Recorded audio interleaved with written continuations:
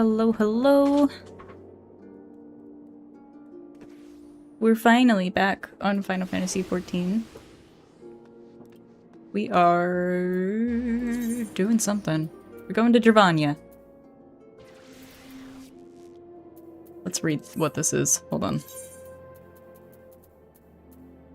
I can't because I haven't actually picked up the quest yet. Good job, me.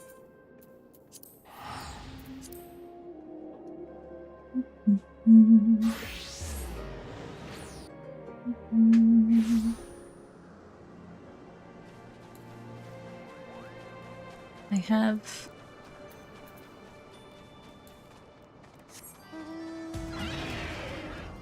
I don't think I've finished unlocking flight anywhere.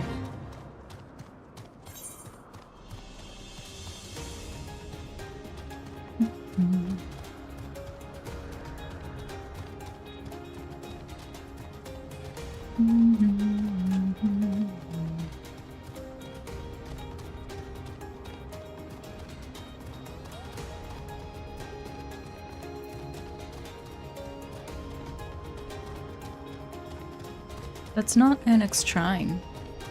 Where am I going? Because we went and fought... Did we go to fight Nidhogg? Maybe that's what we're going to go do. I know we went to the Aerie. We did the dungeon.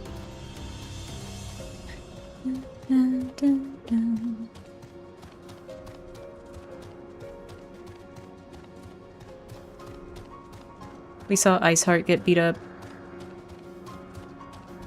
That part was in a recap I did. The recap for what we did last time is just going to be tacked on to this week's recap. Because I need to get back in the habit of doing it. I completely forgot about it because I fell out of the habit since I wasn't playing.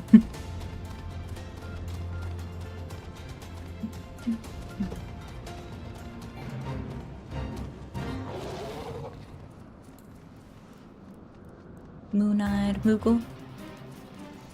Hello, Estinian. Estinian would like to know the origin of Nidhogg's mysterious eye. Well, with Nidhogg fallen, none save Hraesvelgr remains to answer our questions. Let us trouble the worm again. And if Iceheart yet lingers at Zenith, all the better. I would have her hear the truth from the dragon's maw.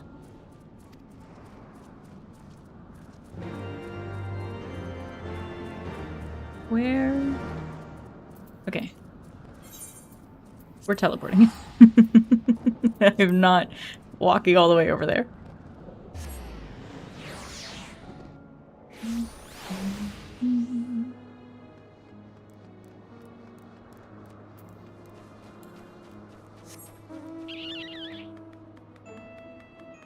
Hang on, let me... System...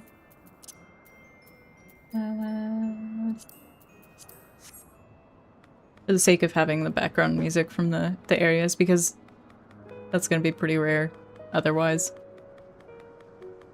Unless I forget to mount up, which wouldn't be that surprising.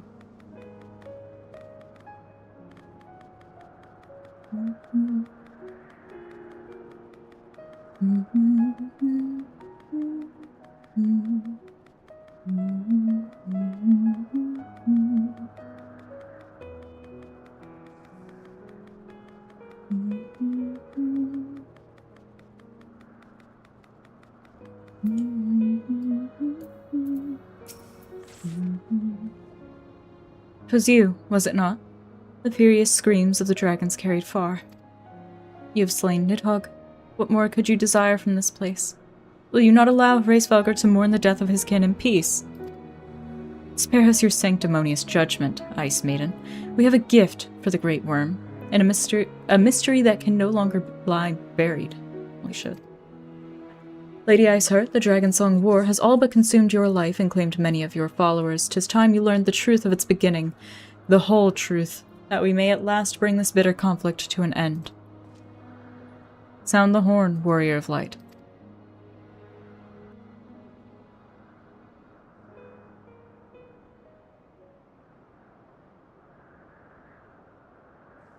A tiny little trumpet.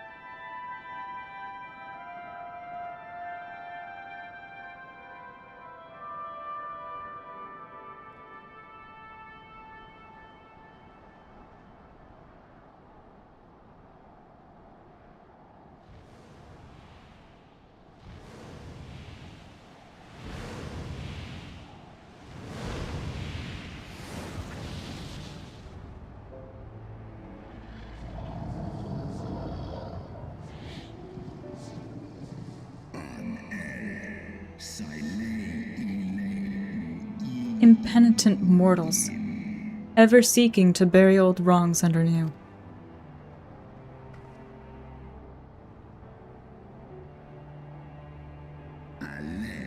I did sense the moment of Nidhogg's demise. You mean the moment I prized your eye from his head?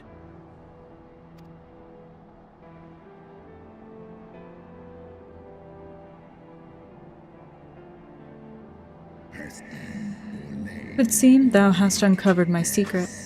Aye, unto the blinded Nidhogg did I yield one half of my strength.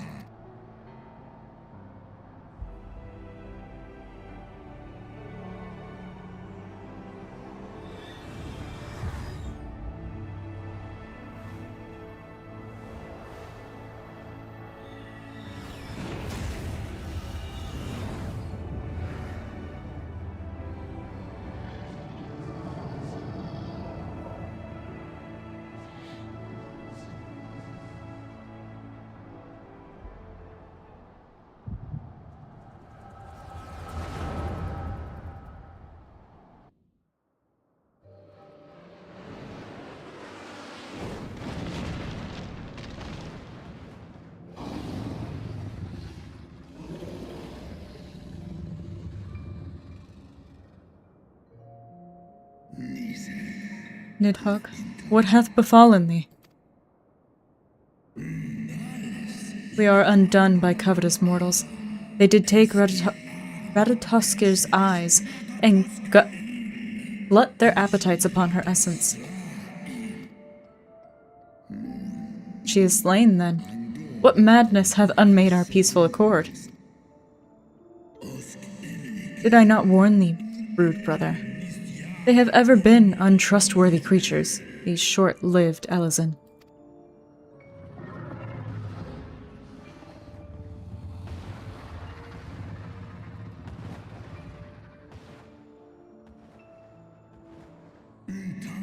But thou wert enchanted by thy mortal maid.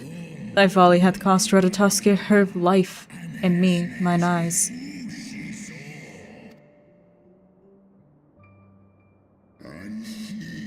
Oh, my beloved Shiva, how swiftly are thy kin made bestial by their appetites. Racevelgar, 'twas thy blindness that did invite disaster into our lands. Surrender thee an eye to me, and let that be thy penance. Let that be thy penance. Nidhogg. They bested me once, but I was reckless. I shall need but a single eye to inflict enduring torment upon these traitors and every child of their line. Yield to me thy strength, brood brother.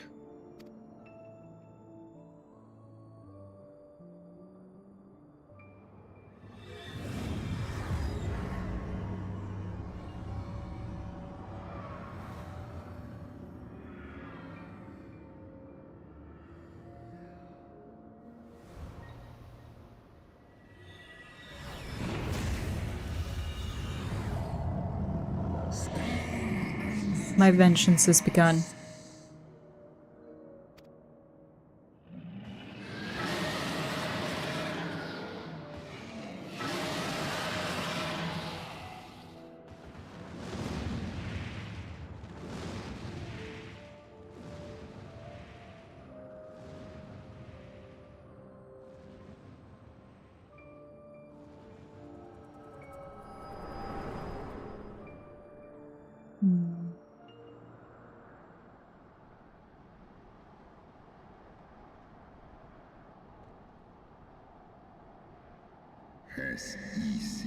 Thou hast borne witness to a scene from my past.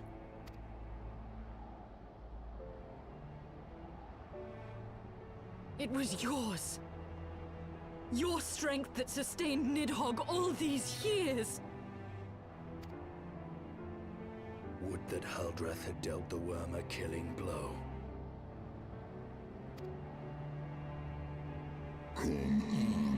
When my brood brother did appear before me, bloody and blinded, His life was all but spent. He demanded half my vigor, that he might exact his revenge upon the mortals who had wronged us. And so you acquiesced. You surrendered your eye to Nidhogg, knowing full well the suffering he would inflict. The peace my beloved so dearly desired had been shattered by her own kin. Their treachery claimed my brood sister's life and my brood brother's reason.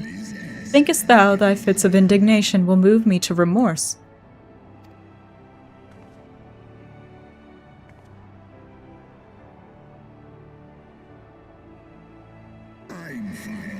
Go, mortals. Take your unruly passions and leave this place. Your presence here spelleth naught but misery.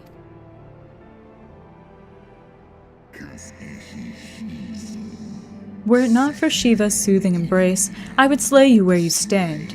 Woe betide you should the bond we share ever weaken.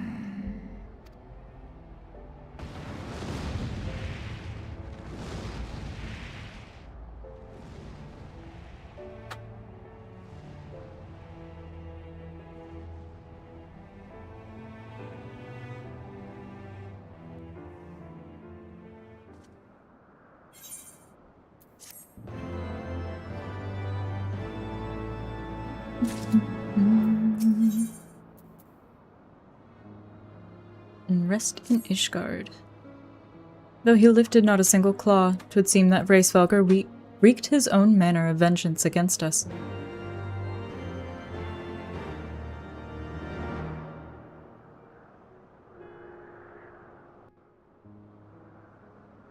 "'Twas my life's goal to slay Nidhogg, but I find there is little joy to be had in its accomplishment. But you have rid the world of a hate-filled creature, and ended a bloody war in so doing. I lost my family to Nidhogg's flames, and 'twas with fury in my heart that I took up the lance. Every blow I struck in the name of vengeance. We were not so different, he and I. I will not judge you for your deeds. I have not the right. Too many innocents have perished in the name of my greater good. Yet even with all that has passed, the tale is incomplete.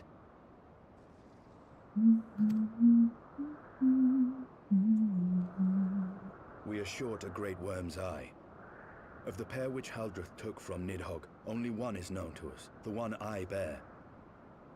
What then became of the other? Hello!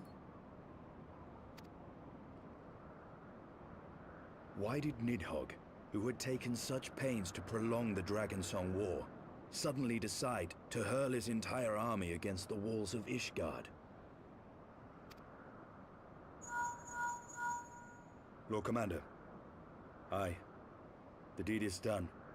Nidhogg is slain. What? In the city? A battle with whom? At once, Lord Commander. Hold firm till our return. Yeah, so that's what we did the last time. We did the dungeon for the Aerie, and we went and we fought Nidhogg, and Estinian was like, "Whatcha!" and he took the eye out of Nidhogg's head, and it turned out to be Hraesvelgr's eye. So we just brought that eye back to Hraesvelgr, and now we're missing an eye. Because we have one eye that belongs to Nidhogg, but when they first blinded him, they had taken both of his eyes. So now we're trying to figure out what happened to the other one. Fighting has broken out in the city. Lord Emmerich was sparse with the particulars, but it seems some commoners threw open the gates to a force of heretics.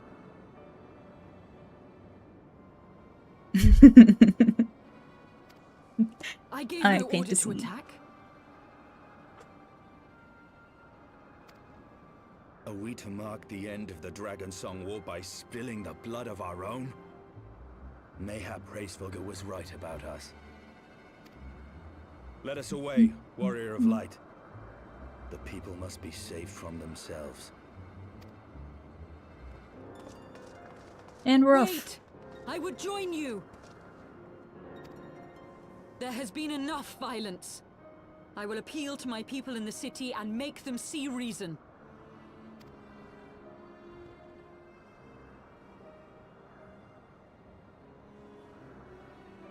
Dangerous for her. She's essentially Come then, giving herself up. Lady Iceheart. Let us write the final chapter in this damnable war. Because she is a wanted criminal.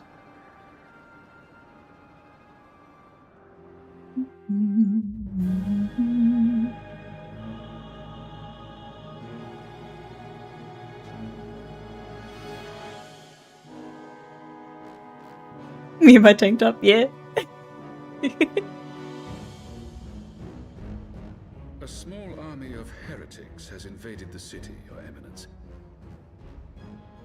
But there is no cause for concern. A sizable contingent of our soldiers is already in place to repel the Dravanian assault, and the intruders will soon find themselves outnumbered and outmatched. Our plans proceed apace, then.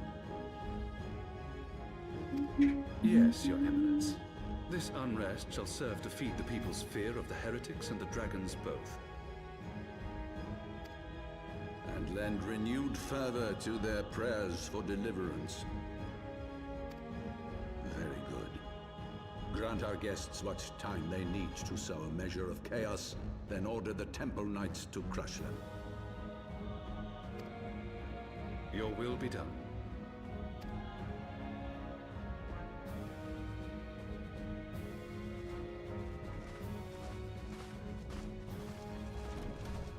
Suspicious.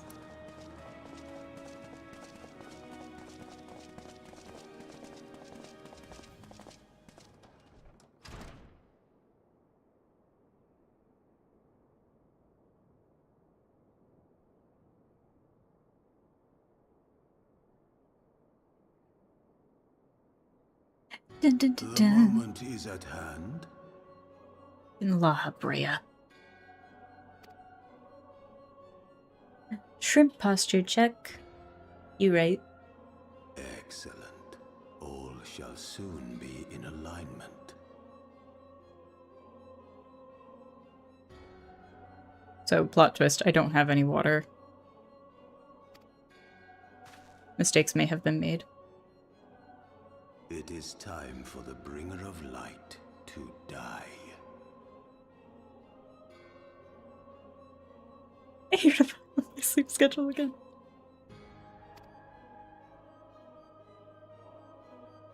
No, he won't. He is relentless in his pursuit of being in our way.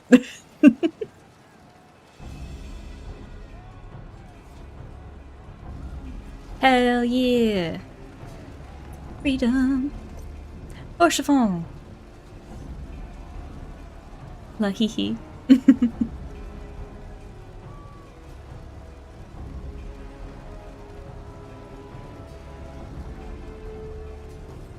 He's like, why do you have her here?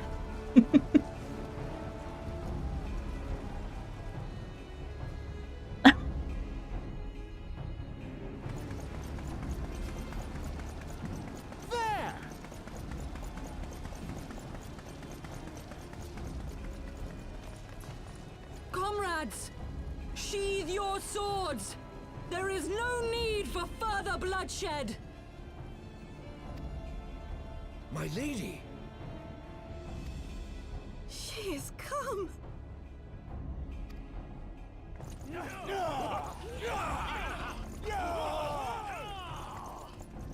Hear me, brothers and sisters! The war is ended! Nidhogg is no more!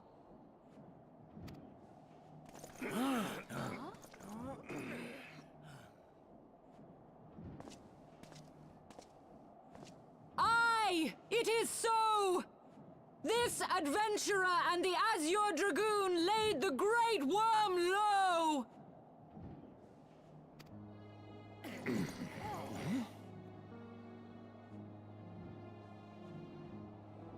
The endless cycle of violence between man and dragon was born of our forefathers' treachery.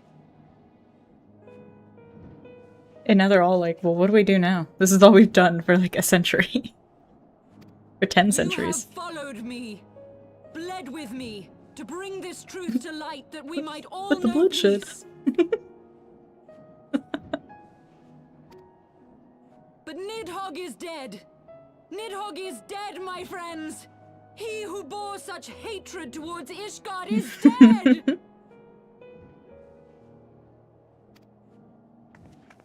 Let his hatred die with him, I say. Let us sheathe our swords and go in peace.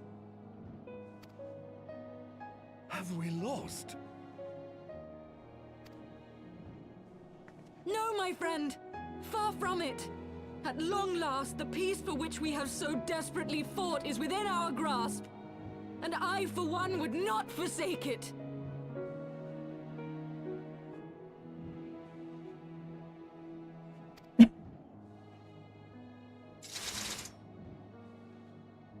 Peace?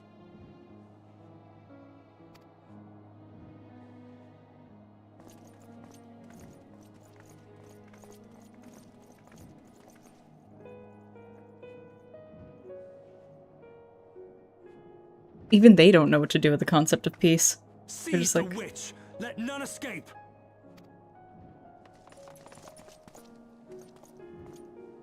Providing aid and succor to the wounded should be our first concern. you tell him, Harshaval.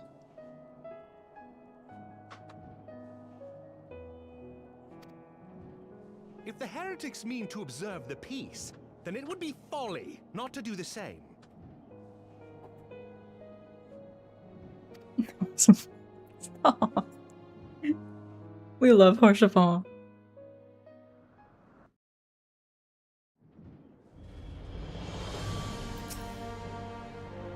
That was rather too close for comfort, but 'twould seem that calm is returning to the streets.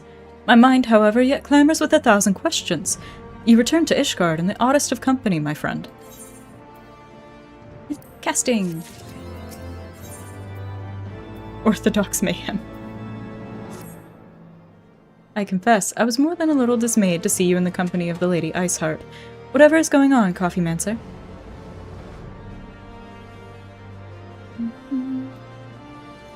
Beg pardon? You traveled to the Churning Mists together, along with Estinian. You are still getting your shoutouts.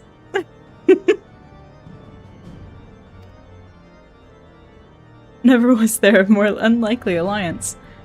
Nor one so magnificently effective. Nidhogg dead, the heretics pacified? Father and Sir Emmerich must know of this. Let us break the news to them together. I will bring Sir Emmerich to Fortalm Manor. This knowledge I can sleep well. Hell yeah. Sleep well. Thanks for stopping in. It was good to see you. Yes, an excellent suggestion. Very well. Coffeemancer and I shall await you there.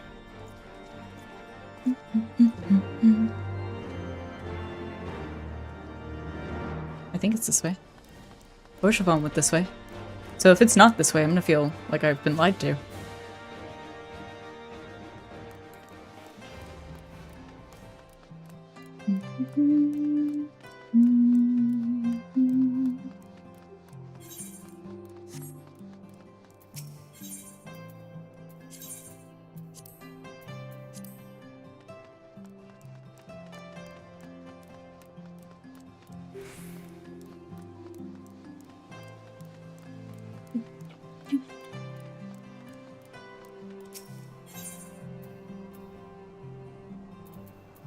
Last vigil.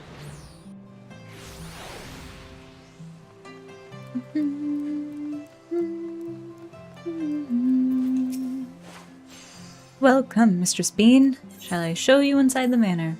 Yes. We've been away for so long.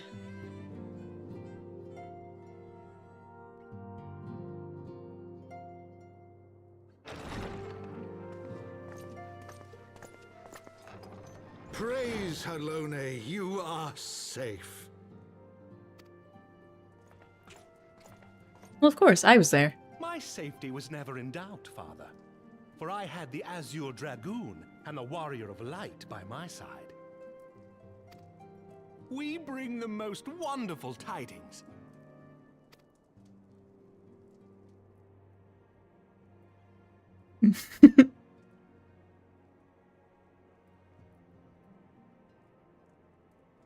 The infamous Lady Iceheart? Here in Ishgard? This is most unexpected. I know.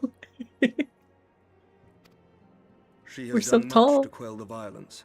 The Inquisition may not approve, but we are glad of her presence. And with the Great Worm's demise, even our nation's more reactionary elements will have scant grounds to press for her immediate impeachment.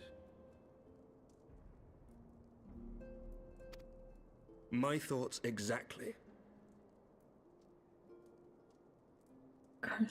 Carlotta Montelli's measurement? What do you mean? What Oh. did the truth revealed to us by Hraesvelgr?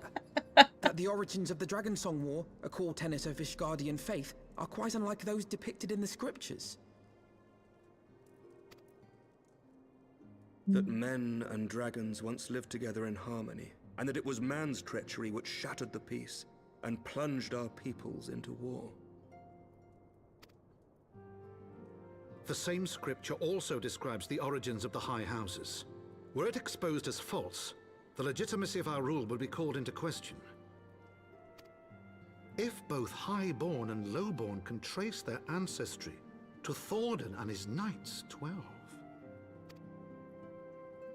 But a single sip of dragon's blood is required to confirm their lineage.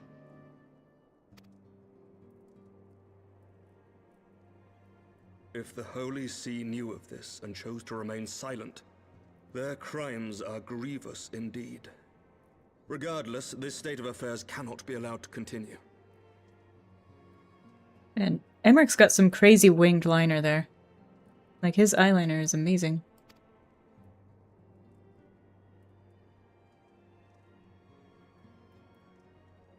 Sir Emmerich, you cannot mean to raise this matter with the Archbishop. Of course he does. Pray consider what you are proposing. If the Holy See chose to conceal the truth for centuries, what reason would they have to reveal it now? At best, you will be branded a heretic and clapped in irons. Then at least the Archbishop will have shown his true colors. My friends, this war will never truly be at an end until the truth is made known. You must see what lies on the horizon if it is not. When ruled by fear of a common enemy, we were united. But now we have none. During the war, the Highborn needed men to lead, and the Lowborn men to follow. Not anymore. 'Tis but a matter of time before the old order is called into question. Lady Iceheart will share the truth with her followers, and the Holy See will be powerless to stop its spread. The disenfranchised will rise up united, and blood will flow in the streets once more. He's got a point. The cat's out of the bag on this one. A divided Ishgard will not survive.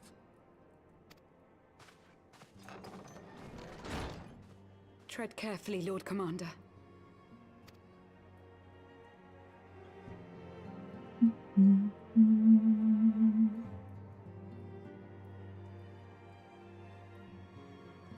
My lady, is it wise to let him go? I sympathize with the Lord Commander's desire for reform, but to approach the Archbishop in this manner bespeaks an idealism to which I did not think Sir Emmerich prone. Though he comports himself as a realist, he has long dreamt of reform. 'Twas that idealism which first drew me to him. That which made me swear an oath to serve. We must not think of ways to hinder his cause, but rather ways to aid it, even should the Holy See cry heresy. You cannot mean... If the Lord Commander does not return from the vault at the appointed hour, I mean to go and fetch him. Hell yeah. Have care, my lady. Your words border on treason. Should they reach the wrong ears, you will be declared an enemy of Ishgard. That is a risk I am willing to take. Lest you forget, my lord, I am not born of this land. My loyalty is to the Lord Commander alone. But I speak only of what may come to pass. If the rumors regarding his heritage are to be believed, we have naught to fear.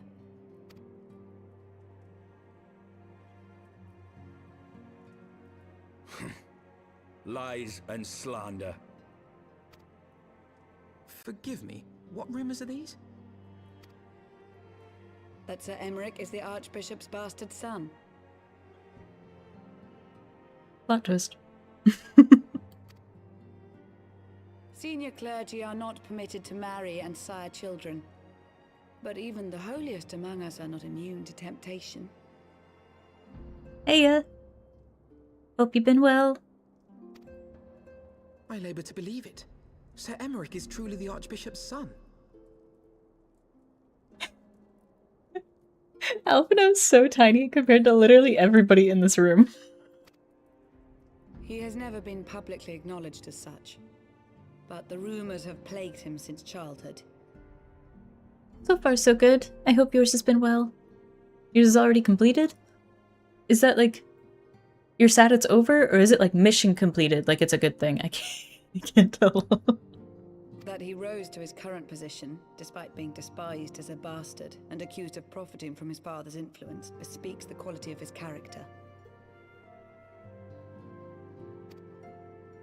It is my hope that on this occasion, the burden of his birth will work in his favor.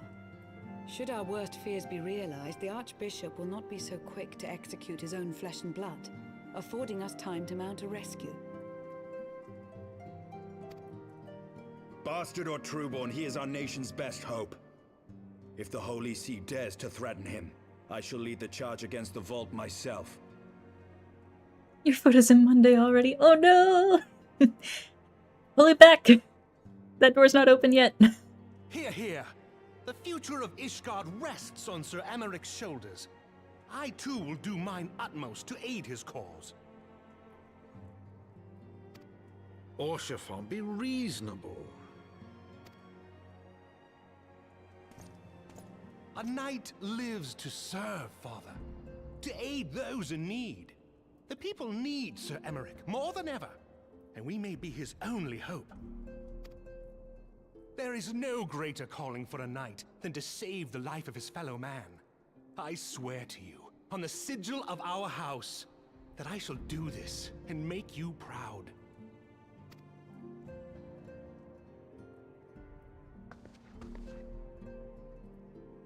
Even you? Romantic, reckless fools, the lot of you. So be it. Make your preparations. I thank you all for your support. It's because you're so cool, Lucia. So of course we're going with you.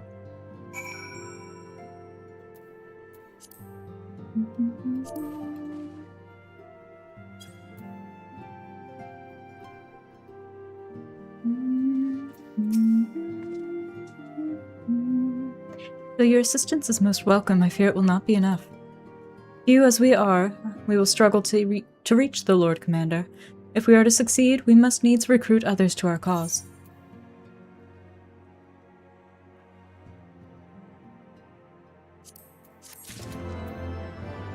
The coffee bean just keeps, like, quietly chuckling behind me.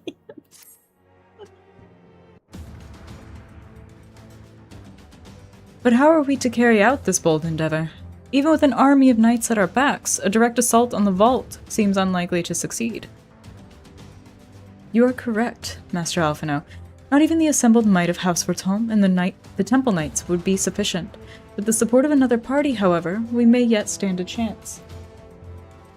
You speak of one of the other high houses. Precisely the opposite. I speak of the revolutionaries rumored to reside in the Broom. 'Twas these disgruntled Asgardians who opened the gates of our city to the heretics, I believe.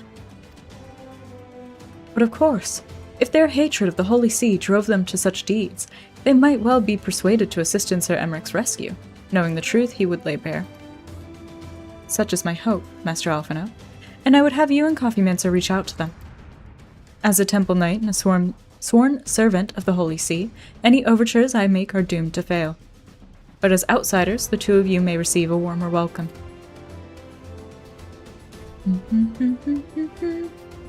Very well. We shall seek out the leader of these revolutionaries and make our case. My thanks. Estinian, will your brothers heed your command if you order them to stand aside? The dragoons have no love for politics, my lady. They will gladly watch and wait while the Highborn fight amongst themselves. How very wise. Coffeemancer, we should hurry to the Forgotten Night. Tataru may have knowledge of the revolutionaries.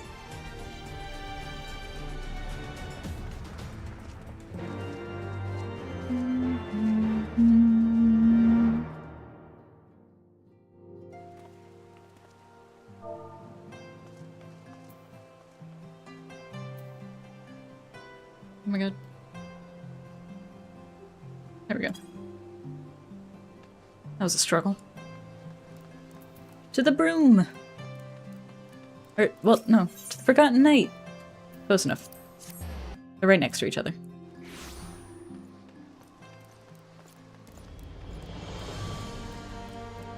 Holy time travelers. We do be traveling through time. Coffeemancer, Alphino. Gods, I've been worried sick. It's so good to see you. And you, Tataru. How did you manage to escape the chaos in the streets? Brûlant and the others barricaded the doors until the heretics left. No one was harmed, thankfully, but what about you two? What came of your journey?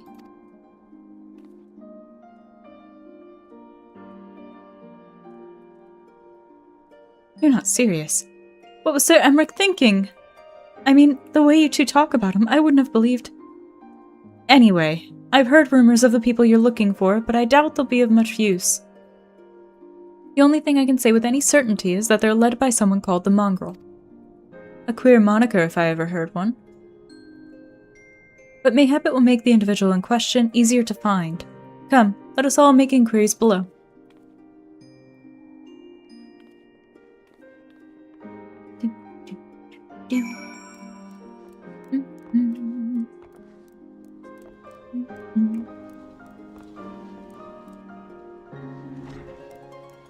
Oh, she meant like below.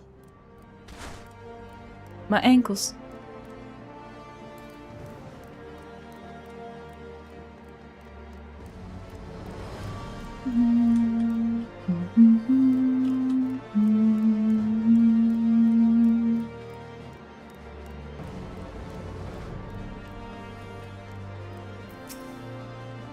A mongrel?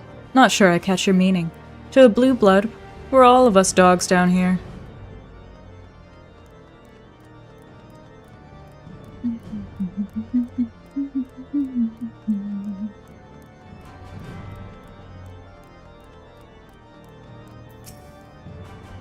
Huh? What's that? Speak up. Can't hear as well as I used to. Oh. My mistake, good sir. I don't know. They're throwing snowballs at me. I don't know a goddamn thing about the mongrel, but if I did, you could be sure I wouldn't tell you. Alright.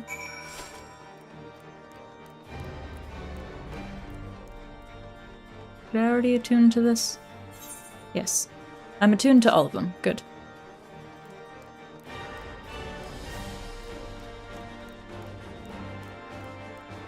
It's the second most. Honestly, Heavensward has some great music. I mean, all of them have great music. But Heavensward... I don't even know how to describe it. Not a single shred of information.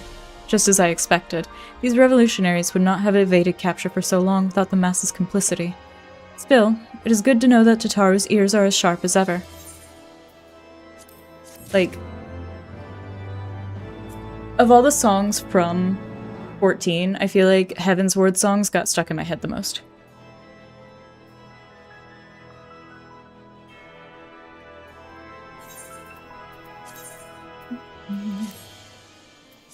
What a getup. Not bad though, actually. Check me out.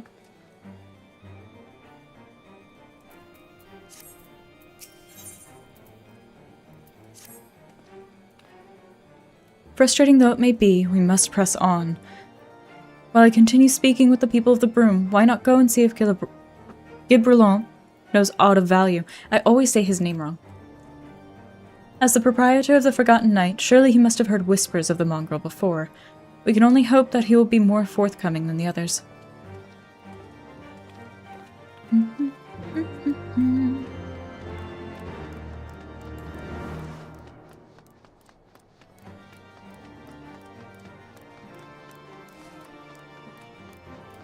I took the long way.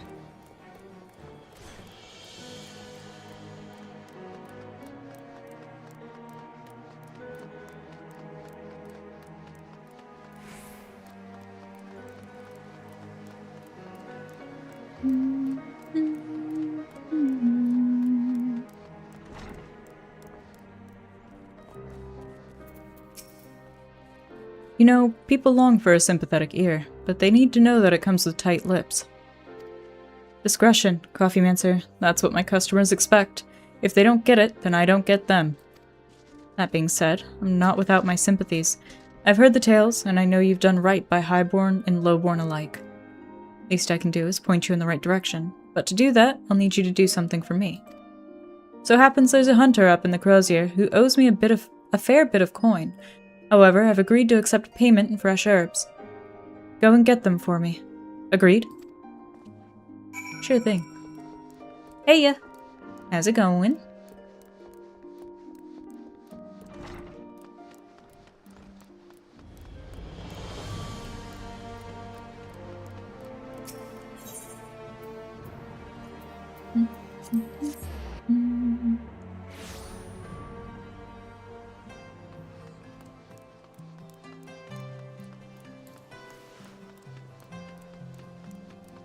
Hey, it's a Menelaine.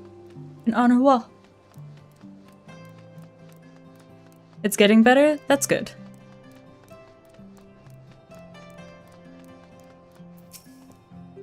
So you're Gibralon Saren girl?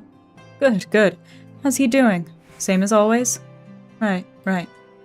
Any road, I hope he appreciates how much trouble I had to go through on account of his bloody herbs. Tell him to enjoy them while they last, because I doubt I'll be able to find any more next year.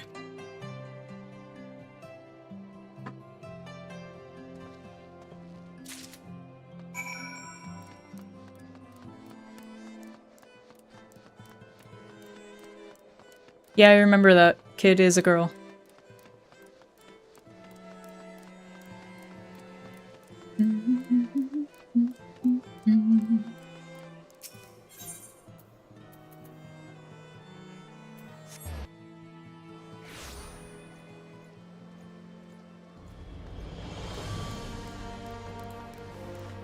You meet the assassins. I don't remember when you meet them. Like, it's been so long since I've played. But I'd rather play the original again, I think.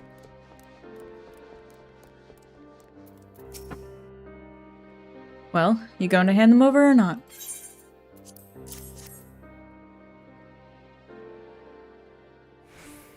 Aye, this ought to do it. And with a few other spices, I can make it just like she used to. There are a few things which stir the hearts of men like a sip of mulled wine. Share a glass with the right people, and who knows what stories they'll share.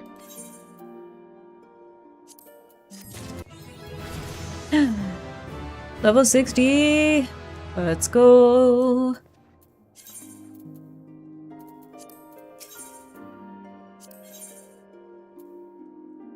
Wait, what do I get at level 60? Fire 4. Okay, yeah, we do have to go do that. I need Fire 4. Now that I think on it, there's a woman I know, who's rather fond of this blend. Hiritha? Kind of fucking is her name, and she resides in the Pillars. She's a maidservant to some noble house or another, I forget. Anyway, it'd be a shame if she didn't get to try this wine. Why not give her a bottle?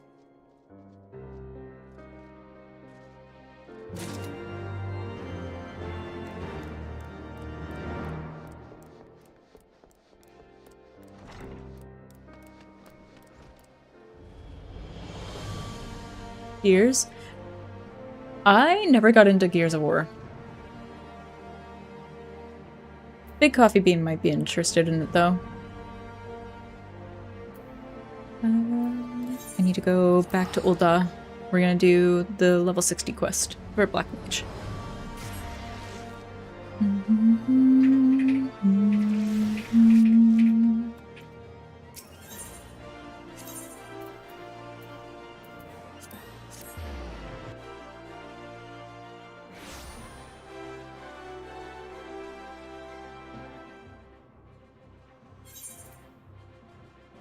Did I go to the wrong one? No, we're good. It's this way.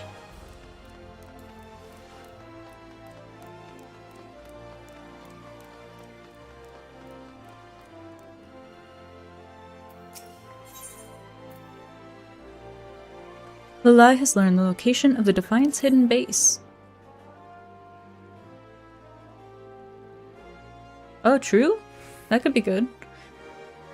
Coffeemancer, your timing is impeccable. Just moments ago, Zainella approached me. He ran up to me, all fuss and flurry, and told me he had found the Defiant's base of operations.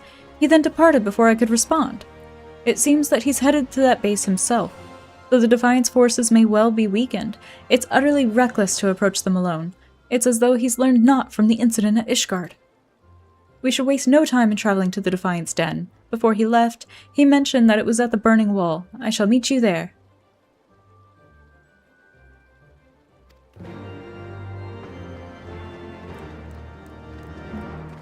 The Burning Wall. Boop.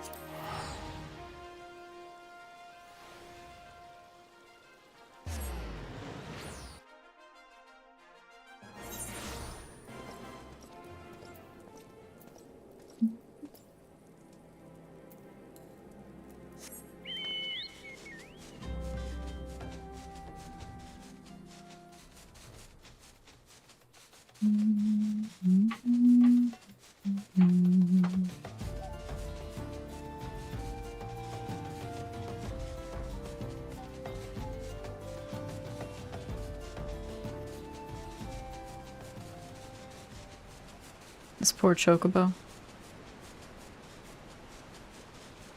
I cannot imagine trying to fly with the weight of my character on your back.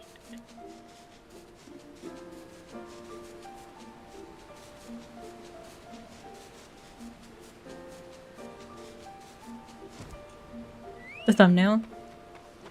Thanks.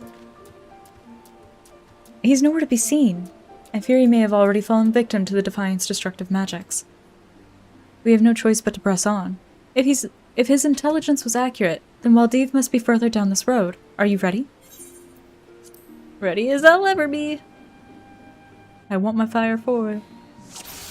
Do I remember what I'm doing? Absolutely not. When was the last time I played Black Mage?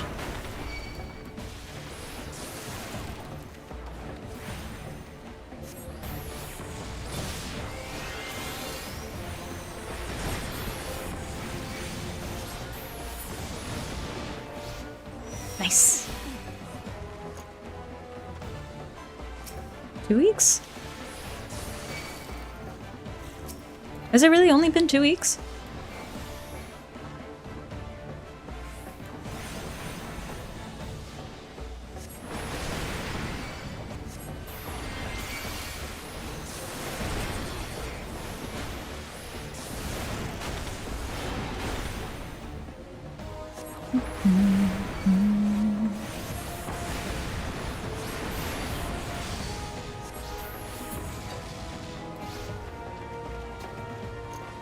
Feels like so much longer.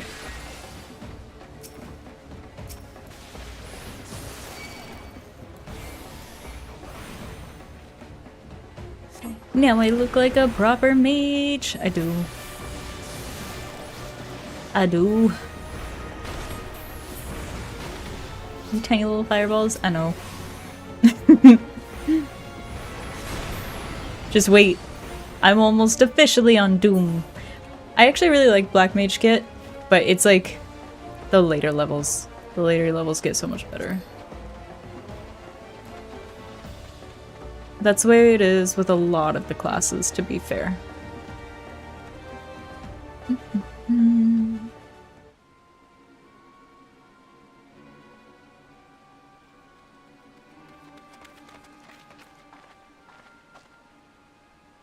Valdeve, give yourself up.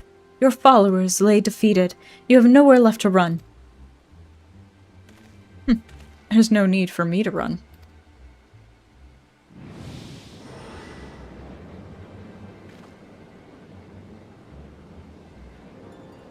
The summoning ritual is complete. All shall congregate in worship of my might. I may not be powerful enough to rule this world alone, but with this void sent under my control, followers will flock from across the realm to kneel before me. You know, with a hat like that. That void gate. It's colossal. Whatever could he mean to summon? Valdeve, stop! Whatever comes through that portal, you'll never be able to control it. Barghest, I summon thee. Present thyself and be bound to my will.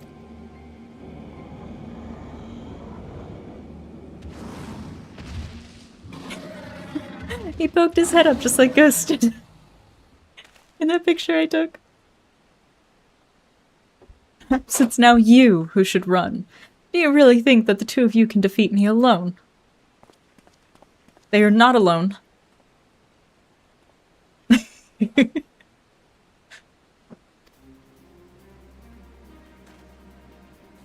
Your evil plans end here, Waldie. This guy always makes me laugh. Every time I've done... This is the third time I'm going through the Black Mage questline. Saya, where were you? What presents will I give up? That's right, we are at 200 subs.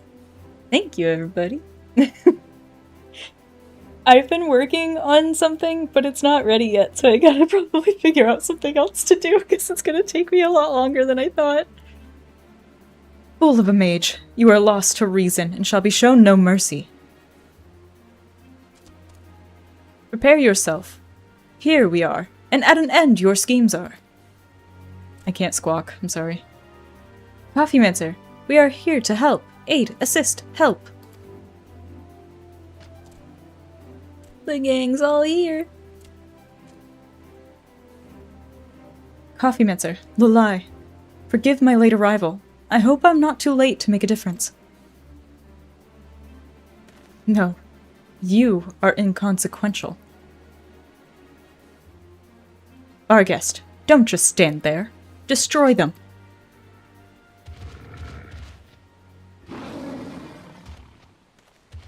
No. No, not me.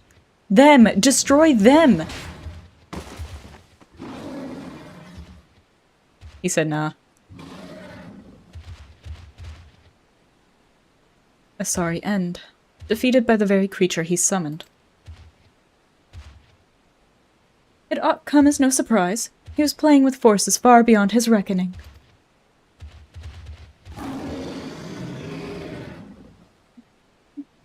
We can discuss it later. First, let's deal with this void scent.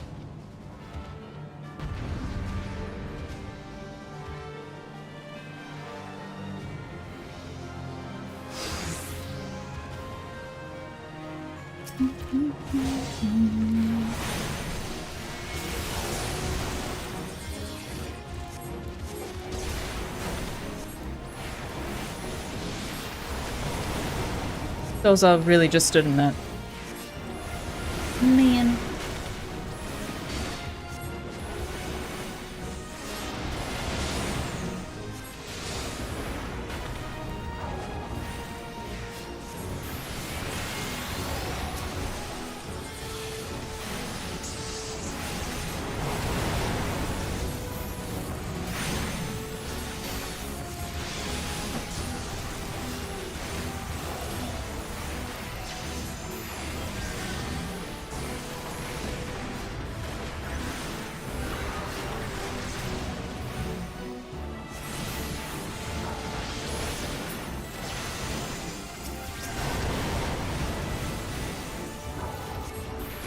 Wait, nope. I have to kill this thing.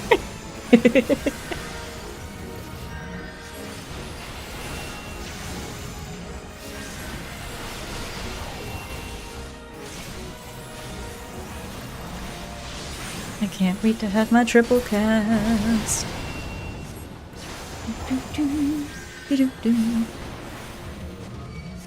Also, I am very excited to be back to Final Fantasy. Someone gave me stone skin? Whoa! Oh god. Paralysis, no! What the oh, hold up. Not paralysis.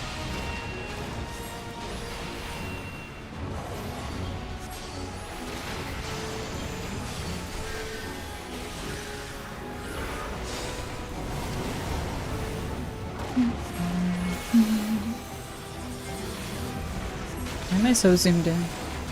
Oh, it was to look at...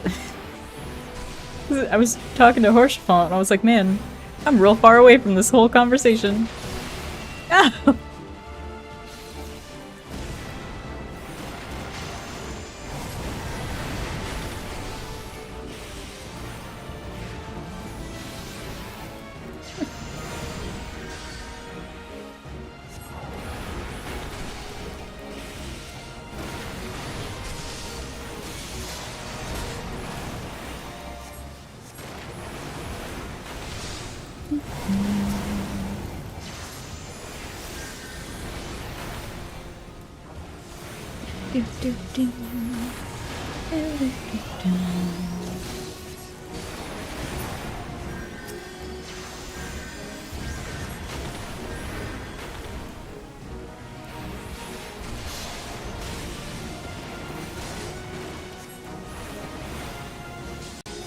We win! Well, we almost win. I got stone skin again. Let's go. Give me my fire 4. And my new outfit. Although this outfit's actually not bad.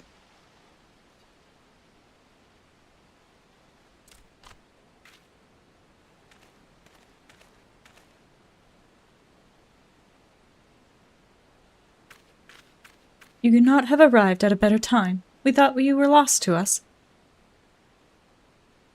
Did you think I had rushed in alone? What manner of a fool do you take me for, to think that I would repeat so grave an error?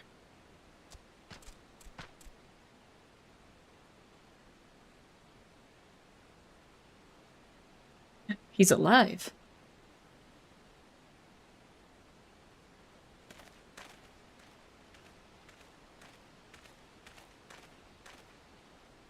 I mean, they could, if you get the right kind of gloves.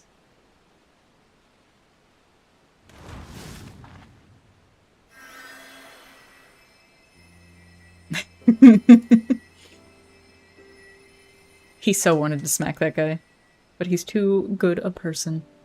For a moment there, I thought he might strike them. Strike him. But why?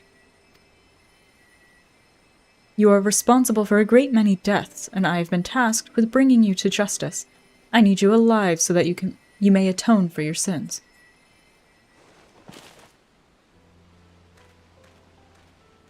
You still need to apprehend the man. Coffeemancer, Lalai, I owe you my thanks. First, I must see to Waldiv's incarceration, but once that is done, I shall return to Milvaneth Sacrarium and thank you properly.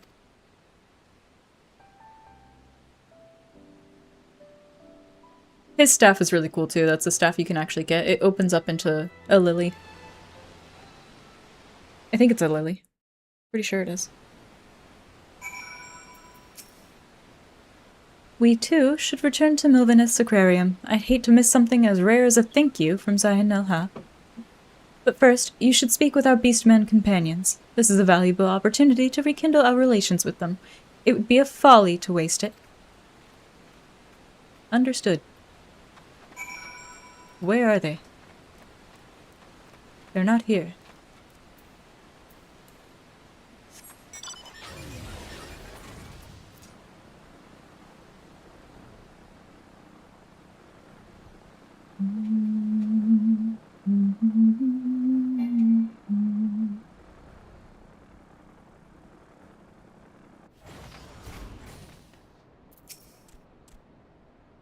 to all fight together again. It was a hard fight, but fun, enjoyable, satisfying, fun. Until we meet again, Coffeemancer. Sounds good, Daza. All killed. The evil black mages are. Done here, Dozal is. Dozal's debt is now repaid. Okay, bye. It is well the man was brought to justice. I harbor no regrets. Coffeemancer, my friend, I thought we may be of different lands, the bond... Though we may be of different lands, the bond we share cannot be broken. I hope we can all meet again. Glorious. The lie! Give me my fire 4!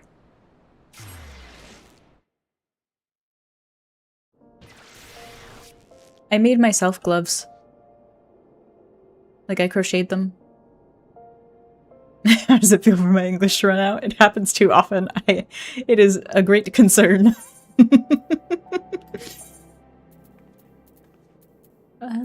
Levers.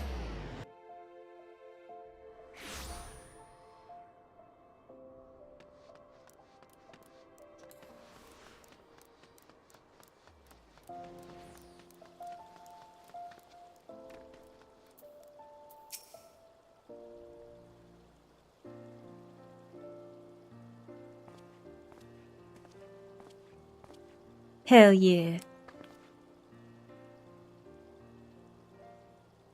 You struggle with long conversations in English? So do I, but that's mostly because, like, if I talk long enough, my entire, like, my whole throat gets so sore. I'm sorry to have kept you waiting. Waldev has been placed under arrest and is awaiting sentencing by the Pajals. Yeah, I crocheted the gloves and I just got, like, a little mini sewing kit. It's just, like, it has thread and the sewing needles. So I should be able to, like, fix up some of the clothes that I have, so that'll be nice.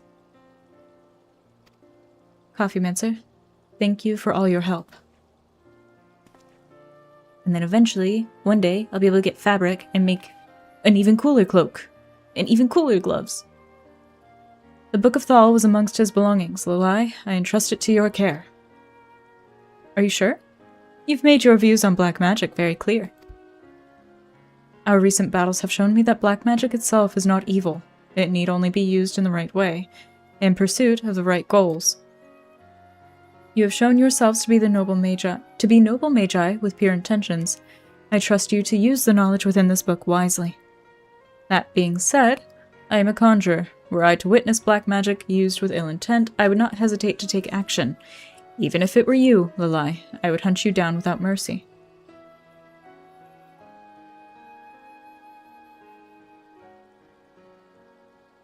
Yeah, see? You get it. Crochet was the level 1 craft. Now I gotta get my level 2 craft going. Crochet plus fabric. And then after that, it'll just be fabrics. Come on. Come now, Zahia. Can't we have any fun? You do well to not forget that my order still considers your black magic forbidden. But if there were more magi like you, I hope this might become the first step towards a world in which both healing and destructive magics can meet on the battlefield, not as enemies, but as allies.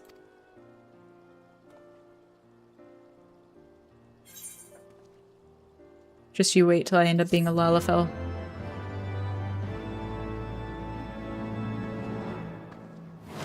You have gained ancient knowledge from the Book of Thal.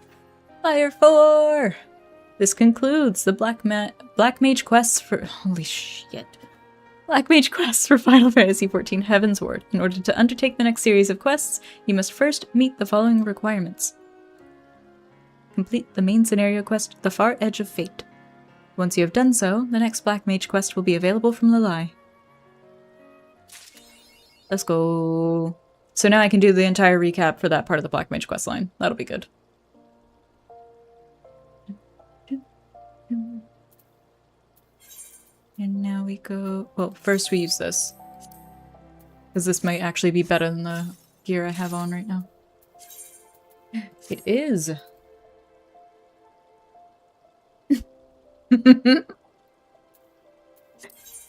Oh boy.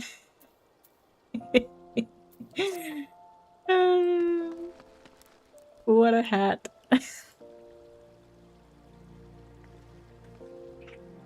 Oh man. Okay. Off to Kurthus we go. Yeah.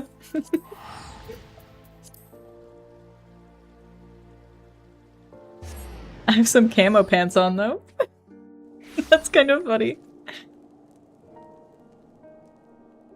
Look, it's just the Black Mage style in 14, okay?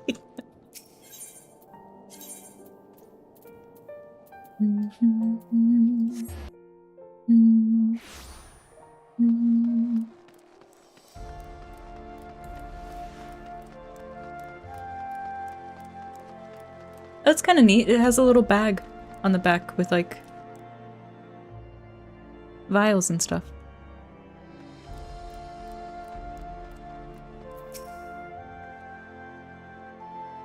Yes, I am Heretha. Heretha? Beg your pardon, but do I know you, miss? No, but I have some mulled wine.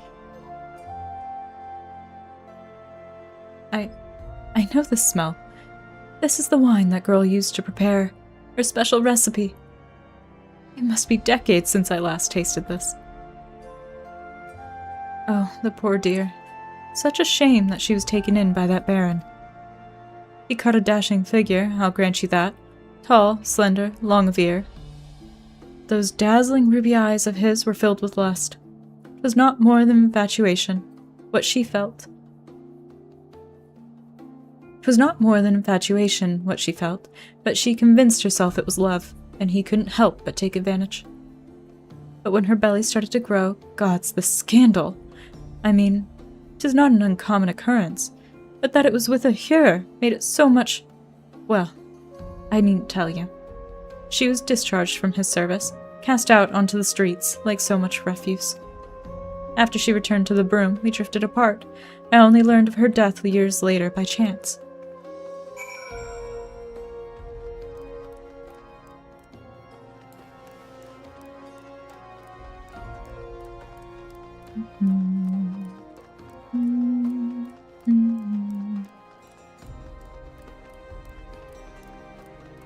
These girls just want to have fun. Oh no.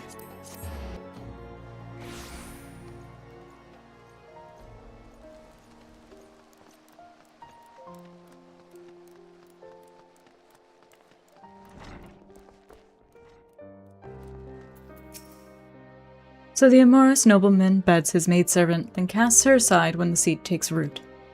Not the most original tale, is it?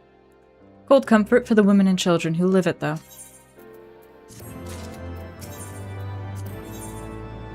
De Brulon's face is a mask, but beneath it you sense something old and bitter. Even the penitent can appreciate wine from time to time. Take... Who? Geldiu? For example? Surely you've heard of him. No, I haven't heard of him. Gibralon.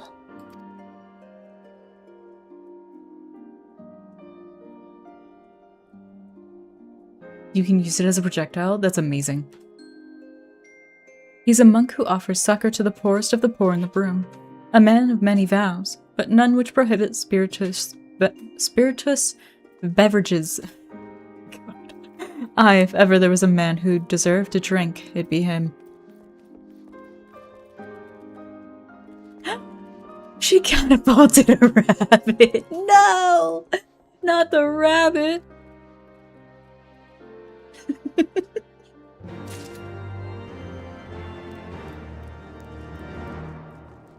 Oh. My ankles, oh my god. That didn't even seem like that far of a drop. That one was.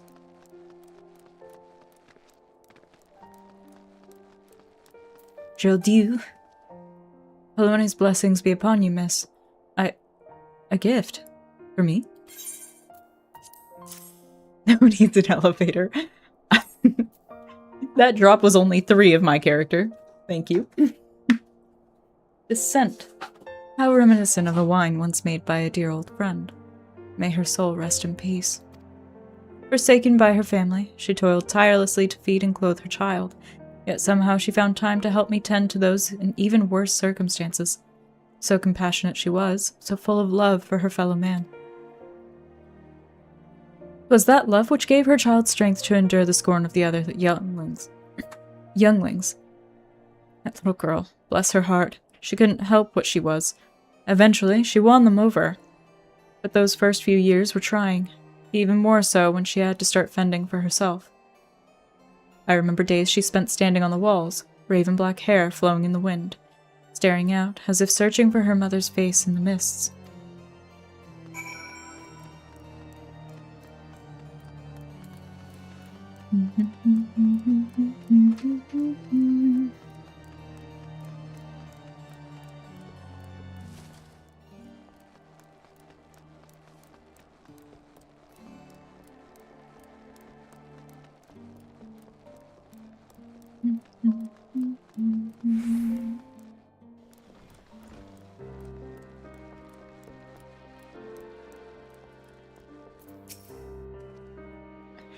She was a remarkable woman, Coffeemancer.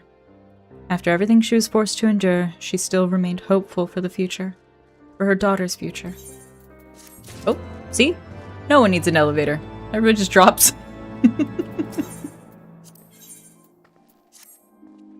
Some bonds are thicker than blood, but blood still defines us, and divides us in the end. It's the legacy of our parents, Coffeemancer, and we can't escape it, no matter how hard we try. So the mongrel and her pups chose to embrace theirs, to proclaim it to all in the sundry. If you can understand that, then maybe you can find her on your own.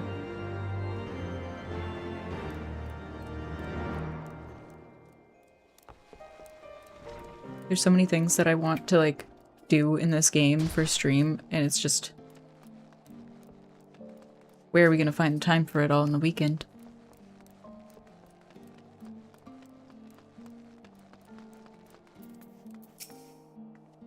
Still looking for your mongrel? Like I said before, take your pick. Plenty around, if you know where to look. Or did you fancy someone specific? Ruby red eyes and raven black hair. Huh, someone's got unusual tastes. Afraid I can't help you, though. Won't, rather. It's bloody obvious you ain't of the broom. Did you think I'd just tell you 'cause you asked nicely?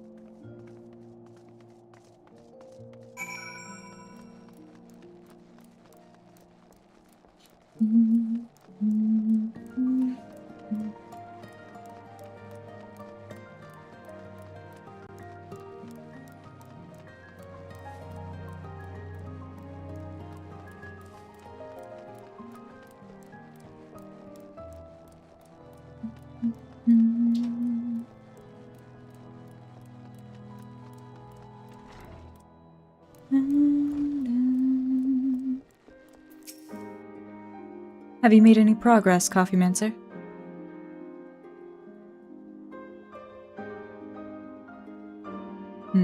So our mongrel was born of an Ellison nobleman and a Huron maidservant. Granted, it is no location, but it is far more information than we had before. Yes, now that her striking features are known to us, mayhap we need only remain vigilant.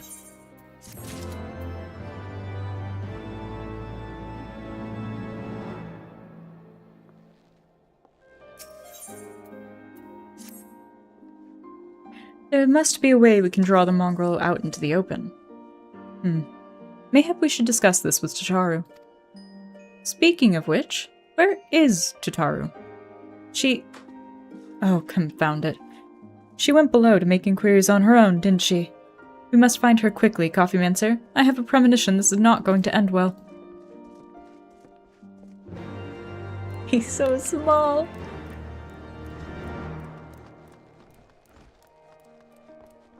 Whee!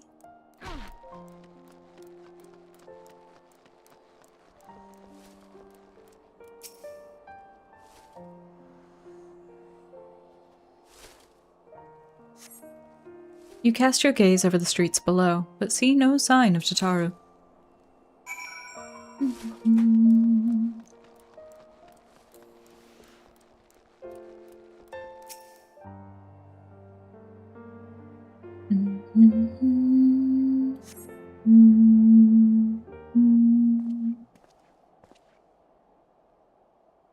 She must be around here somewhere. I take it you've had no luck either. There she is.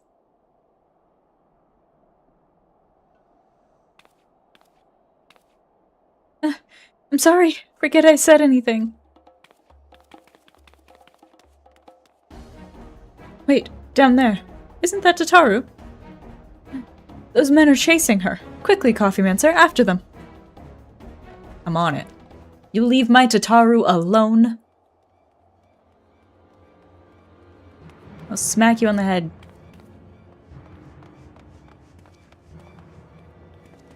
Where do you think you're going, Missy? Wherever she damn well pleases. I'm sorry, I didn't mean to offend. What's going on here? What's it to you, boy? Piss off.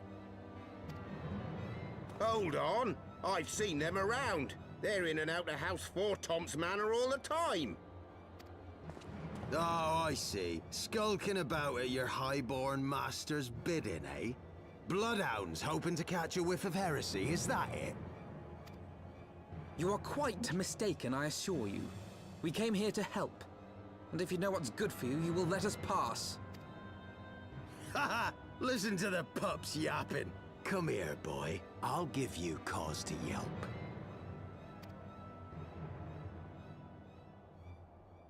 Enough! Leave threatening women and children to our betters.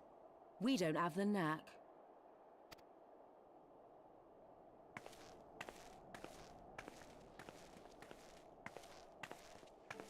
Hilda!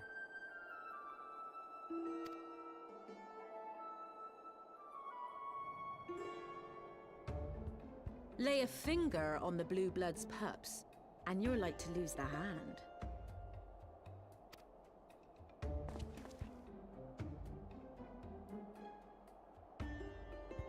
And often I get called on by glorious heroes like yourself. So tell me, what have I done to deserve you?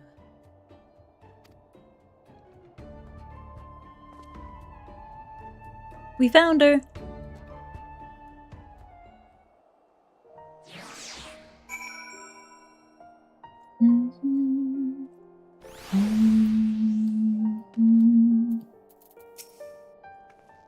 Before you start, let's go somewhere a bit more private, huh? The Forgotten Night, say.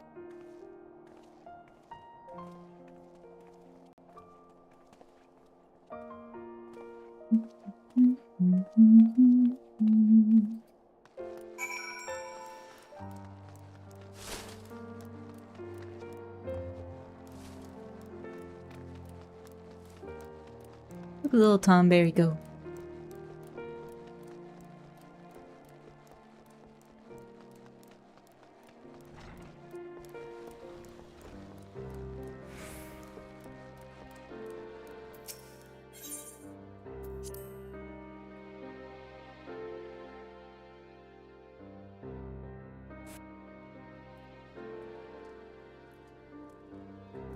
We might actually reach the end of Heavensward main story. Like before the patch content. By the end of stream. If we are where I think we are.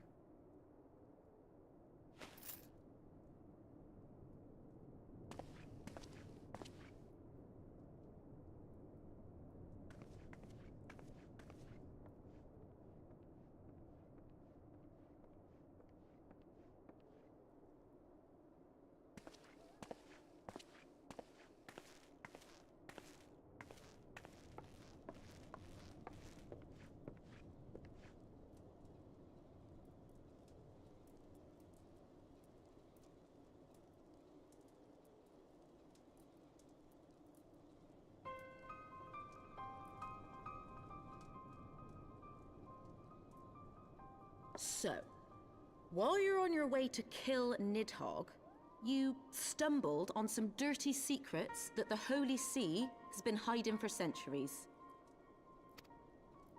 Eh? What are they on about? The high houses. And what makes a nobleman so bleeding noble? They trace their blood back to King Thordan and his Knights 12, the founders of Ishgard. But our friends here reckon we're all descended from the heroes of Eld. Highborn and lowborn alike. And so Sir Emmerich, Lord Commander of the Temple Knights, has gone to ask the Archbishop if he wouldn't mind letting everyone know. Is he simple? The old bastard will have him executed for heresy. Well, seems to me that's what the good sir wants. Seems he thinks a noble sacrifice will serve to prove his claims. We cannot stand idly by and allow Sir Emmerich to do this. Ishgard has need of him. Look, you've a good heart, I can see that. Willing to risk your neck for someone else even when his troubles ain't yours. But what's this got to do with me? If Sir Emmerich is imprisoned in the vault, we will need all the help we can muster to breach their defenses and rescue him.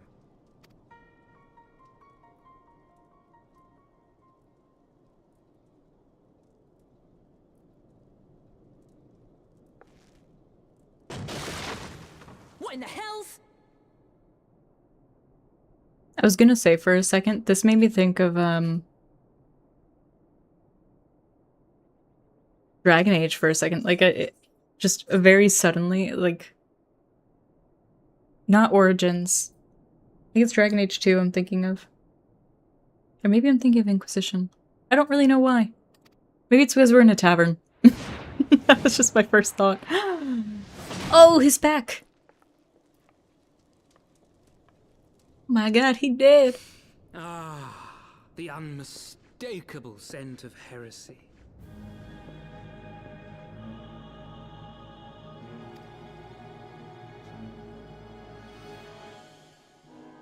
And what do we have here? The honored guests of House Fortom consorting with the Queen of Rats.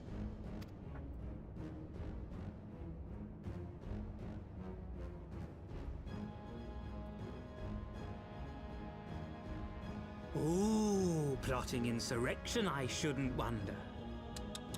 That won't do.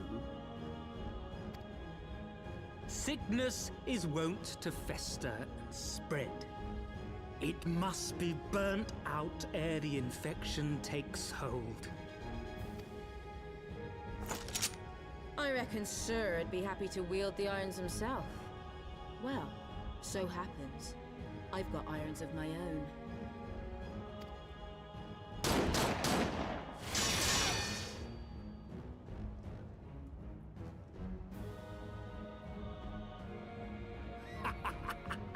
Such simple creatures, rats, certain to attack when cornered.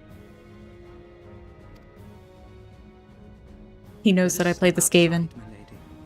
In here your toys could hurt someone.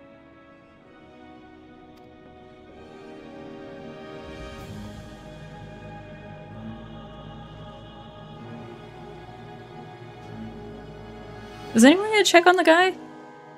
I mean, he might be dead, but at least make sure he's, like, somewhat okay.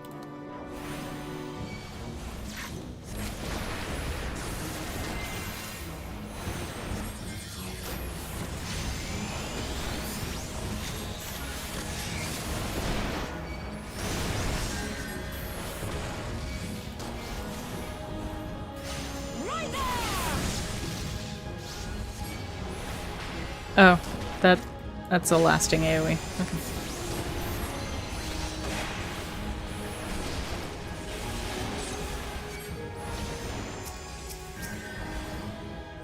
Alright. Man! Ugh. My ley lines! You disgust me. Cherbert.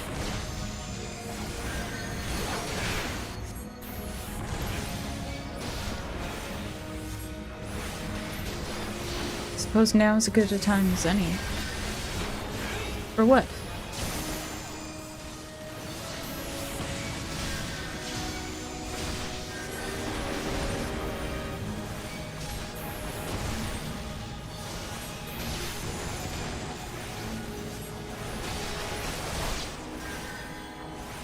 Wrong button.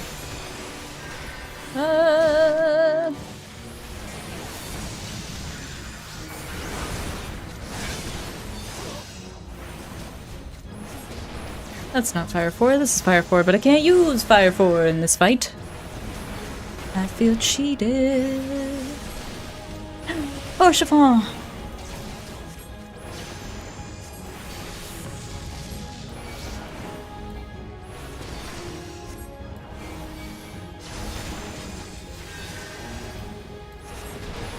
Bear witness!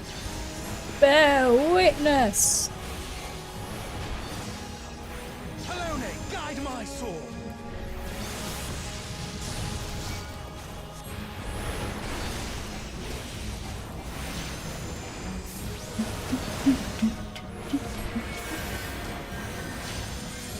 Hopefully he doesn't use that AoE, like...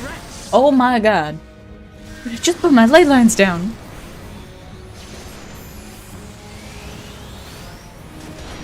Ow.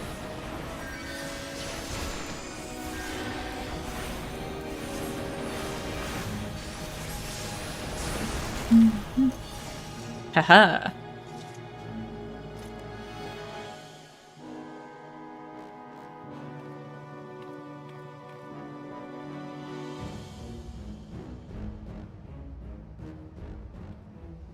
There's no denying your gifts. A well-deserved reputation indeed. Damn right.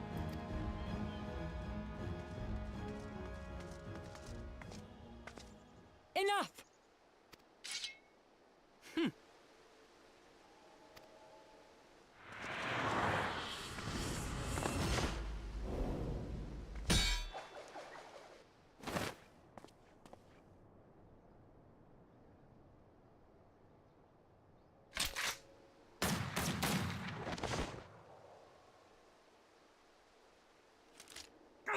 Lucky bastard.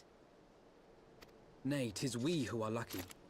Had we fought on, 'twas but a matter of time before our conflict claimed the life of an innocent bystander.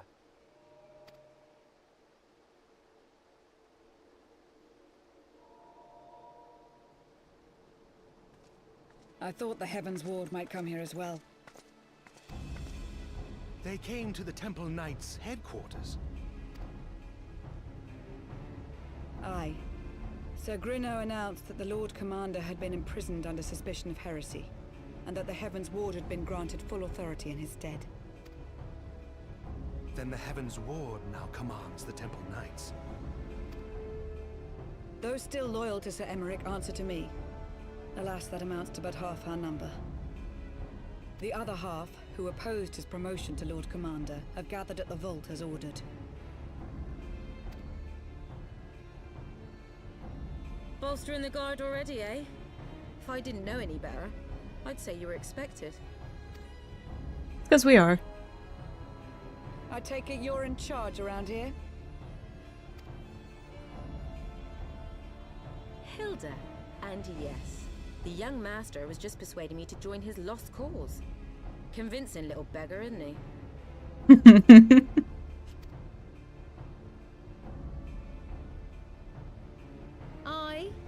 Your passion moved me. A bit.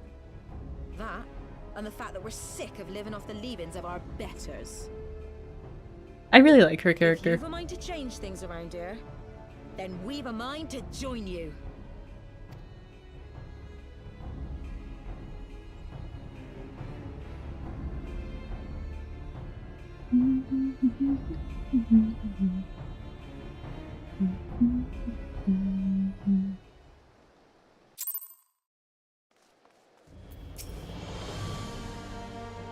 Oh, back in a cutscene.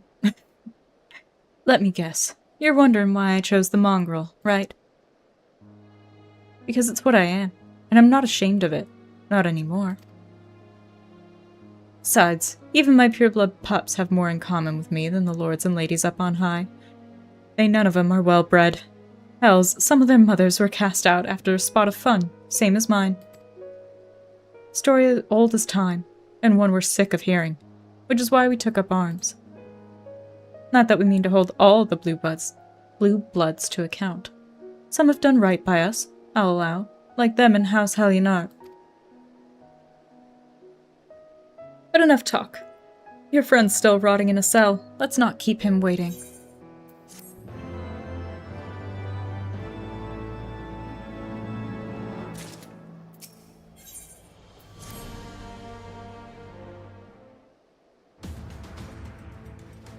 We've been working in secret to undermine the Holy See and the High Houses. That much I'll acknowledge. But this nonsense about us throwing wide the gates for the heretics is just that. Nonsense. If not you, then who? You Temple Knights, of course. Reckoned it was your beloved Sir Emmerich's doing at first, but then I heard how he lost his head. My next best guess would be the Heavens Ward. That way they'd have the perfect excuse to go door to door through the broom, slaughter the heretics and their sympathizers in one fell swoop. But the Heavens Ward scheme did not account for Lady Iceheart's intervention, and so they have been forced to improvise. A fine bloody mess, ain't it? But the die's cast, so what's the plan?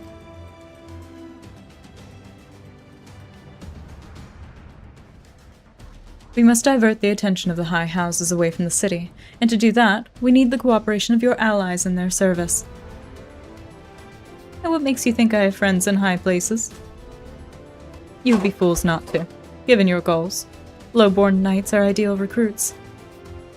Most swore fealty to only out of desire for a better life. If offered an opportunity to shed the yoke and live for themselves, who among them would not at least be tempted to take it? Rare is the man eager to die for a cause he does not hold dear. But it need not come to that this day. If they and their fellow knights are deployed afield to deal with a new threat, a massing of heretics, for example, then they will be unable to join in the defense of the vault. Huh.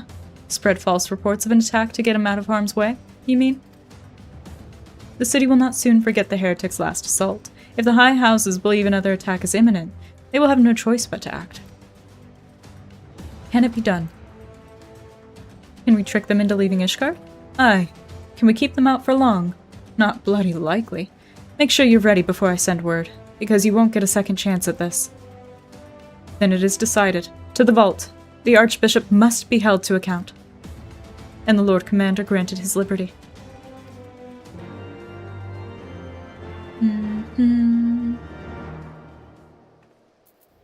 Hell yeah. Hearken to me, everyone. We have two objectives: rescue Sir Emmerich and apprehend the Archbishop. We will therefore divide our forces into two parties. Estinian and I will make ready to breach the underground jail and search for the Lord Commander. We will not move, however, until the second party has entered the vault. I speak of your party, Warrior of Light. Together with Horshavon, Master Alphino, for this plan to succeed, you will need to fight your way into the highest levels of the vault, even unto the Archbishop's private chambers. When the Heavens Ward realize what you intend, they will fly to the Master's side, leaving only a token force to guard the jail. Temple Knights loyal to our cause have already secured the entrance to the vault. Once you are within, they will signal to us. If all goes to plan, we shall rejoin you with Sir Emmerich and confront the Archbishop together. Is everyone clear as to their duties? Then let us do what must needs be done. I almost had it. Almost had it.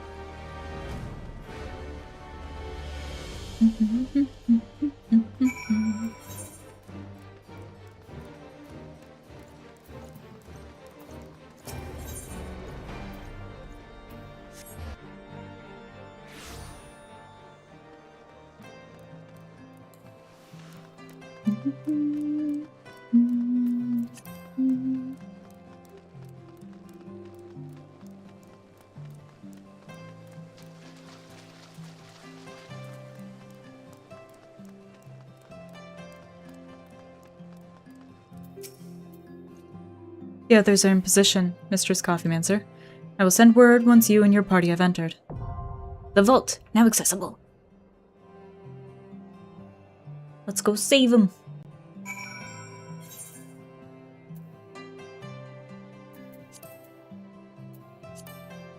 Let's see how quickly I can actually get in here.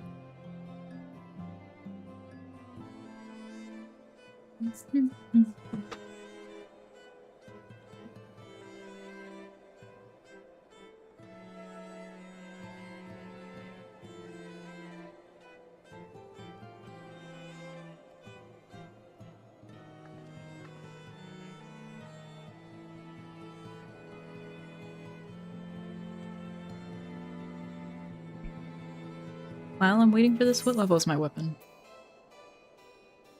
56. You can go get a new weapon.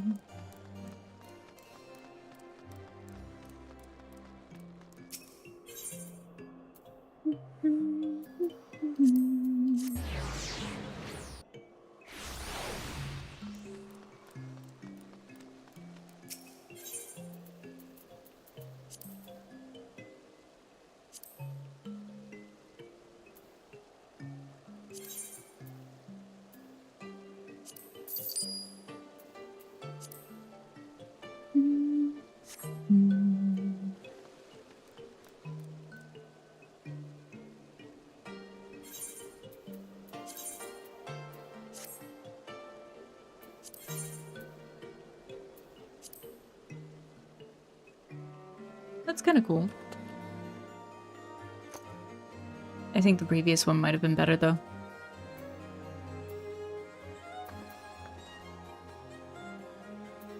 Oof. Wait, do I have... Definitely not enough to get anything. I don't have any poetics. That's okay. Should be fine. I also need to move this.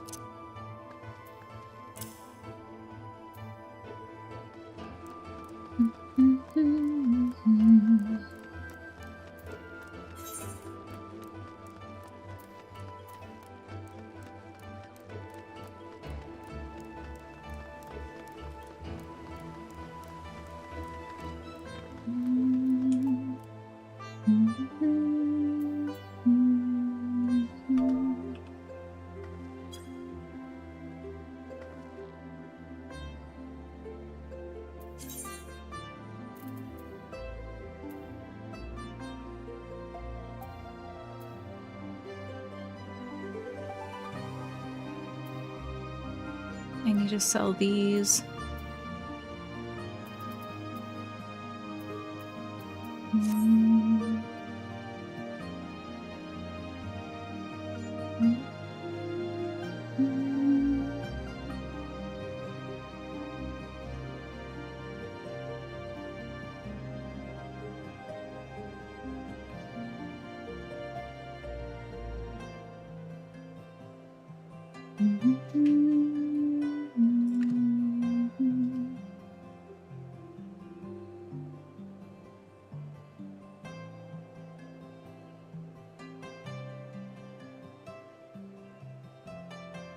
We found another DPS. Now we just need our supports. Did I ever... I do have flight somewhere. We'll go work on our flight here then.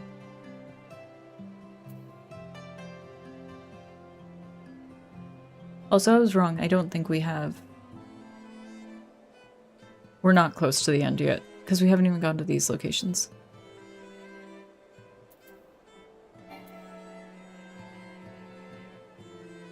Actually, I think tail feathers probably were more likely to find.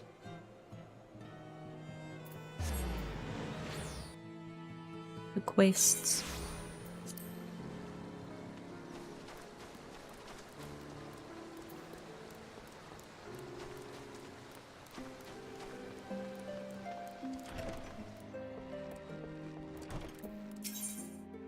My champ.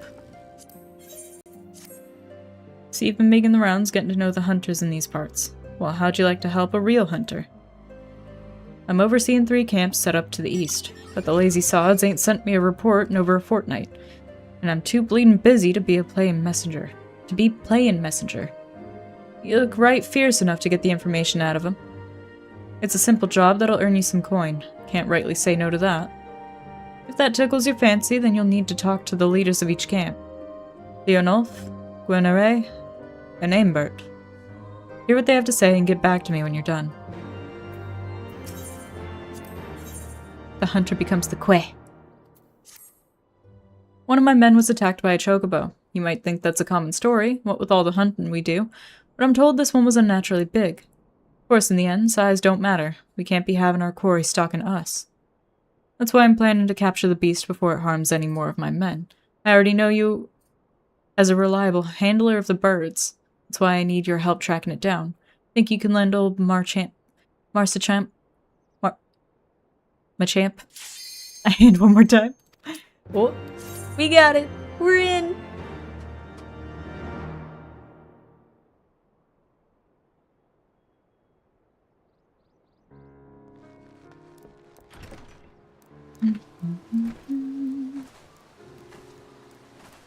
We might be in.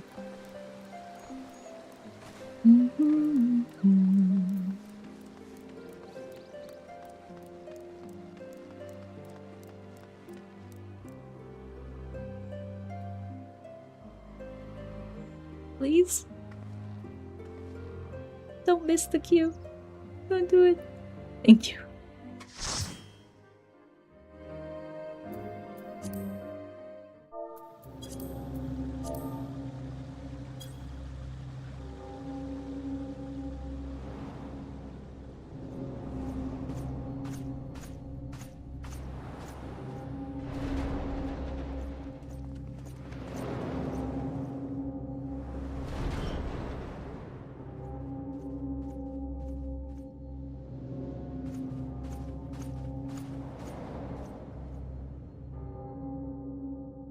No.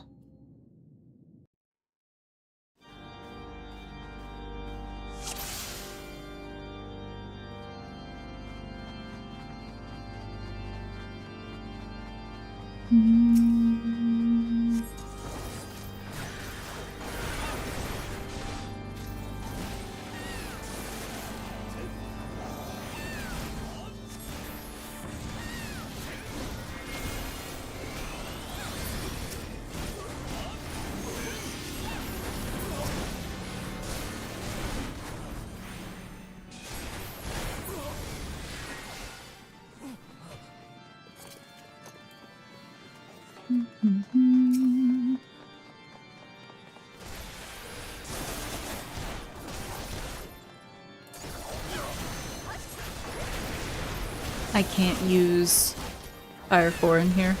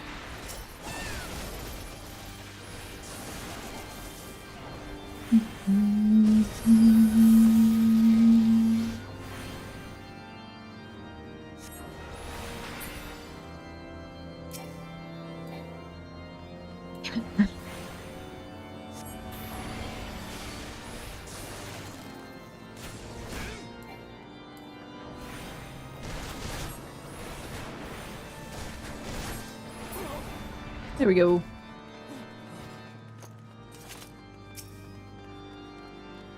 Is there a Delphel? Brightblade? Brightblade.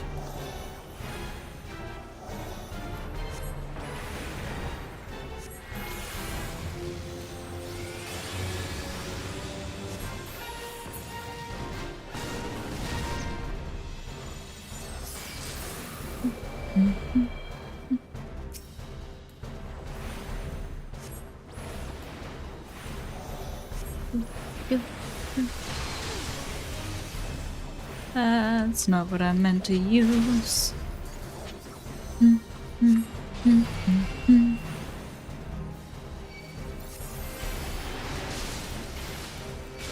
Mana Ward.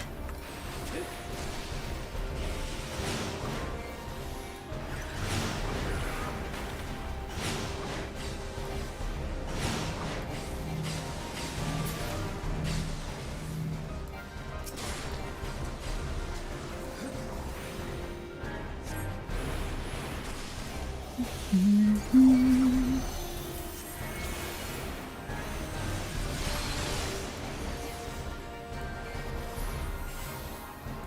keep forgetting to use flare.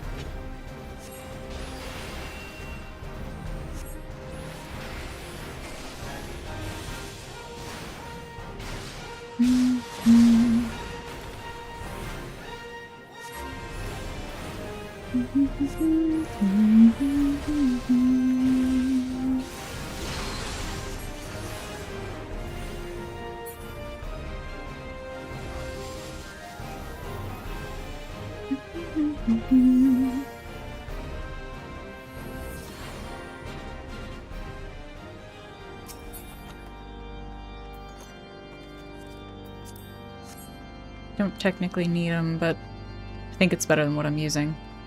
Potentially.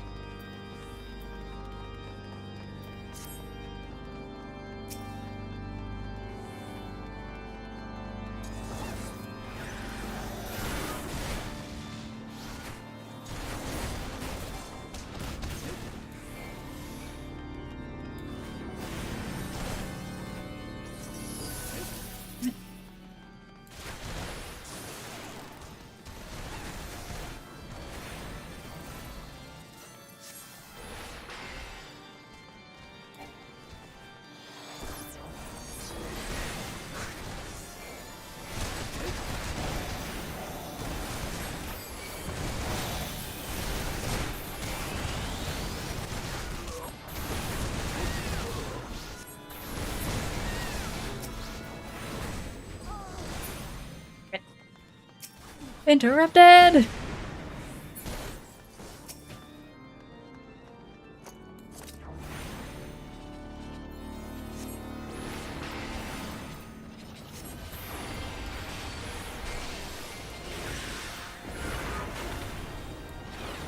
Oops. You know, Addle's fine.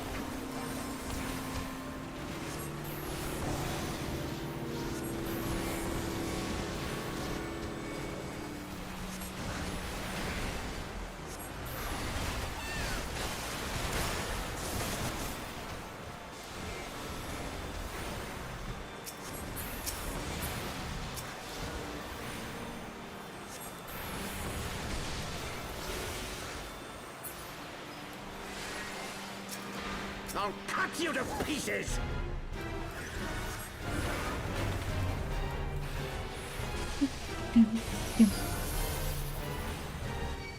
You hear that? He said he'll cut us to pieces.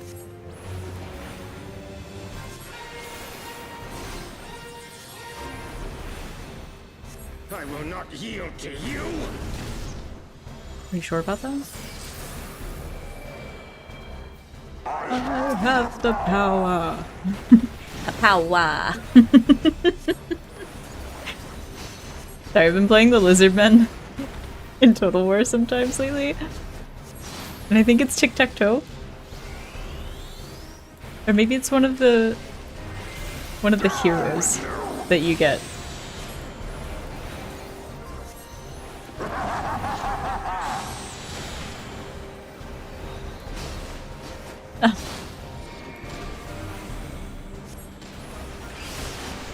Stop it! Leave me to my ley lines!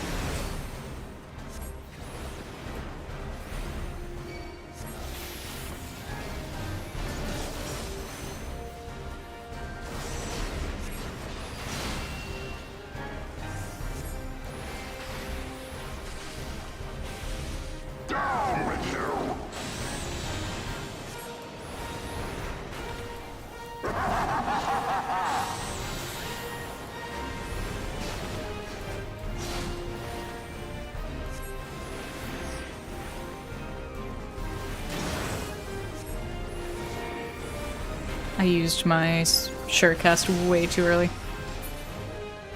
Aha!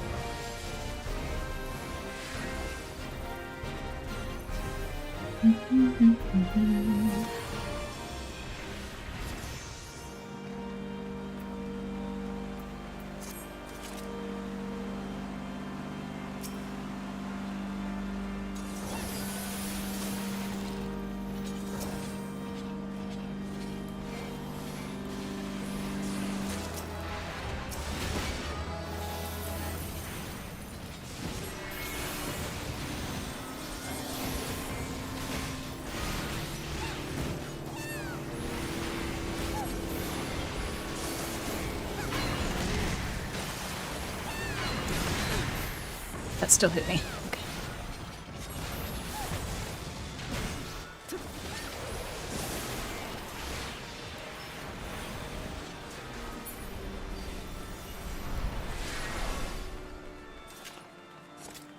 Why am I so zoomed in? I did it again. I'm playing so zoomed in.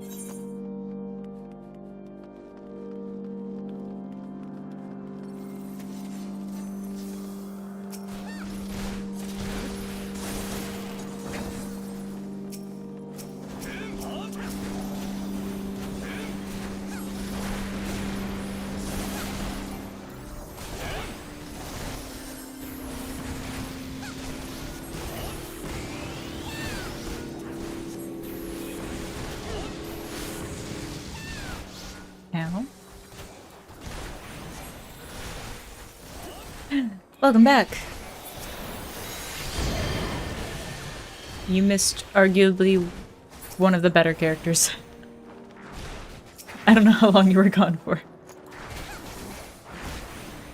Transpose has no effect. I goofed it. With chips? Hell yeah.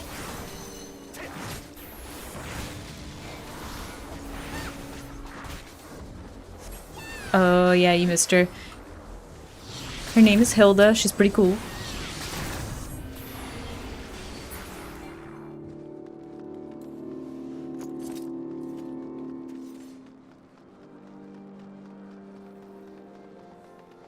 The first one. Hilda. Filthy rats! Oh, they started it.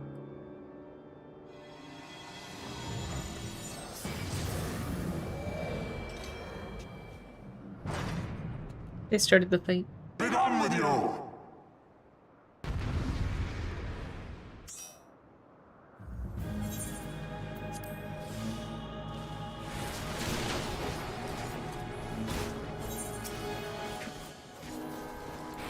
Boop.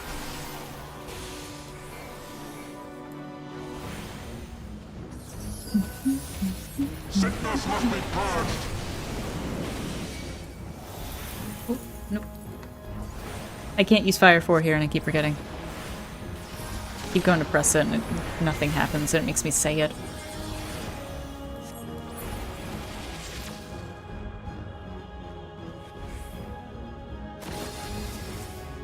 And now the final curtain!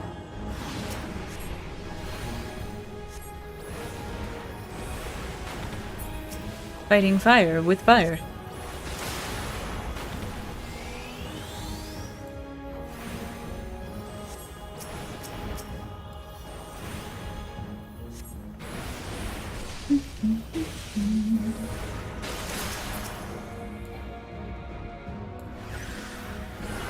This shall be a mercy.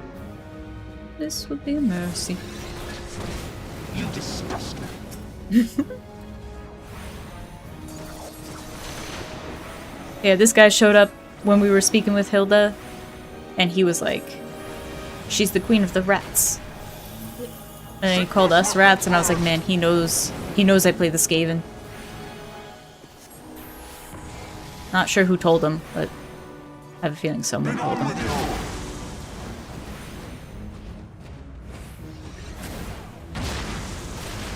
Oh yeah, no, it's fine that they started the fight. Usually it's just the introduction of the boss.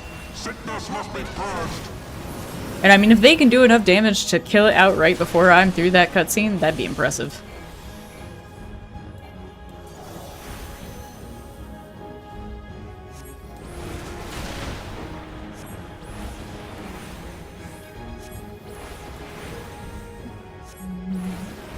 I just couldn't remember if there was anything important in the cutscene, because this is a really important dungeon. Nice.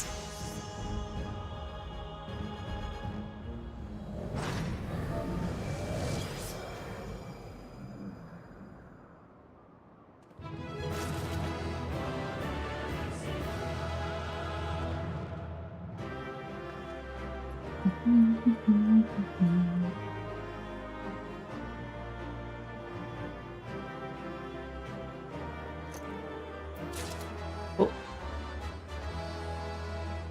Wait, is the crook the...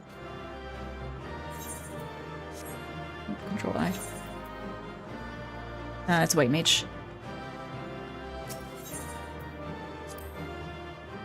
I got a commendation. That's so nice.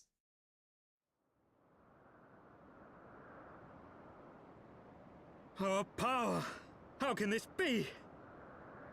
I'm just too cool. It's my hat. Fall back!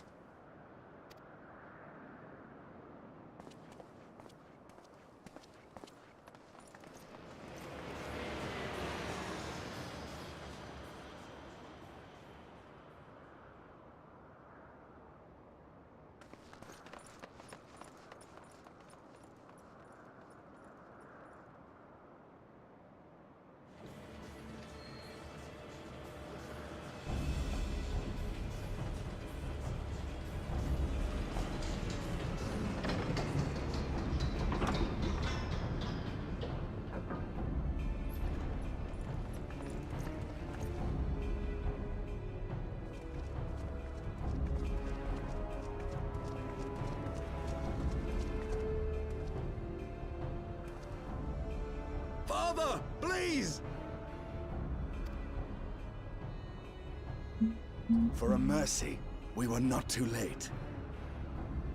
Yes. So they imprisoned Emmerich. We went to the Broom, and that's why we were looking for Hilda. She's in charge of, like, the revolutionaries that are scattered throughout the Broom, which is like the slums of Ishgard.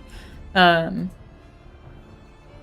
while we were doing all that, they imprisoned him, and then I think they were planning to execute him. And so Lucia was like, we're not letting that happen. We're going to the vault, and we are getting him out of there. And that's what we went to go do. We had to distract the Heavens Ward so that they could go rescue Emmerich.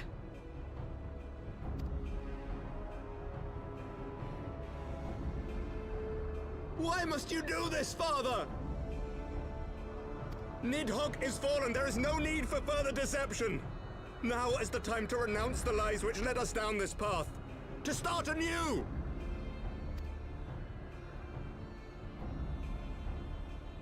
And tear down the very pillars of our society?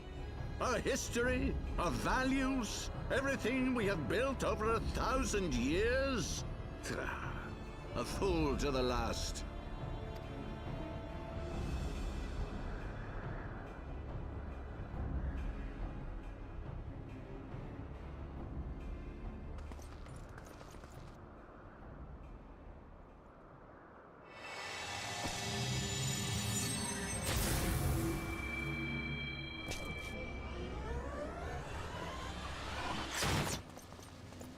Look out!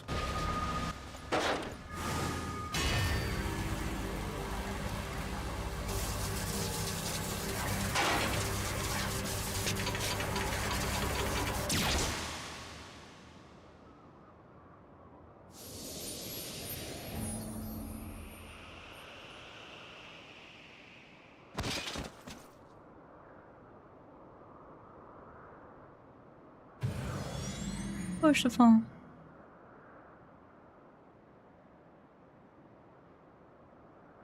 Go. Asisla awaits.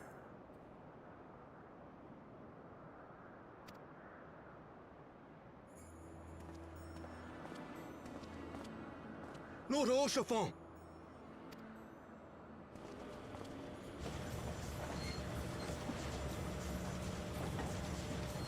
We are gonna go kick his ass.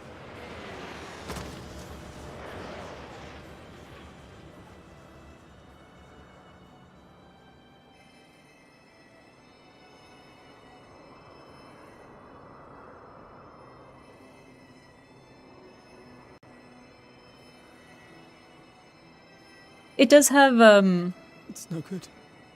The wound is too deep. It refuses to mend. there's like etheric engines and stuff.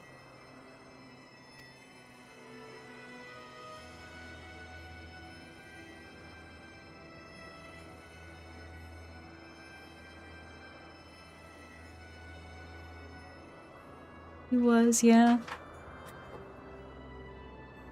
They took out our buddy Horshafon.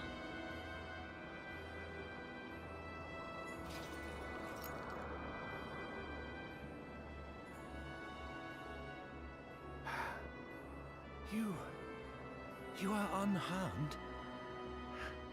Forgive me. I could not bear the thought of...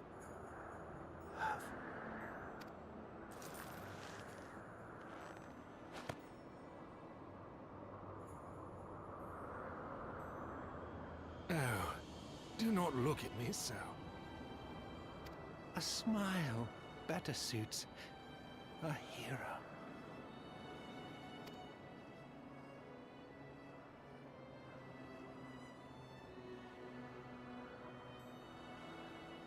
Don't worry, Horshafon. I'm gonna go kick Thornton's ass.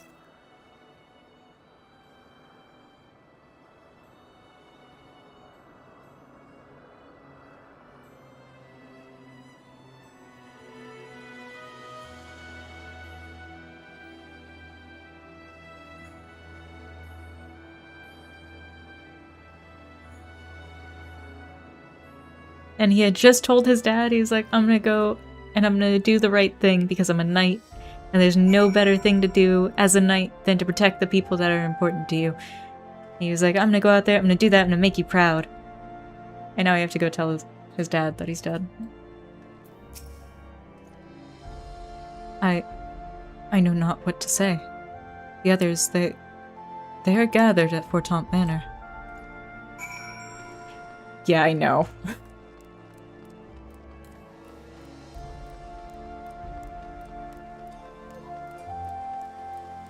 My heart.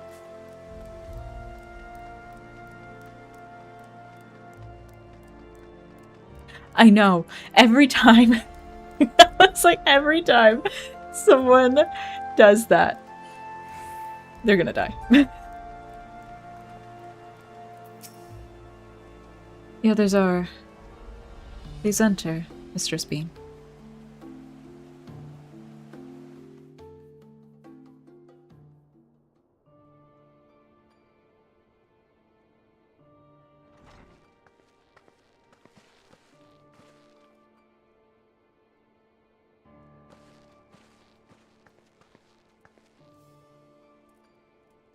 Don't. Please. A knight lives to serve, to protect, to sacrifice. There is no greater calling.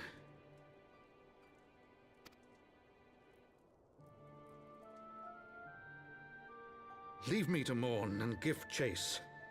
For my son, and for the nation he loved. Go!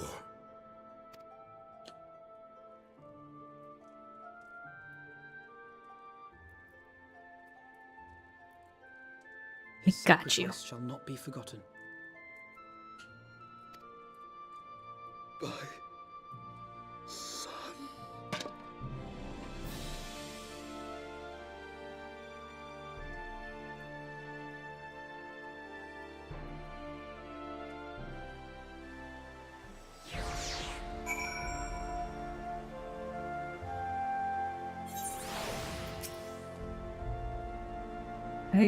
I could not stand there in silence, but when all others had forsaken us, Lord Horshafon took us in, our beacon of hope in a world of darkness. It was, yeah. He did his utmost to raise our spirits, so that we might face our troubles with courage, with conviction, so that we might face them as knights. Okay, we're gonna go kick Thornton's ass, and everything will be fine.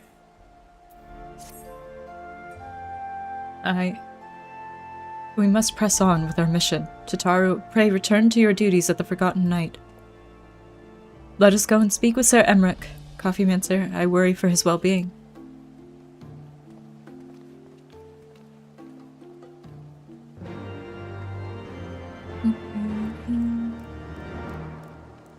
Still have this open.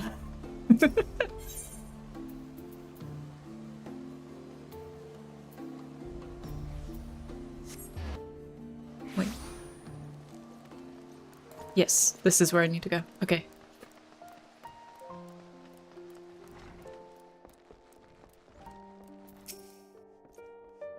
An audience with the Lord Commander.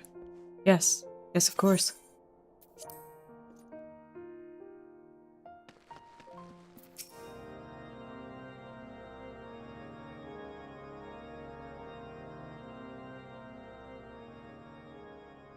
My friends, I am in your debt. Think nothing of it. Your wounds are healing well, I trust. Some wounds do not heal.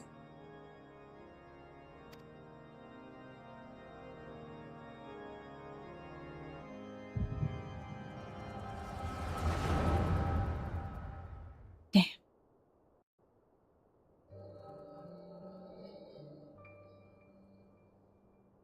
The founding.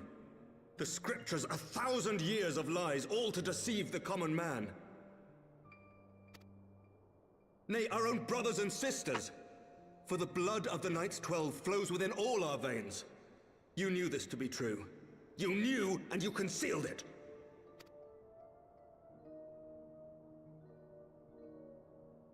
I should be interested to hear how you came by this knowledge. But yes, you have the right of it. And remember, this guy's working with the Ascians, and he thinks that he can use the Ascians and just turn on them. What an idiot. The architects of Ishgard, King Thordan and his Knights 12, entrapped and butchered the great worm, Ratatoskr, that they might partake of her eyes and thereby transcend their mortal limits. Upon learning of their treachery, Nidhogg was consumed with a murderous and justified rage. I dare say you know what followed. The great worm slew the king and half of his knights.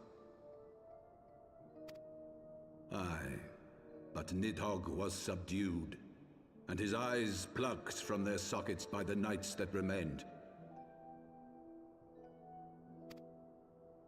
Their one mistake was to show mercy, for from his brother Hreysvelgr did Nidhogg receive a new eye, thus rejuvenating his form and empowering him to embark upon an eternal quest for vengeance. Whilst Thordan's son Haldreth took one of Nidhogg's eyes and learned to wield its power in defense of his people. Thus was the first Azure Dragoon born, and ever since that time, his honored successors have risen to drive Nidhogg from our lands whenever the worm has returned to plague us.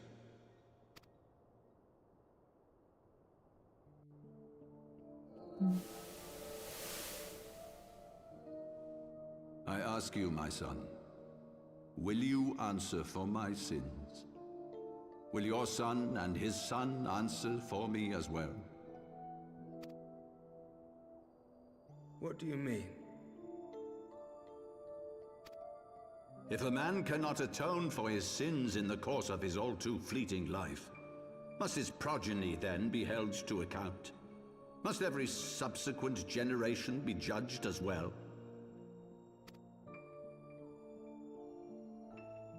Thordan's betrayal of Ratatoskr was an unconscionable, unforgivable sin. Should we then, as his descendants, meekly surrender ourselves to an eternity of punishment? Nay, say I. I would not see our children sacrificed in a vain attempt to appease an implacable foe. Dragons are not like us, my son. To they who live forever, the wrongs of antiquity are as those of yesterday. No reparations shall ever suffice. This fact alone should serve as ample justification for our actions. Yet some refuse to see it as such. For men like you, who yearn to commit themselves to a nobler cause, a more compelling narrative is required. This is your solution. This is how you protect our people. You have given us a lost cause, a death sentence. With your compelling narrative, you but doom our countrymen to give their lives for a lie. And they do so gladly. Highborn and lowborn alike are proud to serve, to fight and die for their country.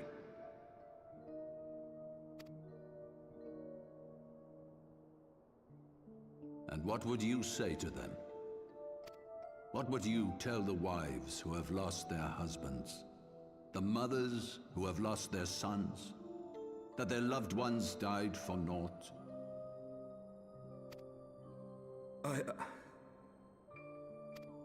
Over the course of 1,000 years, countless men have donned these robes, and every one of them came to accept the necessity of this solution. Once, I hoped you might come to accept it as well.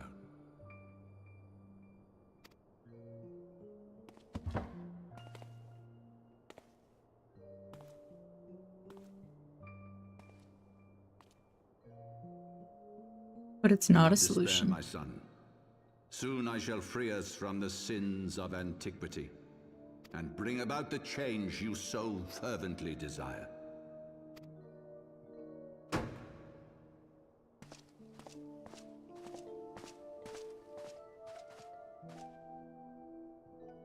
If he has spoken with others, I would have their names.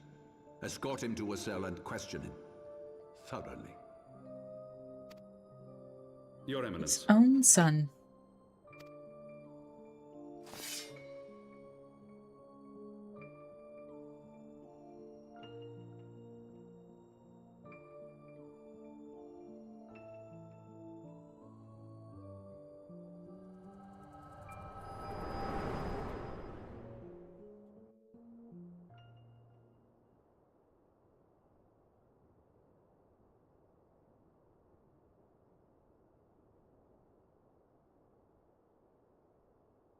You saw something, did you not? A vision of the past?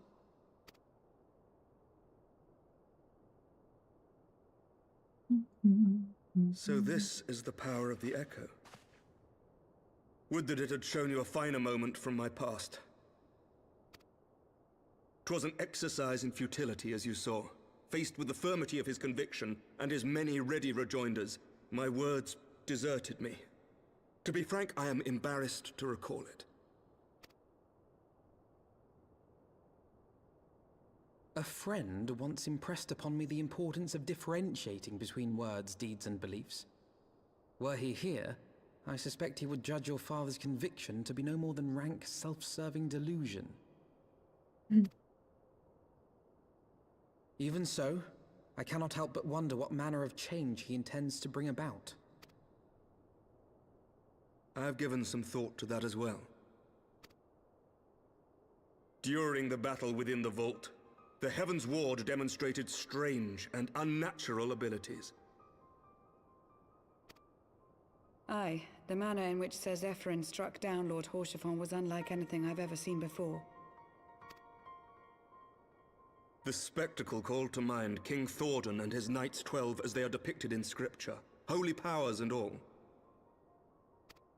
Mere fabrications, which have become objects of faith, instilled with the belief of countless devoted souls.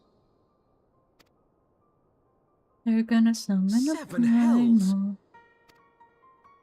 If Lady Iceheart can use her own body as a vessel for summoning, I see no reason why others could not. Are the Heaven's Ward truly so reckless? Yes. Undoubtedly. Unbelievable.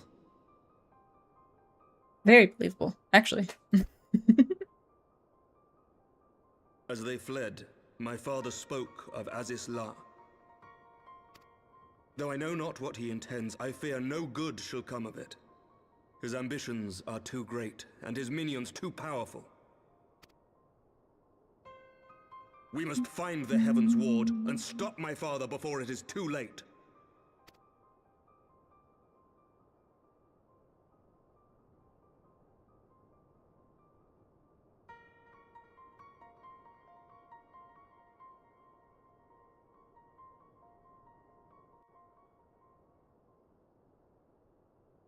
Now we gotta go avenge Horshaval. Mistress Bean, Master Alphina, I, Emmerich, Lord Commander of the Temple Knights of Ishgard, do hereby entreat the aid of the Scions of the Seventh Dawn. Our aid in preventing whatever it is that the Archbishop intends. Your aid in bringing him to justice. Too much blood has been spilled for the lies he perpetuated. No more. Life or death, I will have Sir Zephyrn's heart for what he did to Horshaval.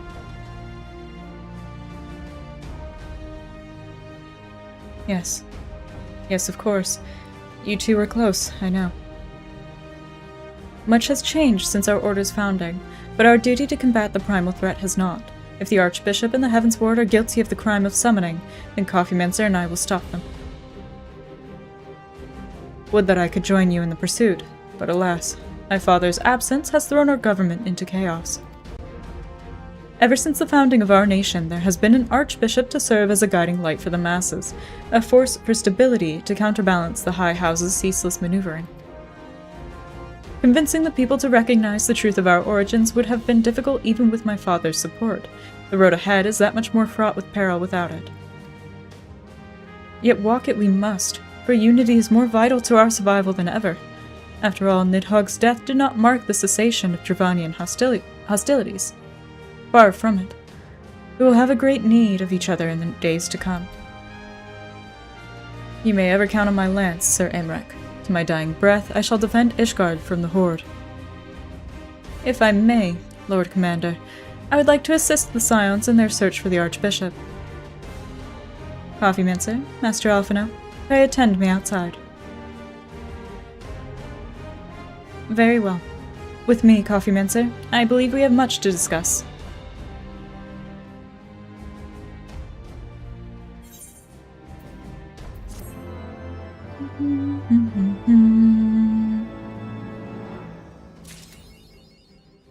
You say you want a revolution.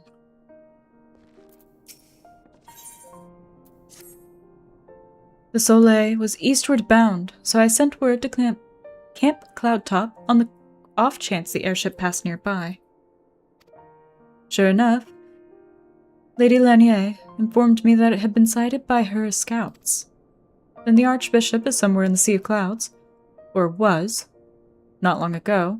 The airship has not been seen since it disappeared into the northern reaches near the Blue Window. Alas, because the region is firmly held by the Vanu and not easily accessible from Camp Cloudtop, House Helinart has yet to establish a foothold. We will need not only an airship, but a captain bold enough to risk the Beastman's wrath. I think we both know the perfect candidate, Coffeemancer. Let us pay a visit to Master Garland at the Sky Steel Manufactory. I see. Then I will take my leave for now. There are other matters which require my attention. See you later, Lucia.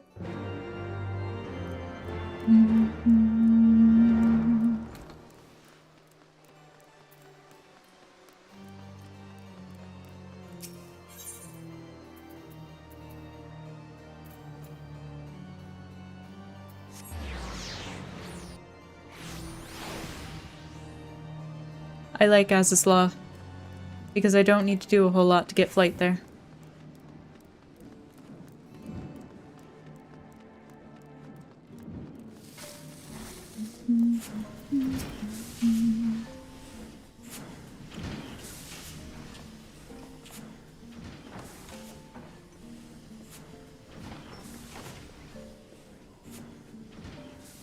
Ah, the dastardly duo. What mischief have you two been getting up to lately? You haven't heard, have you? I hardly know where to start.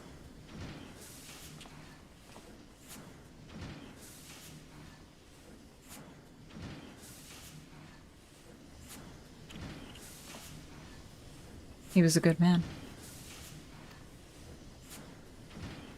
Cid, have you ever heard of Az's Law? The Archbishop spoke of it before he fled. No, but it's probably some source of phenomenal cosmic power that's key to his plans. From what he told Coffeemancer, the Ascians tried to tempt him as they tempted Gaius with the Ultima weapon. Even if he spoke true about playing along, I can see him attempting to seize it. As if we needed another reason to pursue him. Well, I'm convinced. The Enterprise is at your disposal. Come to the airship landing when you're ready to depart. Really did not take much to convince him. It's just as well. After pulling you out of the fire these last few times, I reckoned I was due to deliver you into it. Oh, that is true. He's saved us a couple of times since the start of Heavensward.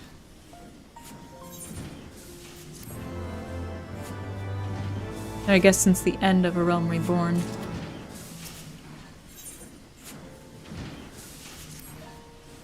Into the fire, is it? In that case, I should inform Tataru of our plans. Pray, go on ahead to the airship landing. I shall join you anon.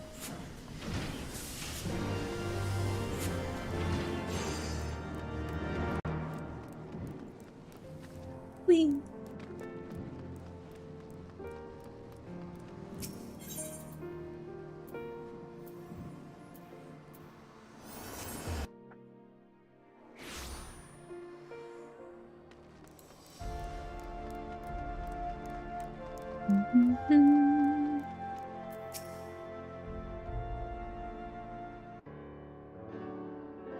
The boys have been hard at work preparing for our flight, and I'm pleased to say we're ready to depart. Biggs and Wedge. That is, as soon as a certain... Ah.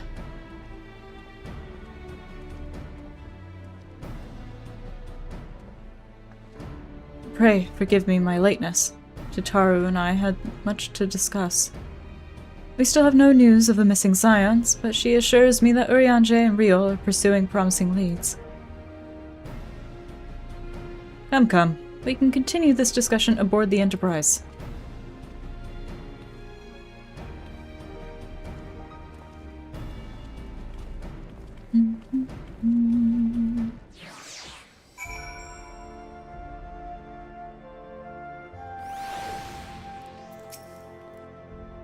The others are waiting for you aboard the Enterprise, Coffeemancer. Shall we get going? Yes. Yes, we shall. We have ass to kick.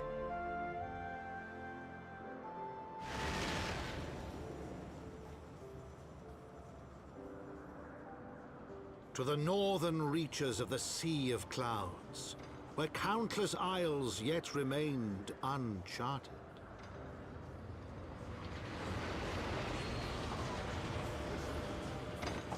In search of a mysterious land known as Az's Law, and the unmasked villain who sought to claim its secrets.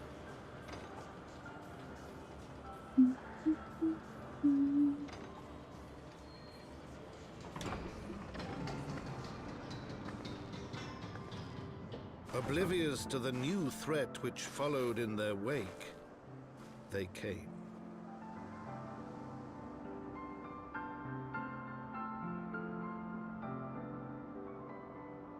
This place is really pretty. Can you imagine if somewhere like this actually existed? Aether current.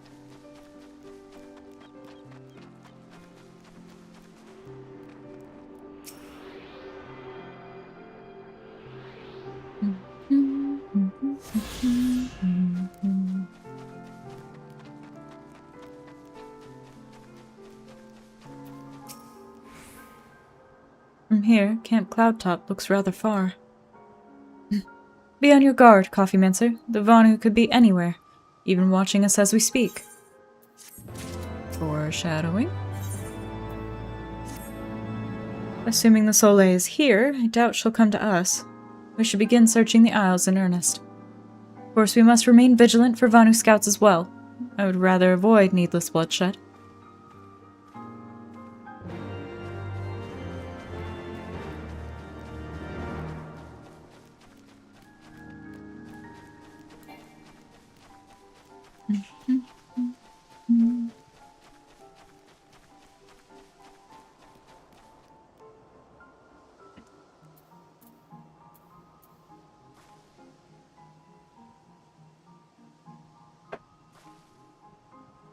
You search the skies for the Soleil, but see nothing resembling the missing airship.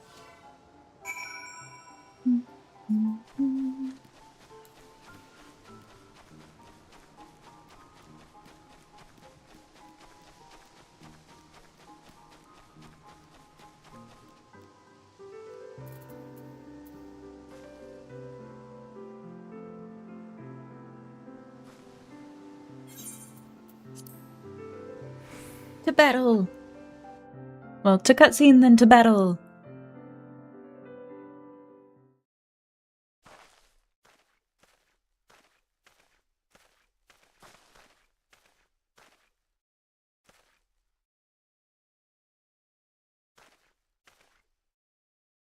Mayhap this effort was doomed to failure. Begs mercy of Netherlings. Does not fight, does not wish to die. Was that a Vanu being attacked? But by whom?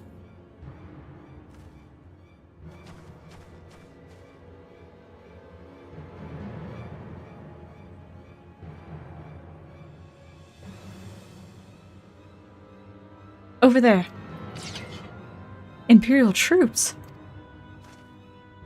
Ishgardians. Seize them. They'll know where the Archbishop is. The enemy of my enemy. We've no choice. With me, Coffeemancer. Protect the Vanu. He pulls out a book.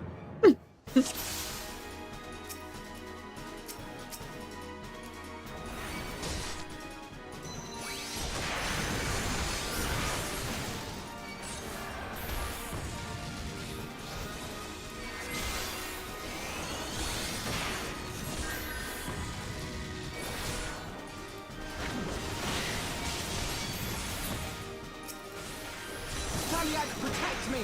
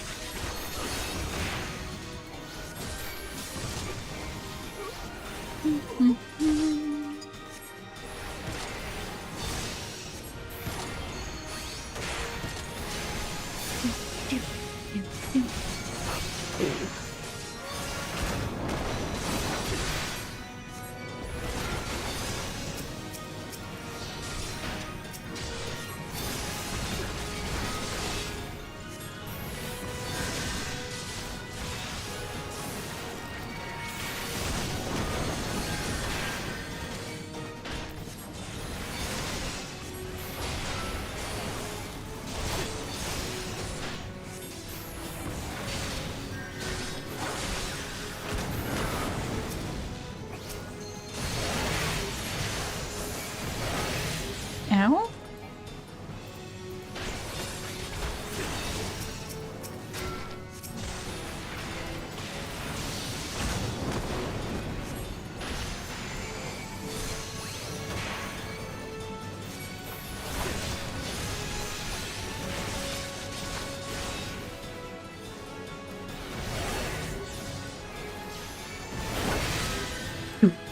Stop interrupting my attacks!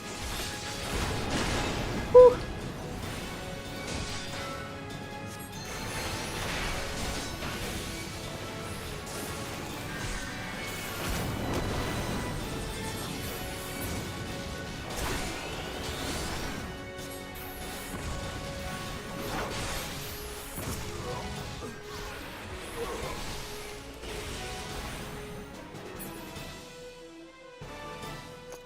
Victory?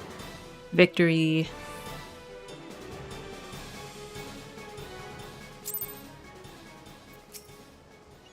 Netherlings save Lanu Vanu from certain death, showers Netherlings with thanks like summer squall. Lanu Vanu knows not what wind bears Netherlings to Cloudsea, but warmly welcomes them, shows gratitude where gratitude is due.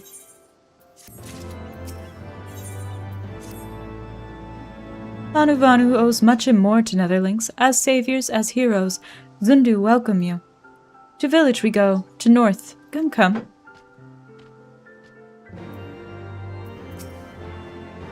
So the Garleans were searching for the Archbishop and believed that the Vanu knew something of his whereabouts. Methods notwithstanding, they may have had the right of it. I conclude that we should accept Vanu's offer of hospitality and visit his village.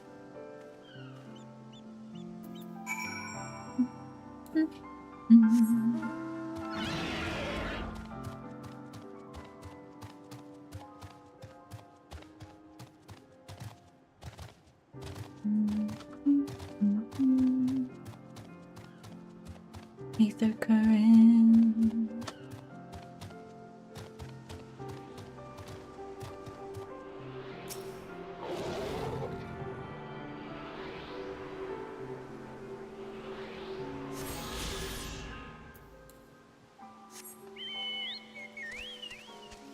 And he even gave us a chocobo.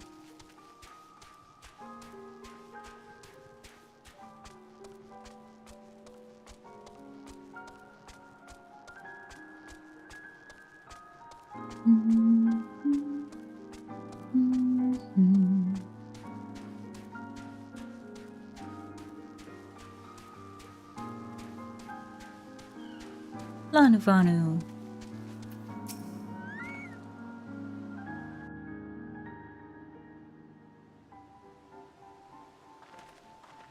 Like breeze guides leaves to rest, come and lay down your burdens, Netherlings.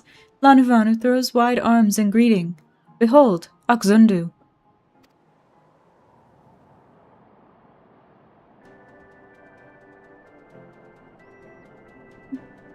A far warmer welcome than the one you received from the Vundu, I think. Ha!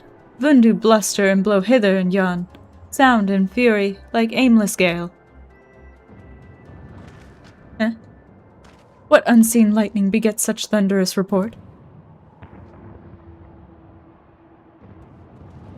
There you are. Did you see it? It's that damned flying whale again. The Imperials are after it. Where? The White.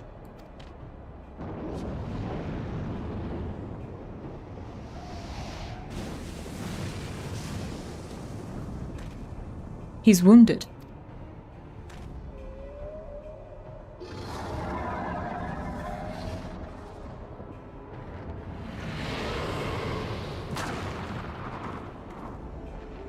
And eating islands. By the 12. Did the beast just eat that island? Oh, insatiable White. Oh, devourer of worlds. Why must you torment us? Lanuvanu wastes no more words in his unfathomable deeds. Come, Netherlings, come and break words with Chief of Zundu.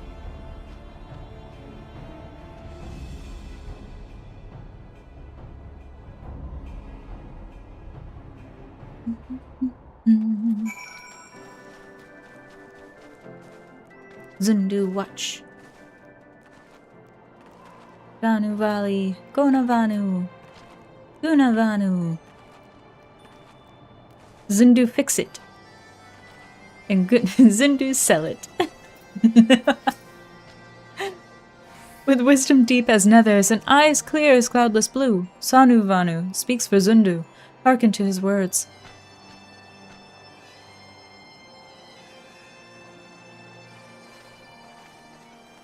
Yes, Ghost.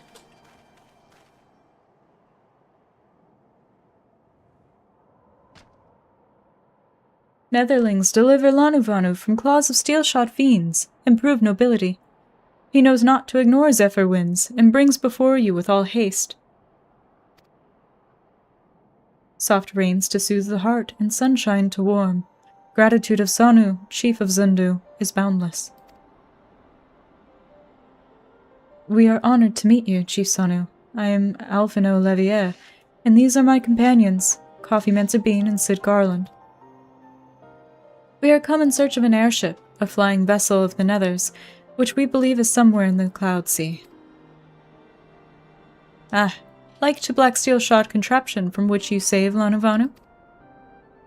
Alas, no. That ship belongs to the Garlean Empire, an old enemy of ours, though not the enemy we are looking for at present. The men we seek wear armor of purest white and are led by an older man in white robes. Wait! Lanuvanu, hear tell of these Netherlings. You do? Are you certain? As sun rises and falls and returns, we are. Zundu scouts can testify to words of Lanuvanu. Aye, aye. Winds carry purpose of Netherlings to our ears as well. Netherlings seek key to Azizla. Yes, Ghost. Hang on, I think he might have brought a mouse.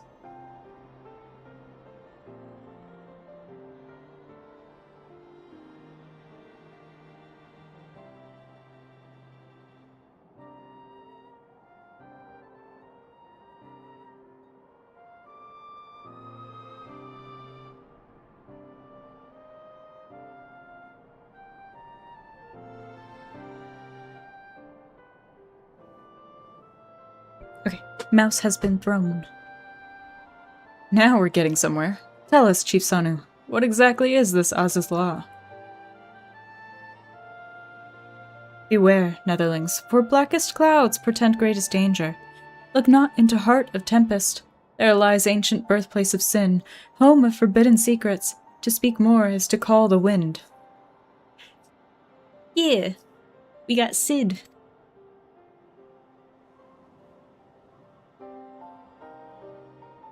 Sanuvanu and Lanuvanu. They're the nicer Vanuvanu. Kinda like when we met the cabbages. The nicer cabbages that aren't purple. These are the good guys from the Beast Tribe. But the White Devourer's Isle...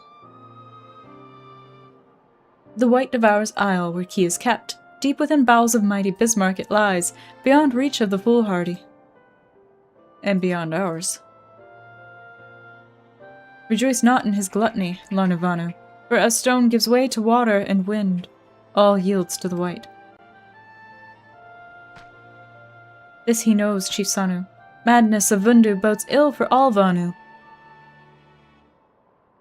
Can we kill them? Not these guys. But we can kill the other ones.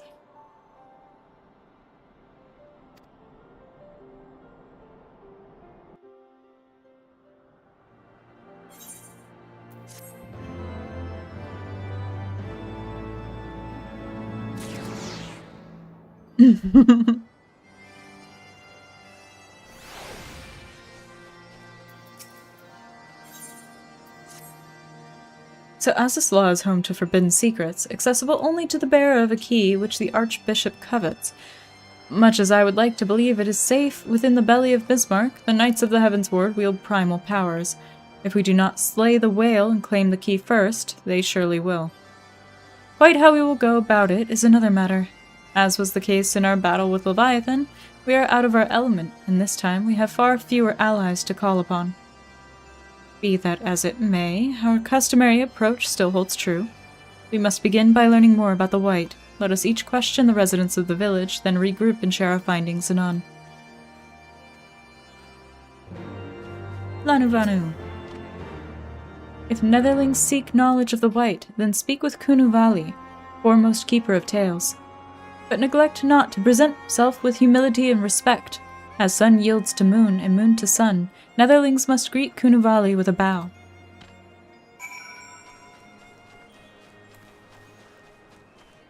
Also, check it out. They have Zundu fix it and Zundu sell it. What do you think they do? Oh, let me attune to this before I forget. Must touch rock.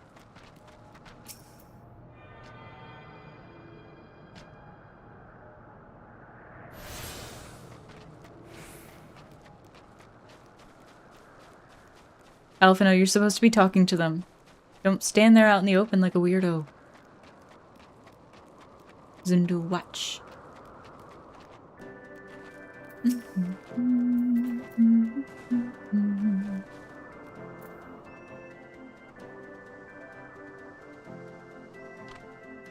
Zephyr winds at your back and sunshine to warm your brow, traveler from below.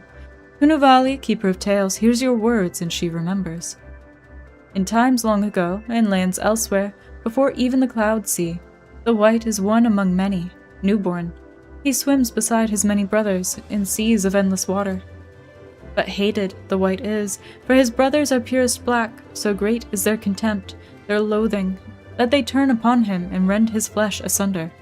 And so he falls, only to rise again, for merciful gods raise him to the heavens, and there he is reborn.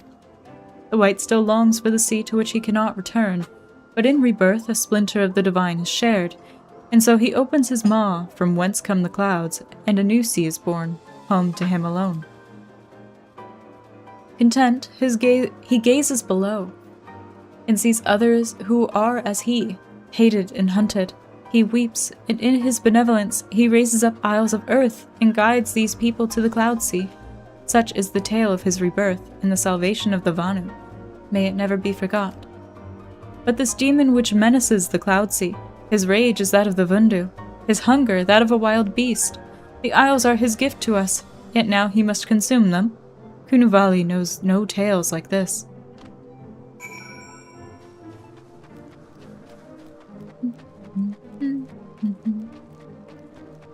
It's just letting us know once again that primals are only manifestations of the grief and anger of, and like, hopes of the people summoning them.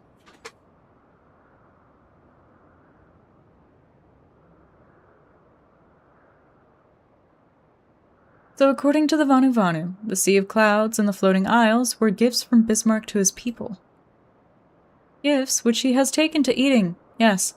Technically within his rights, I suppose, if perhaps a little ungenerous. Gods, huh? What of you, Alphino? Did you learn aught of value? Alas, no. That is, unless you have an interest in the intricacies of Vanu sky fishing. Sky fishing? My gods, that's it! Alphino, my boy, I could kiss you.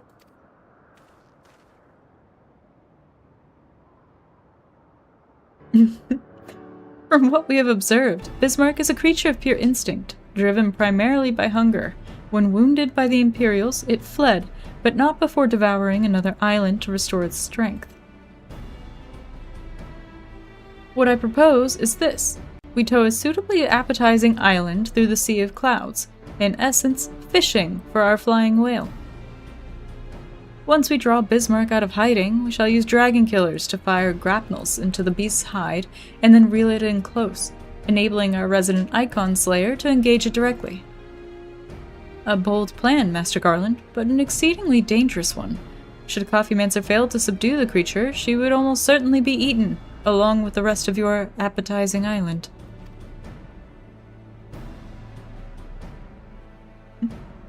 Fuck it, we ball? Oh, she won't fail. And if anything does go wrong, I'll be at the helm of the Enterprise, ready to tow her out of trouble. I wouldn't entrust a task like this to anyone else. Gardening? Wait, what? Nor I. I trust you have no objections to my joining you as well. Not at all. The more the merrier. Right then, it seems the boys and I have a lot of work to do if the Enterprise is to be ready for our fishing trip, while you two need to find me some bait. And not just any island, mind. I want a mouthful at most.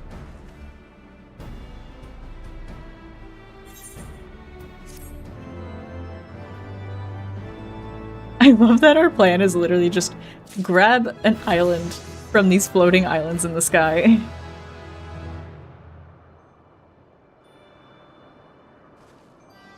I literally didn't see it till now. I'm sorry.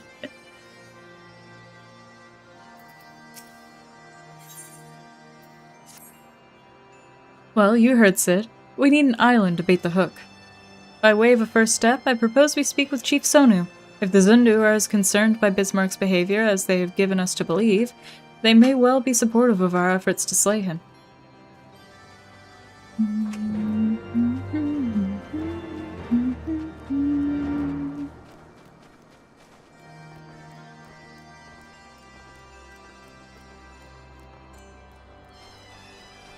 Aether current.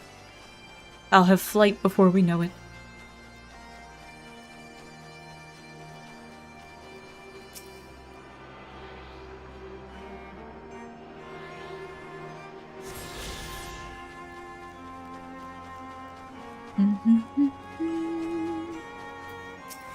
Oh, Chief Sono is the leader of the Zundo, strong and wise. Netherling shows proper respect, and he will treat you with the gentleness of an autumn breeze.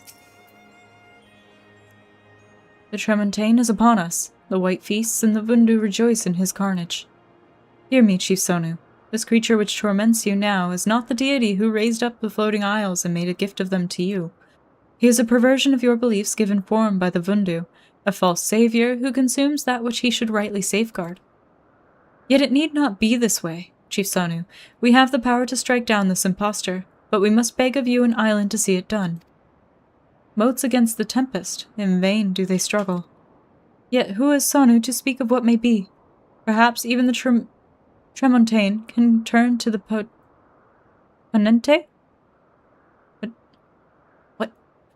Very well, Netherlings. When you are ready, tell Zundu scouts what manner of island you require, and they guide you to it. We shall not fail, Chief Sonu. On that you have my word. Come, Coffeemancer, let us see how Sid's preparations are progressing. Hell yeah. Gonna go catch us a flying whale.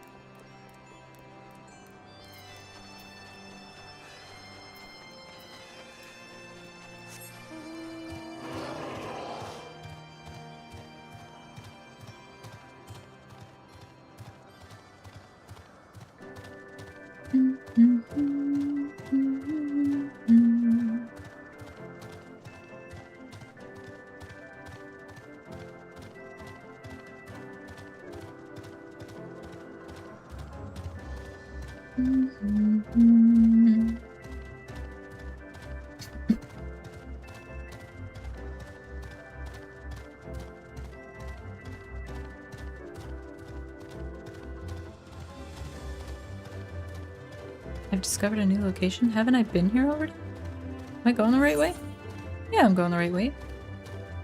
What? Oh, I guess we did start a fight, so technically I haven't been here.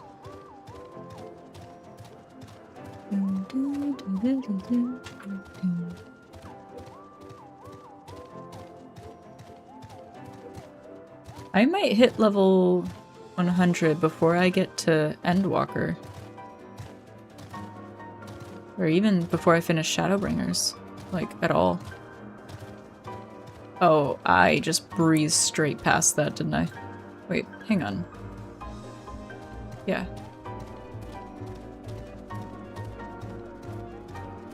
So I'm level 61. Heaven's Ward usually ends with level 60.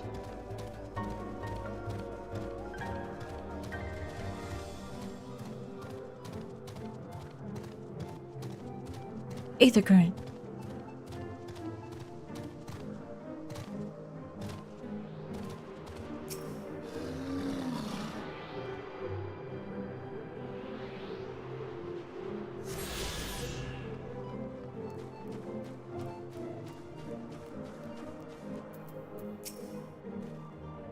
Our Ishgardian friends have furnished us with dragon killers and ammunition, and I've taken the liberty of procuring a Magitech field generator as well. Rest assured, we've chains to spare, every link forged by the manufactory's master craftsmen. If you've any lingering doubts as to their strength, know that they were originally intended to bind dragons, and were not found wanting. It pleases me to inform you that the Vanu Vanu have agreed to furnish us with an island of our choosing. Then all that remains is to confirm the readiness of the poor buggers who will actually be doing the fighting. Coffeemancer, let Wedge know when your party's assembled. I probably shouldn't be telling you this, but I don't like this plan. I don't like it one little bit, and I can't help being excited all the time. But I can't help being excited all the same. Wow. So tell me, Coffeemancer, are you ready to hunt the white whale? Yes. After you then, Coffeemancer. All aboard! Let's go. This is a cool fight. It's very cinematic.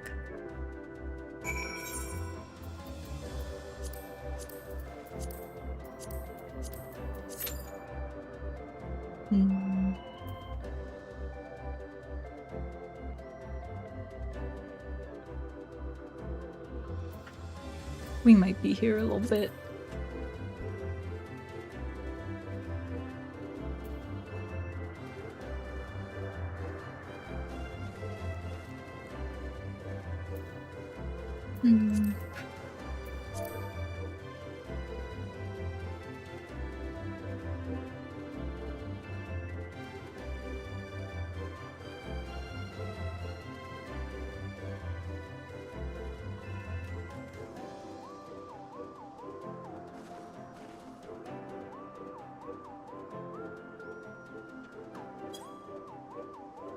I'm seeing if anyone in my FC will help me queue.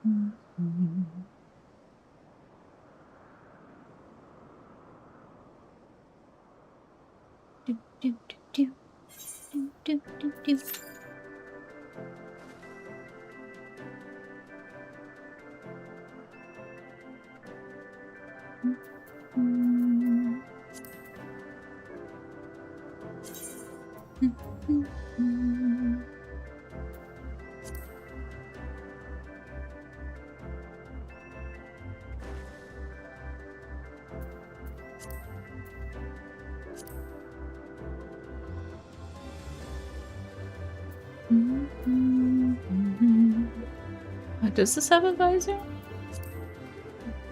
I can take off the mask bit.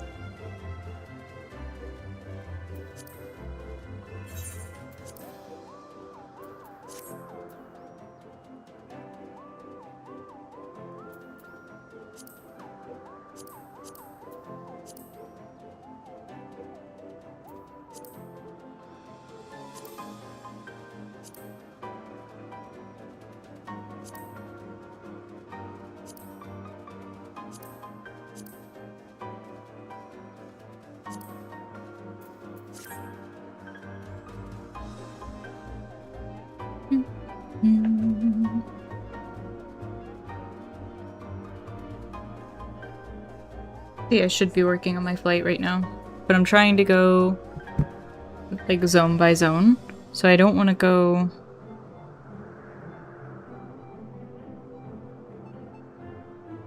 Oh. Hell yeah. I don't want to go out of order because then I'm going to lose track of everything. So I'm picking up the side quests in the Dravanian hinterlands, I think is what it's called. Wherever the Chocobo Forest is.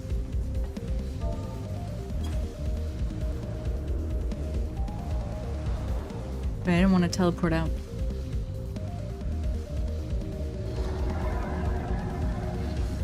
Flying whale.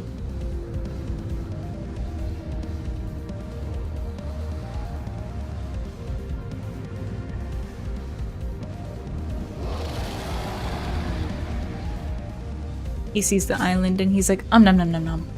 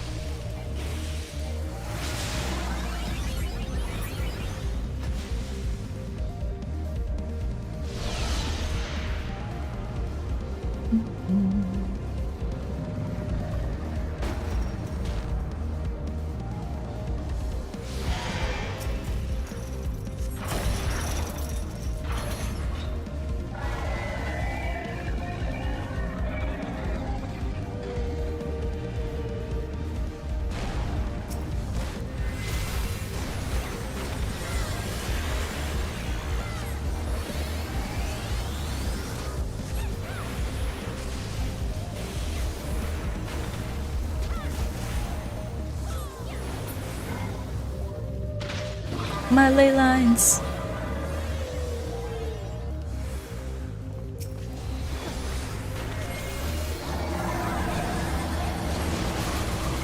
Oh.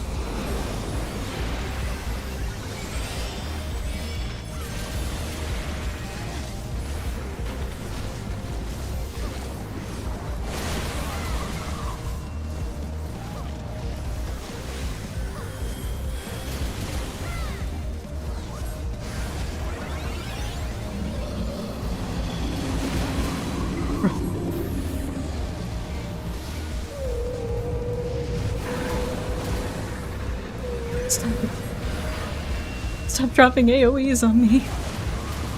Not the tornado. Oh.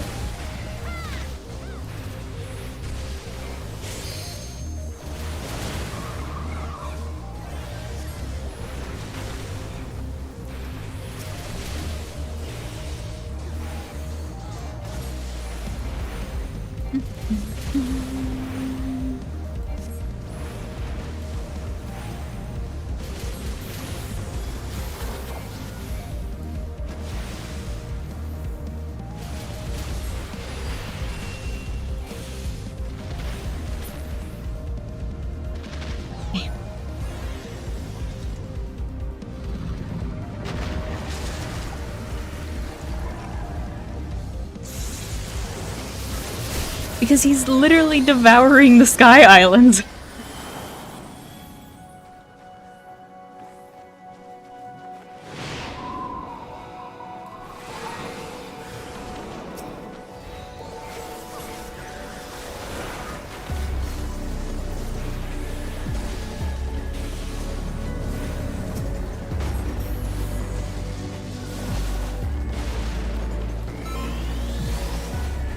It's just hungry. We all.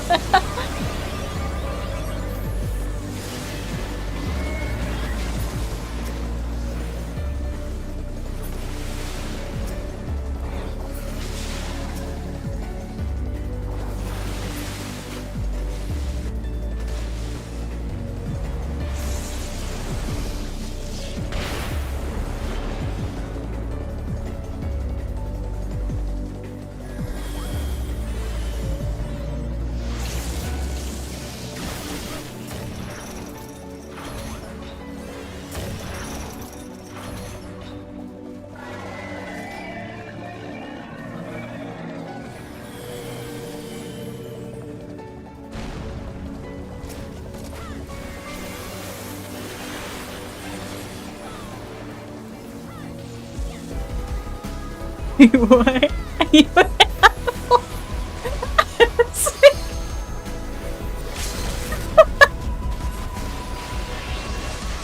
You apples?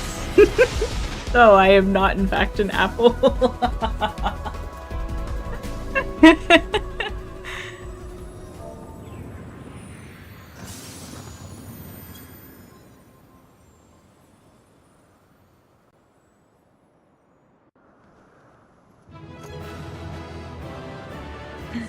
Nice.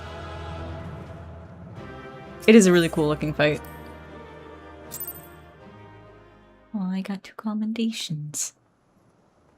I look like an apple? Damn, my drawing skills need some work.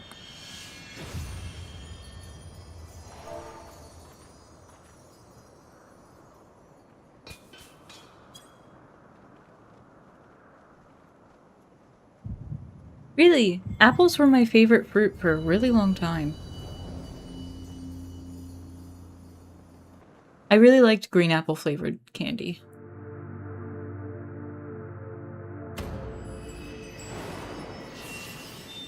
We got another one!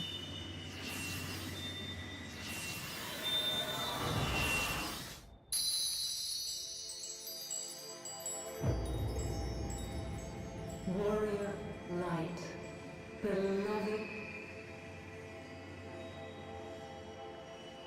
Eidolon, all made. Eidolon is trying. Like to none known. She's trying to reach back out to us. receiver, blessing, s'more.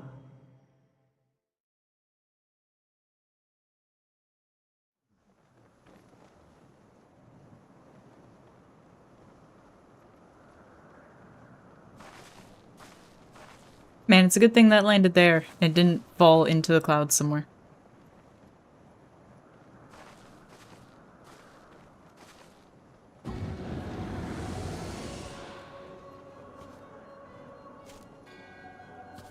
So falls the Lord of Mists, as did all others before him. That's fair. That's why I don't like pears. I don't like the grainy texture of pears. How many times does this make, warrior of light? Ah, how much you have grown. Far beyond the limits of mere mortals. She has what we seek?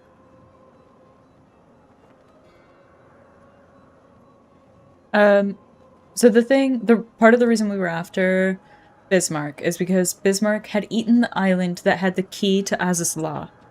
So the Garleans were after the Vanu because they were searching for the Archbishop, because the Archbishop is trying to get the key to go to Azys Law, and so are the Garleans. And the Ascians are there because they're still helping the Archbishop, because he still thinks he can take advantage of the fact that they're helping them. And then turn on them.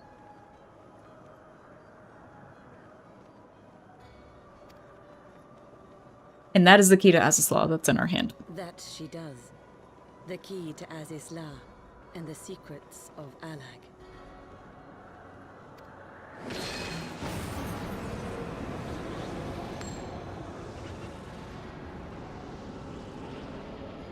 I see you have regained the blessing of light, albeit at a fraction of its former strength.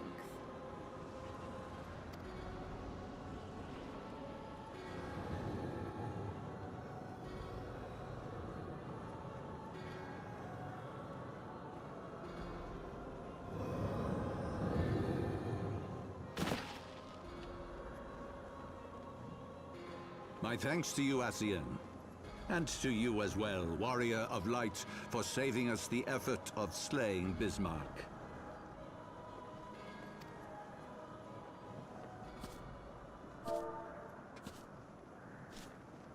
Now that the key is within our grasp, the path to the heavens shall at last be laid bare.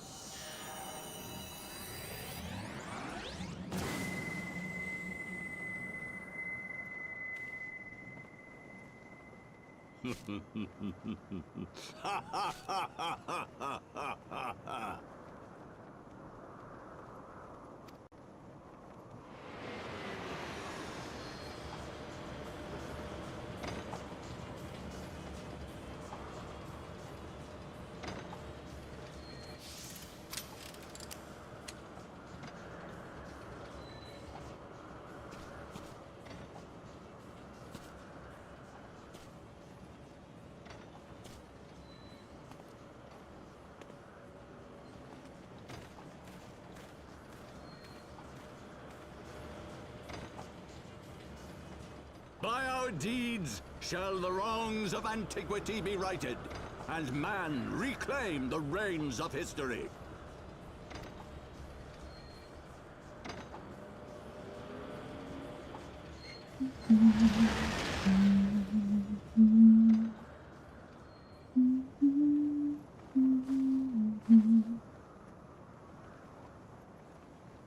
And by my deeds will your ass be grass.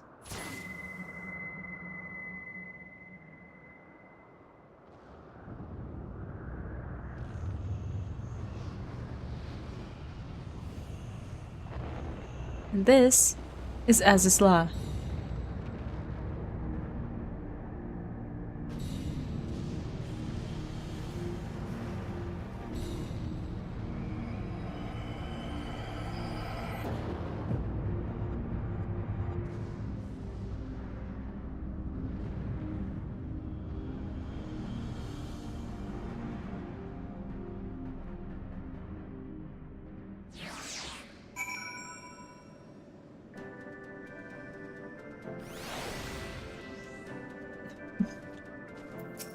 Probably not. Forgive me, Coffeemancer. Had I known what was happening, mayhap I could have done something to stop them. Alas, Wedge and I were still sealed within the engine room and heard naught of the struggle until it was over. And now, for all our efforts, the Archbishop holds the very thing we sought to keep from him. But all is not lost, for we yet live, and we know their destination. Let us give chase and bring an end to their machinations. Yes, let's. We get a little wind-up Sid! Though we failed to secure the key, we must not forget that we succeeded in ridding the realm of another primal, and prevented the Vanuvanu's lands from being consumed in so doing. The Zundu, at least, shall be glad of our deeds this day. Let us go and inform Chief Sonu of our victory. Sid and the others will need a moment to tend to the Enterprise besides.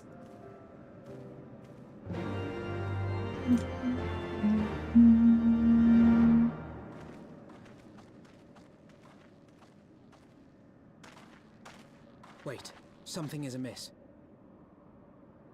Uh-oh.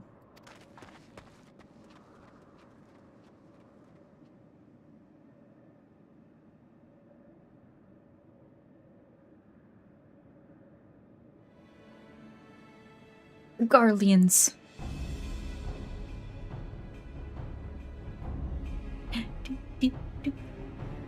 Imperial troops. And they have already secured the area. That's the other thing, too. Just because we beat Gaius did not mean that the Garleans were done with Eorzea.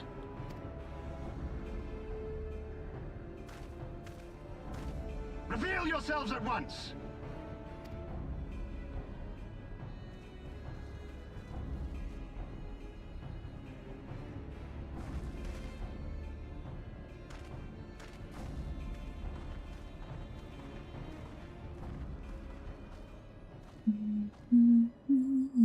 And there I was, expecting more beastmen. Who are you?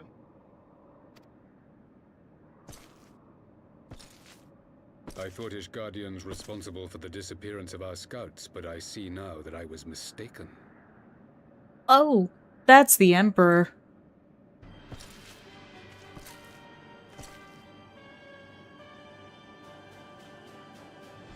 Just as Wire observed. The Why Warrior you? of Light is wont to appear at the most inopportune times. The Warrior of Light? She who bested Van Baelsar? It would seem that the famous hero of Eorzea seeks Aziz's Lar as well. Hardly unexpected.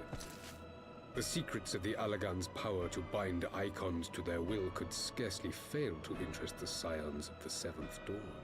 As he should. He's the Emperor of the entire Garlean Empire. Like, there's no one above that guy.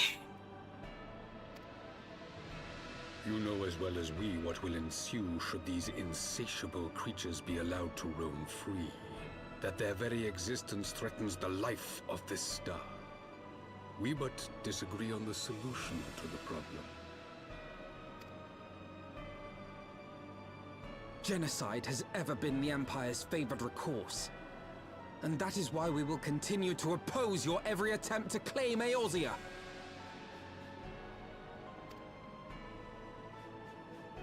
You do not hesitate to speak your mind, even when your every word could be your last. Alas, your sentiments betray the narrowness of your view. The fate of Eorzea and its inhabitants is of little concern next to the fate of the world.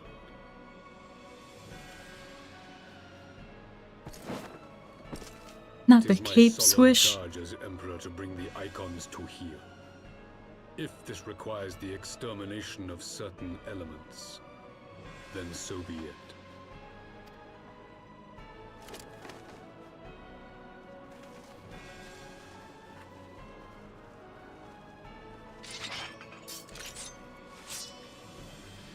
No, don't! They are not his thralls!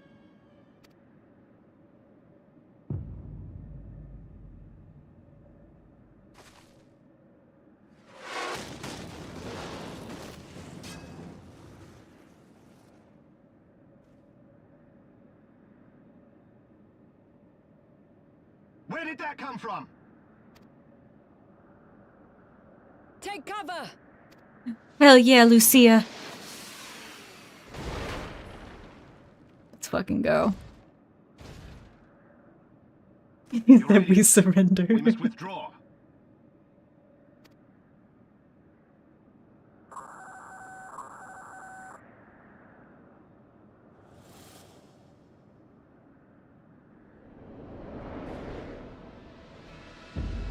That's right, they were saying... Okay, so it was mentioned last time that the Garleans were working on an airship similar to the one that went down when Midgard-Sormer took it out. I think it was called... I don't think it was called the Agrius.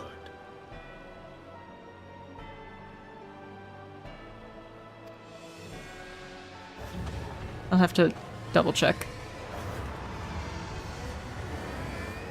But yeah, so that's a massive warship. And a very big problem for us. So Garlemald too has designs on Azisla. But why would the Emperor himself elect to lead the expedition?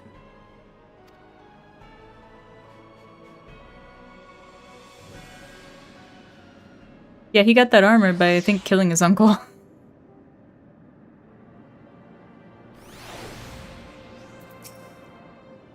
Never in my wildest dreams did I think I would stand less than 20 paces from the Emperor of Garlemald.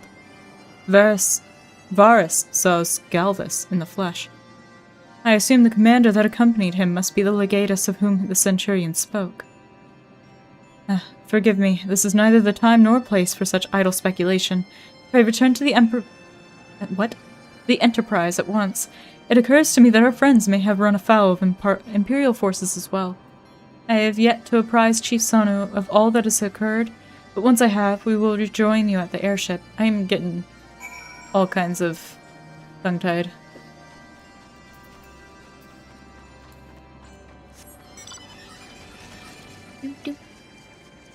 Little mana cutter.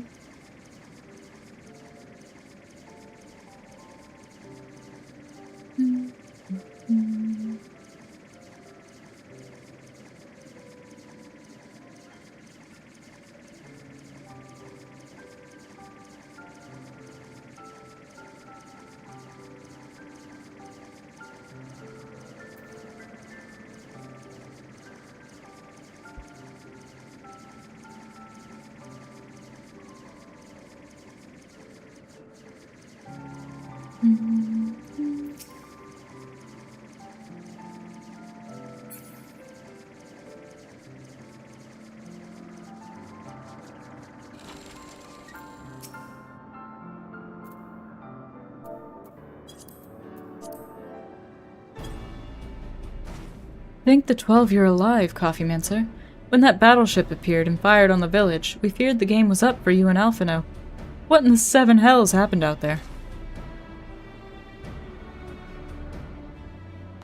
First, the Archbishop turns up with an Ascian in tow, and now the god-stamped Emperor pays us a visit? What is this? A procession of notable bastards? Who's next? The Keeper of the Seventh Bloody Gate?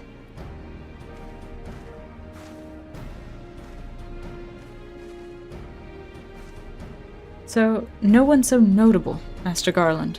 I am happy to report that the Zindu were overjoyed to learn of Bismarck's demise. Chief Sanu sends his warmest regards, Coffeemancer. There was much talk of westerly winds.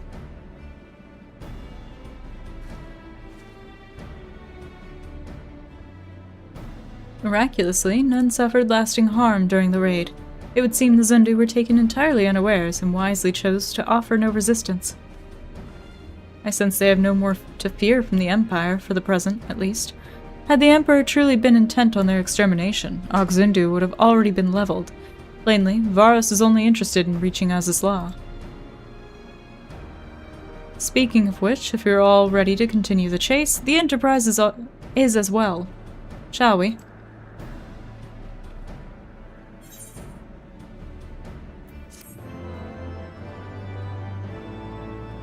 Wind up, Sid.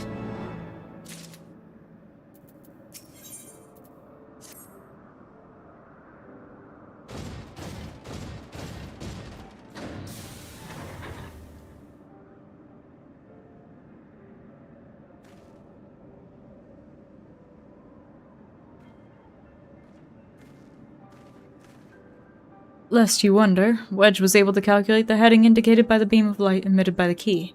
If Az's Law lies in that direction, we'll find it. It's kinda hard to miss. The Soleil may have a lead on us, but she's no Enterprise. We'll catch them. You'll see.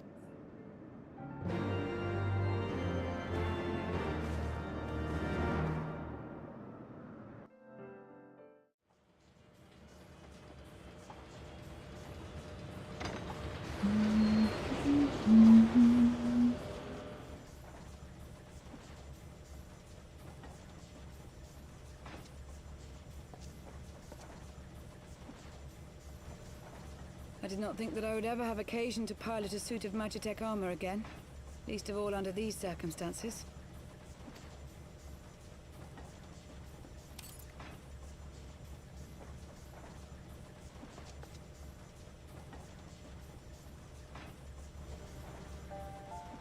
My full name is Lucia Go Junius, and I was born a citizen of Garlemald.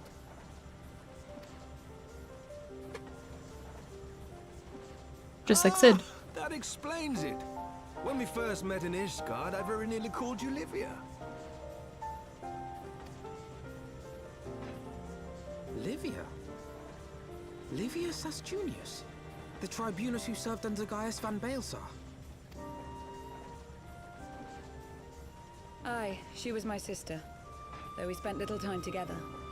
After our parents were killed in an uprising, we were sent to live in different households, setting us on separate paths. I completely forgot that she was even related to her. For anyone that might not remember, Livia Sasjunius was the one that we fought at the end of Castra Meridianum. The one that I'm really sad that they didn't voice act her dialogue. Livia felt at home on the battlefield and chose to become a soldier, while I underwent training to become a spy. Then, Ishgard was...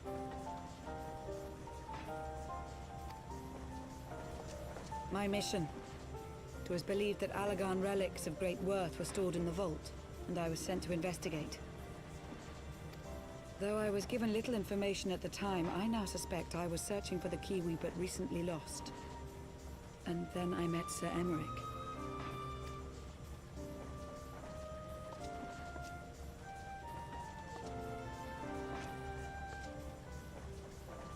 'Twas his usefulness to my mission which prompted me to approach him, but I soon found myself drawn to him for other reasons. He too was a prisoner of his past, judged for his heritage as a bastard son of the Archbishop. You don't trust Yet, her? unlike my sister and I, he did not curse his fate. He simply rose above it. Wait, you don't trust her staying alive as in you think she's gonna die, or you don't trust her enough to let her live? In time, I came to realize that I had found a man worth following, and a new home besides. And when I subsequently confessed all to Sir Emmerich, he was good enough to accept me into his service. I do not question your loyalty to Sir Emmerich. It is your loyalty to your sister which concerns me. I have long been of the opinion that those who dwell in the past risk losing sight of their future. It's because I think I read it wrong at first. So I read it as I don't trust her to stay alive. And then I read it again. I was like, wait, that makes a little bit more sense. But also I don't know if that's what they meant. My sister fought for her convictions and for those she held dear. So do I. So must we all.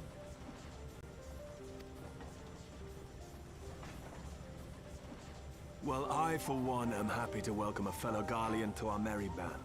Especially one who can make Magitech armor sing.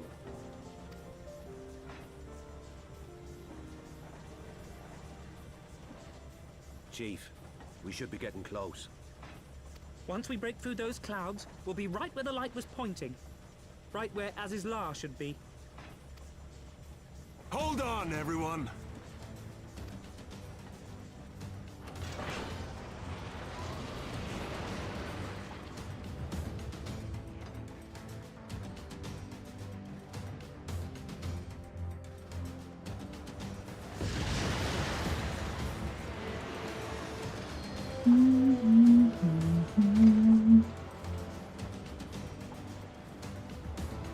we're here. Look! I think that's it.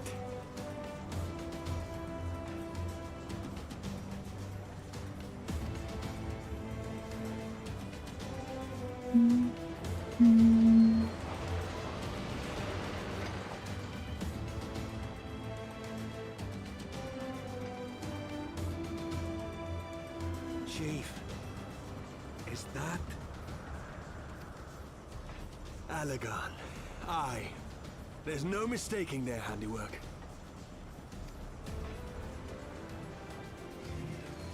I have a lot to recap this coming week. What was that?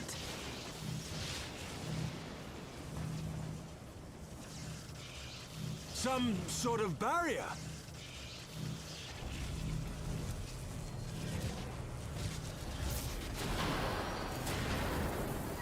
She won't hold, Chief! She's breaking up! I've lost the auxiliary propeller! Sid, it's no use! We must return to Ishgard and find another way! God damn it all! Why do the Allagans always have to make everything so bloody complicated?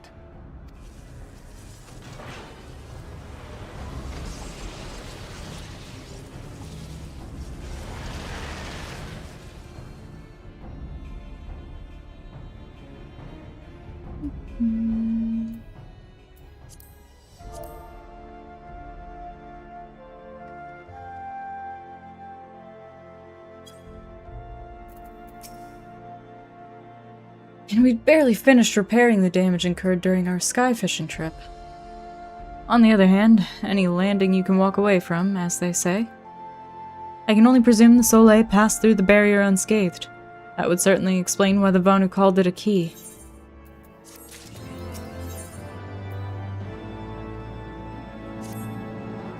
Assuming Sid is correct, and I have no reason to think he is not, the Vanu's key is required to pass through the barrier protecting Az's law. But even without it, we must find a way to reach the Isle. I shall have everyone convene at the seat of the Lord Commander, that we might discuss how best to proceed. As before, make yourself known to the guardsman when you arrive, and he will show you in.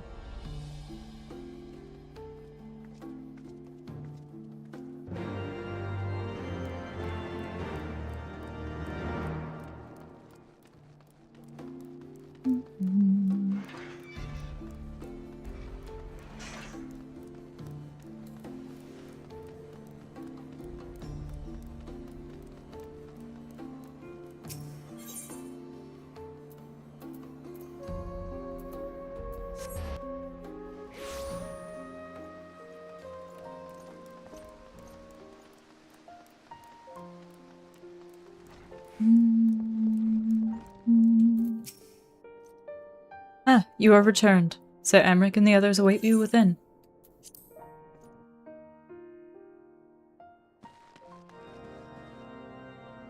Zoom.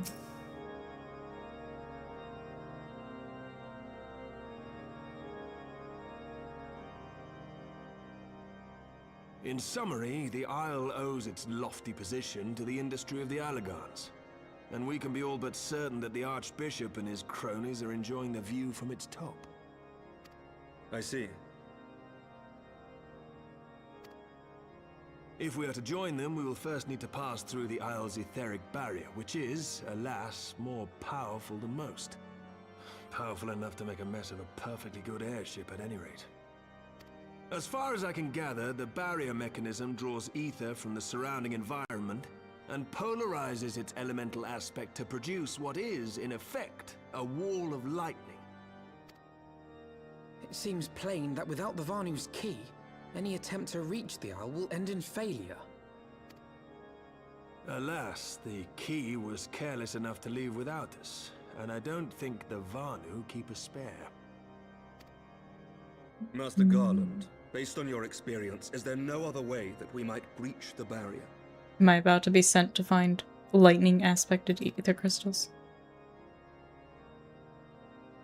Well, in the past, we've beaten similar barriers by nullifying them with elemental converters. But the one we're up against this time dwarfs aught we've encountered before. The Enterprise simply isn't large enough to bear the requisite amount of crystals.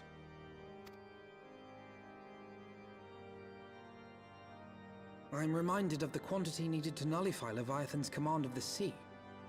A veritable mountain of crystals that could only be borne by lashing 2 galleons together to form a twin vessel, scarcely able to propel itself, much less fly. That said, we're not without options. If it isn't feasible to nullify the barrier, we might try piercing it. How? We create a ram of condensed ether and mount it on my ship. There's just one problem. I don't have the faintest idea how to build one. It's going to take a true authority in the field, I reckon. Would that the Archons were still with us. But yesterday evening, I chanced to find Mistress Tataru in unusually high spirits. Assuming I understood her excited ramblings correctly, she has acquired a clue, pointing to the whereabouts of one such individual. Tataru's found a clue leading to one of the other people in the Scions. An Archon? Truly? Ha! Fortune favors the righteous, eh? Well then, let's not waste any time. While you go and look for our missing friend, I'll work on modifying the Enterprise. Her hull will need reinforcing to bear the punishment, not to mention a mount for the ram. Just you wait, my pretty. By the time I'm finished, you'll be an airship reborn.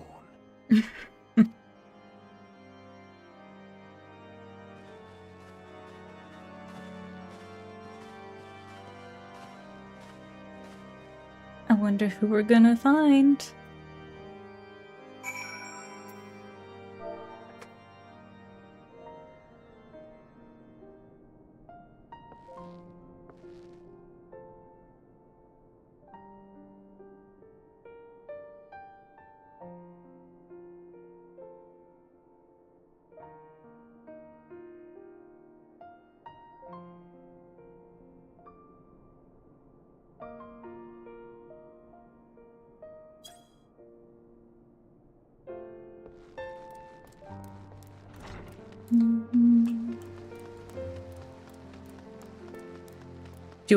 Do I know? I know who I think it probably is. I don't know if I know who you think it probably is. Welcome back, Coffeemancer. How goes the mission? Did you manage to catch up with the Archbishop and his cronies?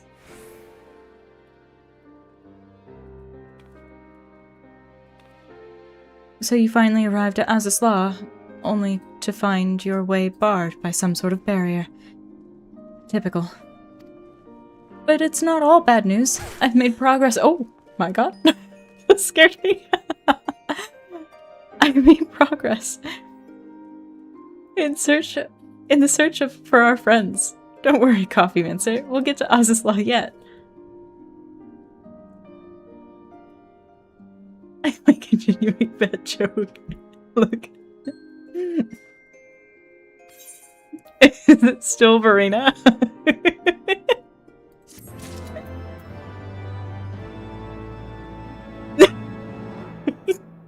It's always Verena.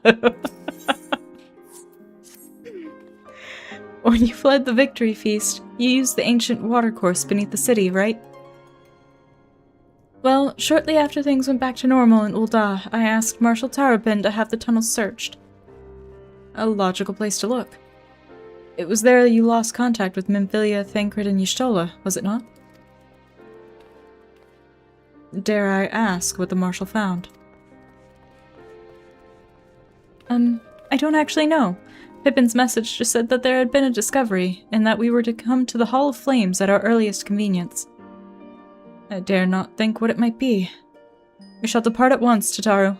Let Urianger know to join us in Ul'dah. He will wish to be present as well. Yes, sir.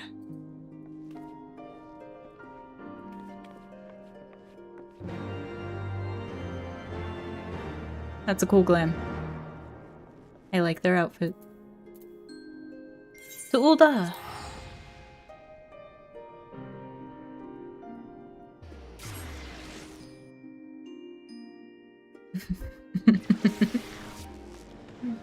Everything is Verena. My character is Verena. They're Verena. To Utah!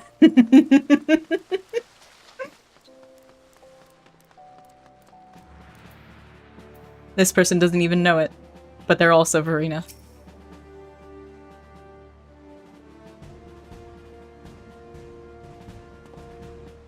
We are grateful for your assistance, Marshal Tarapin. You saved her grace and father both. 'Tis the least I can do to repay you. Forgive me my impatience, Marshal, but your missive mentioned a discovery? Yes, of course. As per your request, I had my men scour the waterways almost immediately. We encountered a difficulty.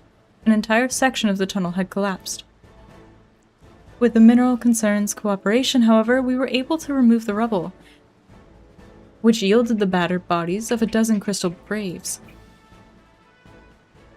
Go on. Be at ease, Master Alphino. Your friends were not among the deceased. That alone is cause for hope. And then there's this. You stole his wand. I had assumed as much. If I may, Marshal.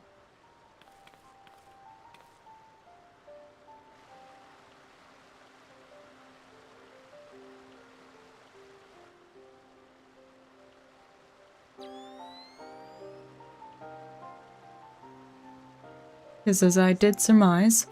Judging by the etheric imprint that lingereth yet upon this wand, I hath assuredly been employed in the casting of a most uncommon magic. Namely?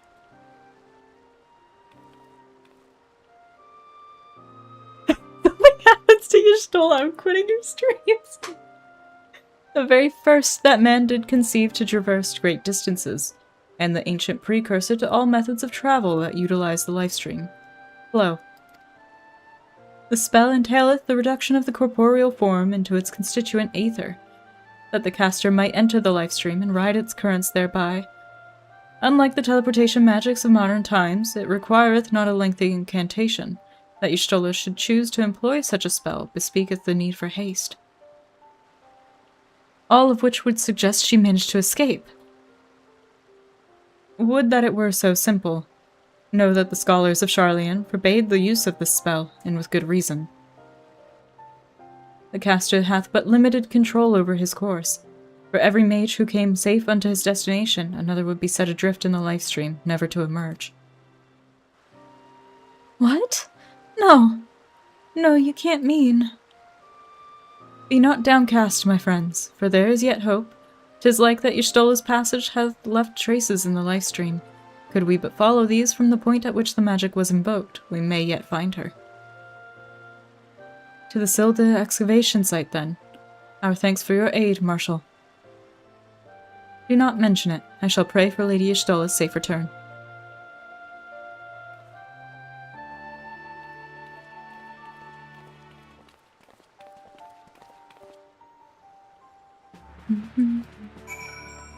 We're off to find Y'shtola.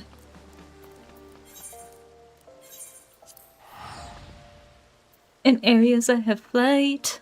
Let's go.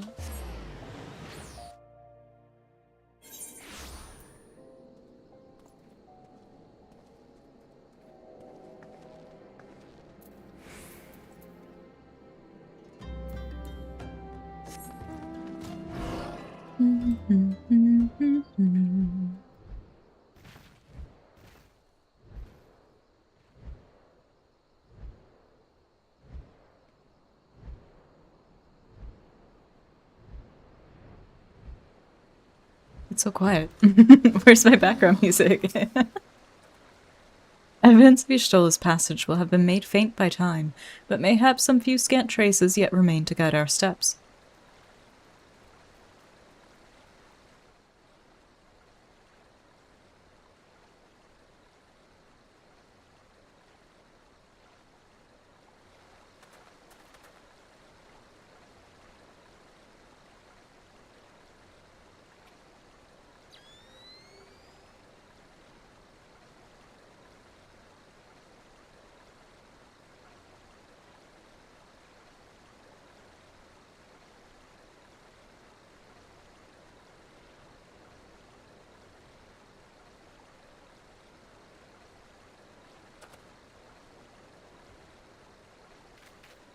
I love that they look up too, like they can see what he's seeing.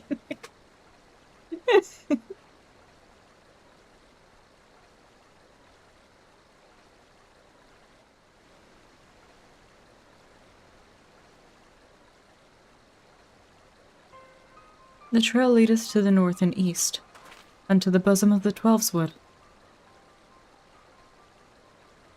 Are you certain? Aye, there is no mistake.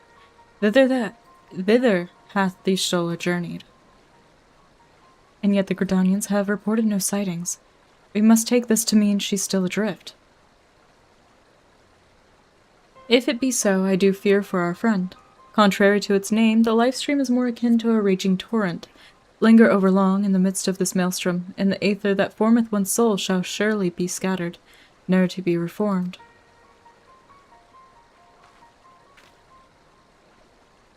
We have no time to waste. Urianger, pray explore all possible options for reversing the effects of this forbidden magic. Coffeemancer, Tataru, we three shall press on to Gridania and petition the Elder Seedseer's aid.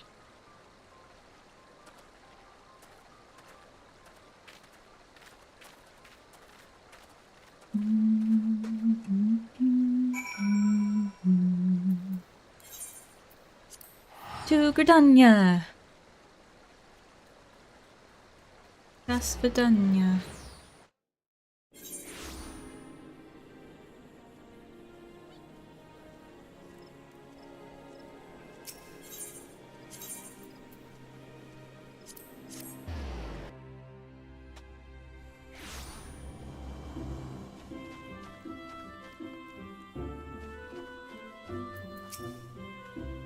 It is said that the elementals perceive the life stream. If, as we suspect, Y'shtola is still adrift in its midst, they may be able to find her, but if we are to appeal to them for assistance, we must needs do so through their chosen, the Pajal. It is imperative, therefore, that we speak with Kane Senna without delay. Oh. I have already requested an audience with the Elder Seedseer. She will receive us in the Lotus Stand presently. We need but speak with the conjurer yonder to be admitted. Admitted, not admitted. The Elder Seedseer awaits. Pray, follow me.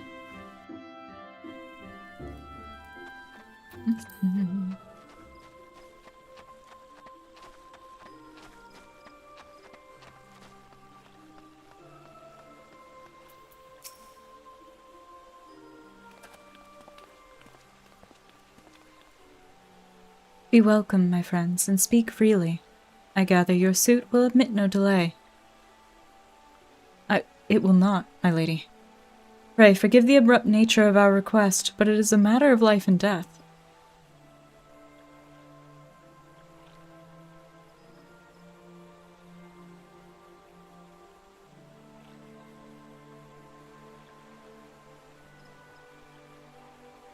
I see. As you say, we must needs act swiftly if we are to free Y'shtola from the ungentle pull of the life stream. And as you have surmised, we cannot do this unaided. However...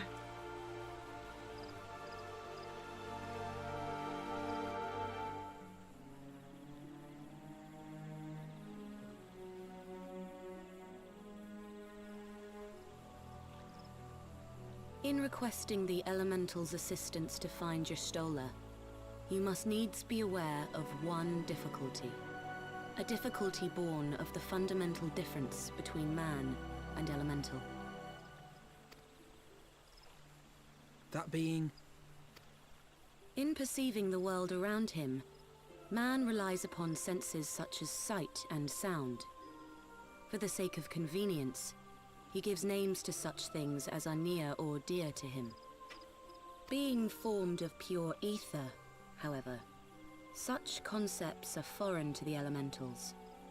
Instead, they perceive by observing the ebb and flow of the energies of life. So profound a division cannot be bridged with simple discourse. The elementals' voices stir not the air, and thus reach not our ears, while our words are but wind to them. Though we seers can commune with them through feelings, Naught that we can impart will serve to aid them in identifying Y'shtola. Nay, they must needs be presented with ether which is akin to hers. If you could but find a family member. We can. Oh! I know just the person! Y'shtola has a sister who came to live in Gridania. She told me about her once. And she just so happens to teach the summoners. Oh, that is most fortunate indeed. Pray, seek this sister out then, and bring her to Evershade. There, we shall petition the Great One's aid in finding your lost companion. Time to rescue Y'shtola by finding her sister.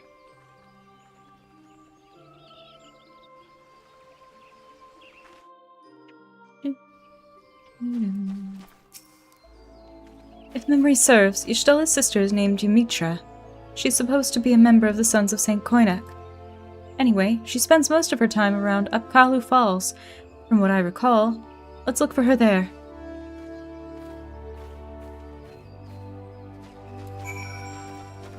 Let's go.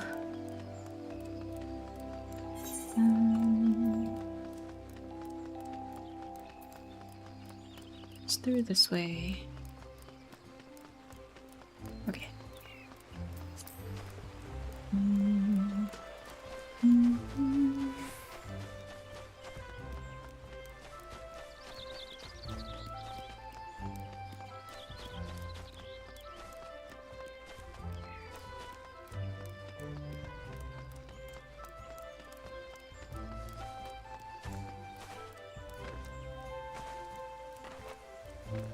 Oh. Hello, good sir. Exchange. Others. How many do I have? I have 7. Okay. Deathclaw. Or Voido Resonator.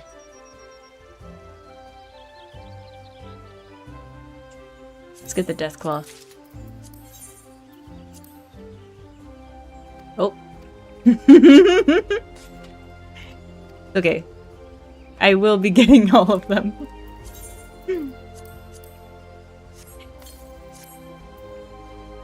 I can log in on my other character and show you what the other one is.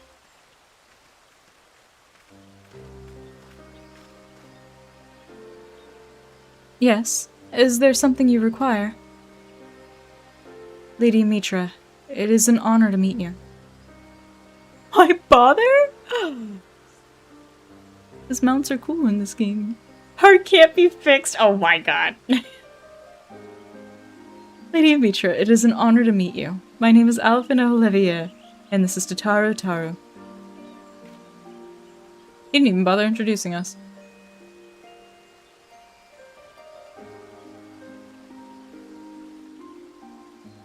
So you are my sister's comrades in the Scions of the Seventh Dawn. When I heard that your people were being pursued, desperately sought to reach Y'shtola, but all mine efforts were to no avail. Now I know why. A forbidden spell of all things, that she should be so reckless. She is adorable, and if you play and you learn all the summoning stuff, like if you play the summoner class, she's your actual mentor for a lot of it. But what's done is done. I thank you for bringing word to me. Needless to say, I should be glad to help. Though we were born of different mothers, our veins course with the same father's blood. I hope that this will be enough for the elementals. Come, let us make for Evershade at once.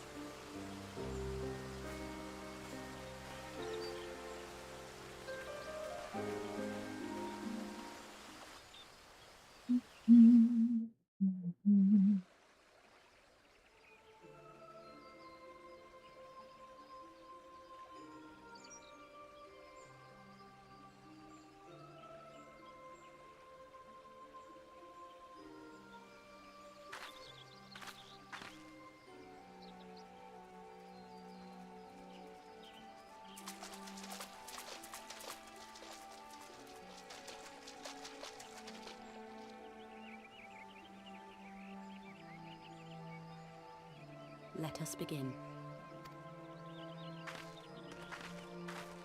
Raya O, Arun, if you would.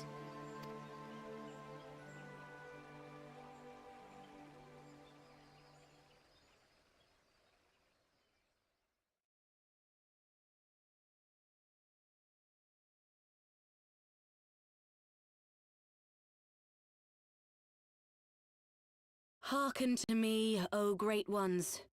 Pray give yourselves to the life stream, a drifting soul to find.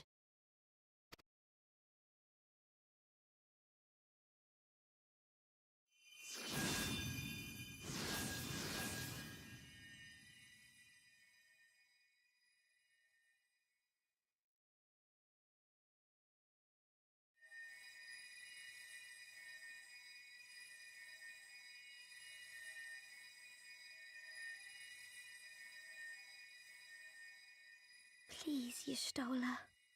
Please come back to us.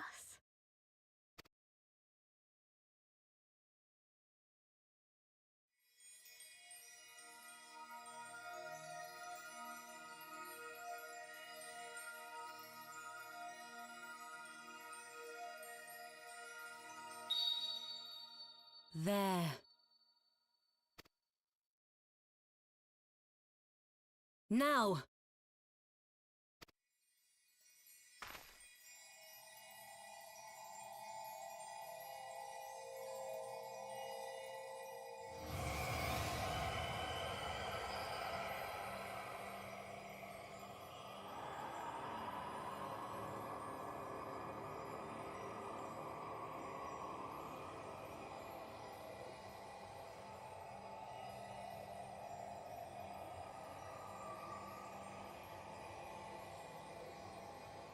Y'shtola's the coolest scion.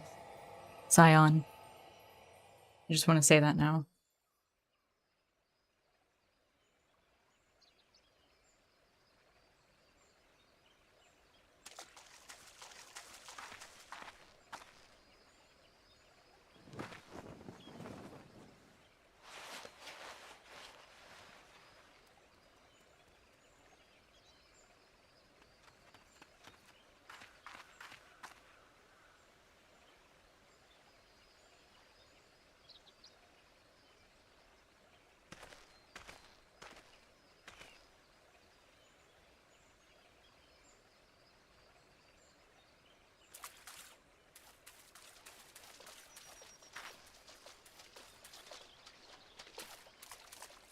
She's turned into a burrito.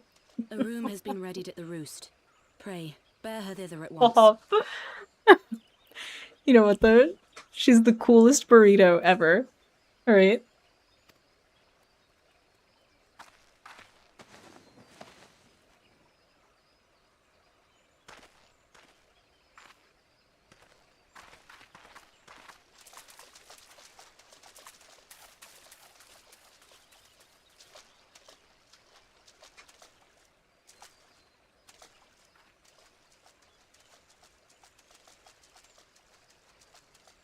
All that remains is to pray, my friends.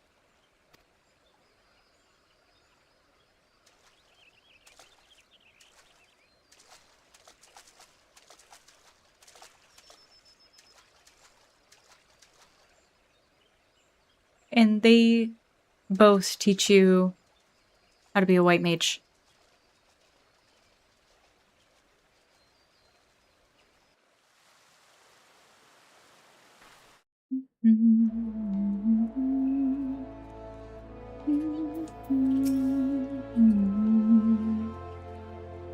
Y'shtola. Just seeing her face again, it's... I've been so worried.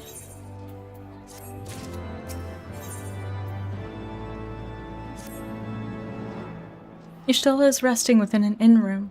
Though she's still unconscious, the signs are positive. The conjurers say she is in sound health and should awaken before long. Isn't that wonderful? Now, while we wait for Y'shtola to wake up, I thought I'd take the opportunity to finish my little surprise for her.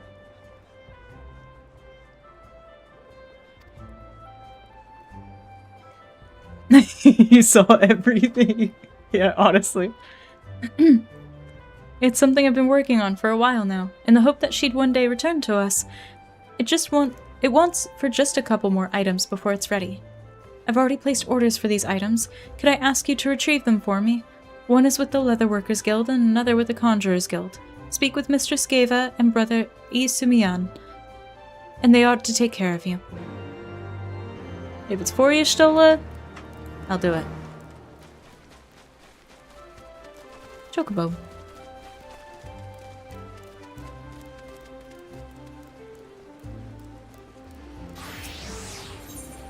Well, hang on. Nope, that's the Carpenters Guild. Leatherworkers is over here.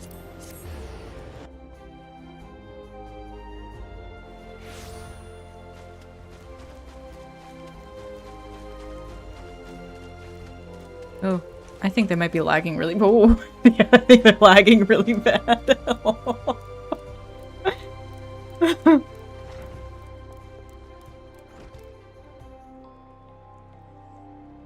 No, but we could definitely make one. You can dye their feathers. What is it? I'm a busy woman, so be quick about it. If you wish to place an order, speak with Randall. Hmm? Here to retrieve an order. For Mr. Sataru, you say? You come at a good time. I finished it but moments ago. It was no small coup, working it to her specifications, but I did it nonetheless. Payment has already been settled. However, did that girl come by a chimerical hide, anyway? You need either balls of steel or a bottomless coin purse, and it seemed to me she had neither. It was me. I'm probably the reason she had it, if I had to guess.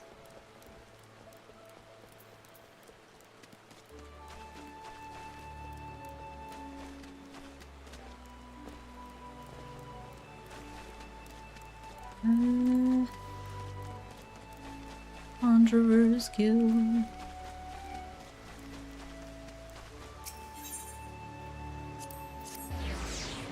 Brother Isumiyan.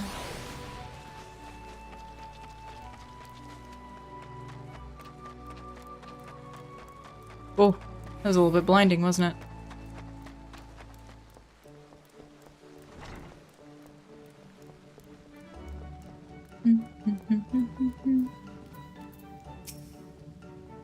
You are come to Stillglade Fane, the home of the Conjurers Guild. How may I assist you? Ah, yes, Mistress Taro's order. As requested, it has been sanctified in the sight of the elementals. I know not what she intends for the staff, but it is a most singular artifact.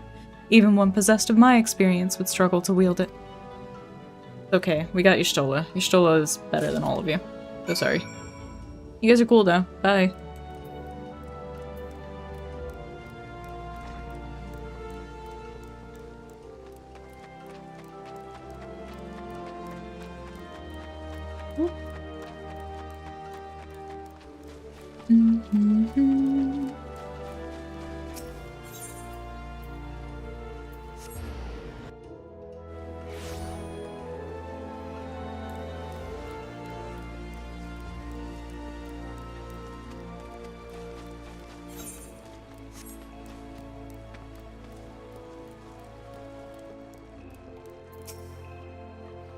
Ah, you're back.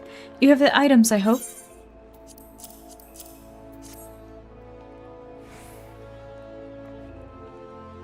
Ooh, it's precisely as I requested. A perfect match for the other pieces. Truly, Ava is a master among masters. And the staff completes the surprise. Thank you so much, Coffeemancer. I can't wait to see what Y'shtola thinks of the surprise. Lest you wonder, she's doing very well, and the conjurers have left her in her sister's care. Let's go and pay them a visit, shall we?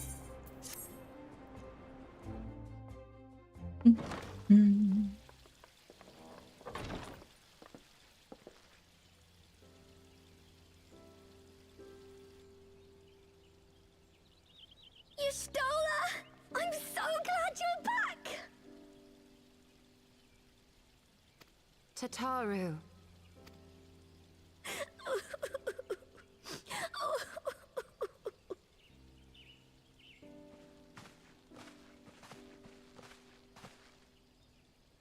You are safe. Thank the 12.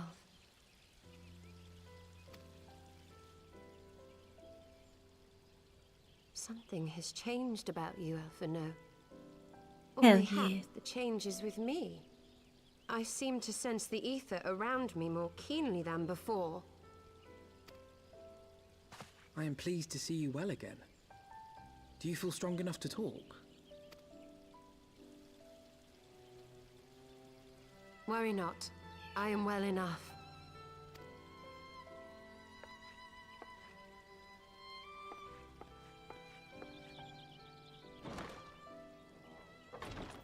Tell us then, what befell you after you fled the feast? We were told that there had been a tunnel collapse. That was my doing. I brought the tunnel down that you and Minfidia might escape. At the last moment, I invoked a teleportation magic, in hopes of spiriting Thancred away at least. Needless to say, it did not go quite as planned, and I found myself adrift in the life stream. The others? Where are they? Did they not escape? They remain unaccounted for. You were the only one we have been able to find. And she was lost in the life stream. I am truly sorry. It was the Crystal Braves who pursued you that day. My hubris that led to our undoing. No apologies are necessary, Alphino. You are not to blame for what occurred. Know that were our comrades here, they would commend you for keeping the light of hope alive. Don't worry. The others are alive and well, I'm sure of it. We just need to find them. Indeed, Tataru. Let us find our friends and rebuild the Scions. Ha! There is the Alphino I remember. And I feel much the better for his return. 'Tis time I arose.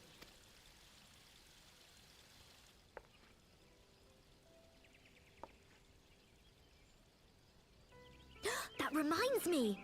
I have a change of clothes for you. I don't like to boast, but I made them myself. I learned how to weave while we were in Ishgard, you see.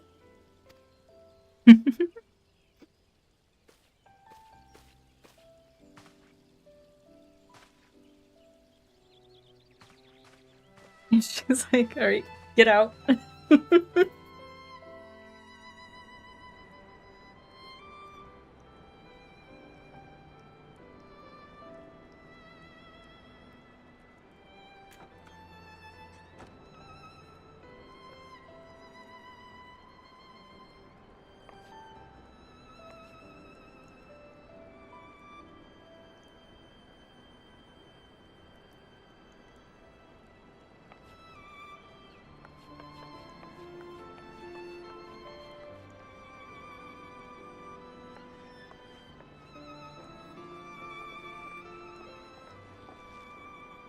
Tataru has apprised me of all that took place in the aftermath of the assassination plot. It would seem I have been away for some while. Yes. Yes, much and more happened during your absence. At present, we seek to follow the Archbishop to Azisla. And you want for some manner of etheric ram to pierce the floating isle's protective barrier? We do. Might you be able to furnish us with one?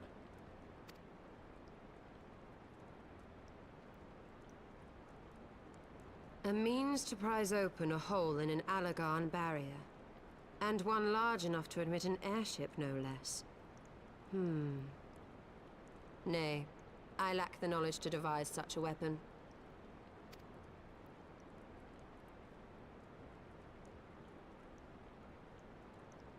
But I know of one who could.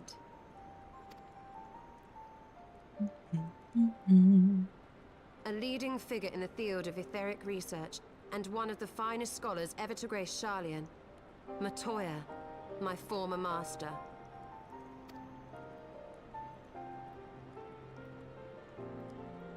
Hell yeah. You got your Stola back. And that is where I'm going to leave this for now. I really wanted to end it on a much happier note. The Horsefant bit gets me every time, man. Just like Mumbrita. Makes me sad. You know, we got your Stola back. So we're good. It pours. Stop. Jesus Christ. Yay! It pours. How could you?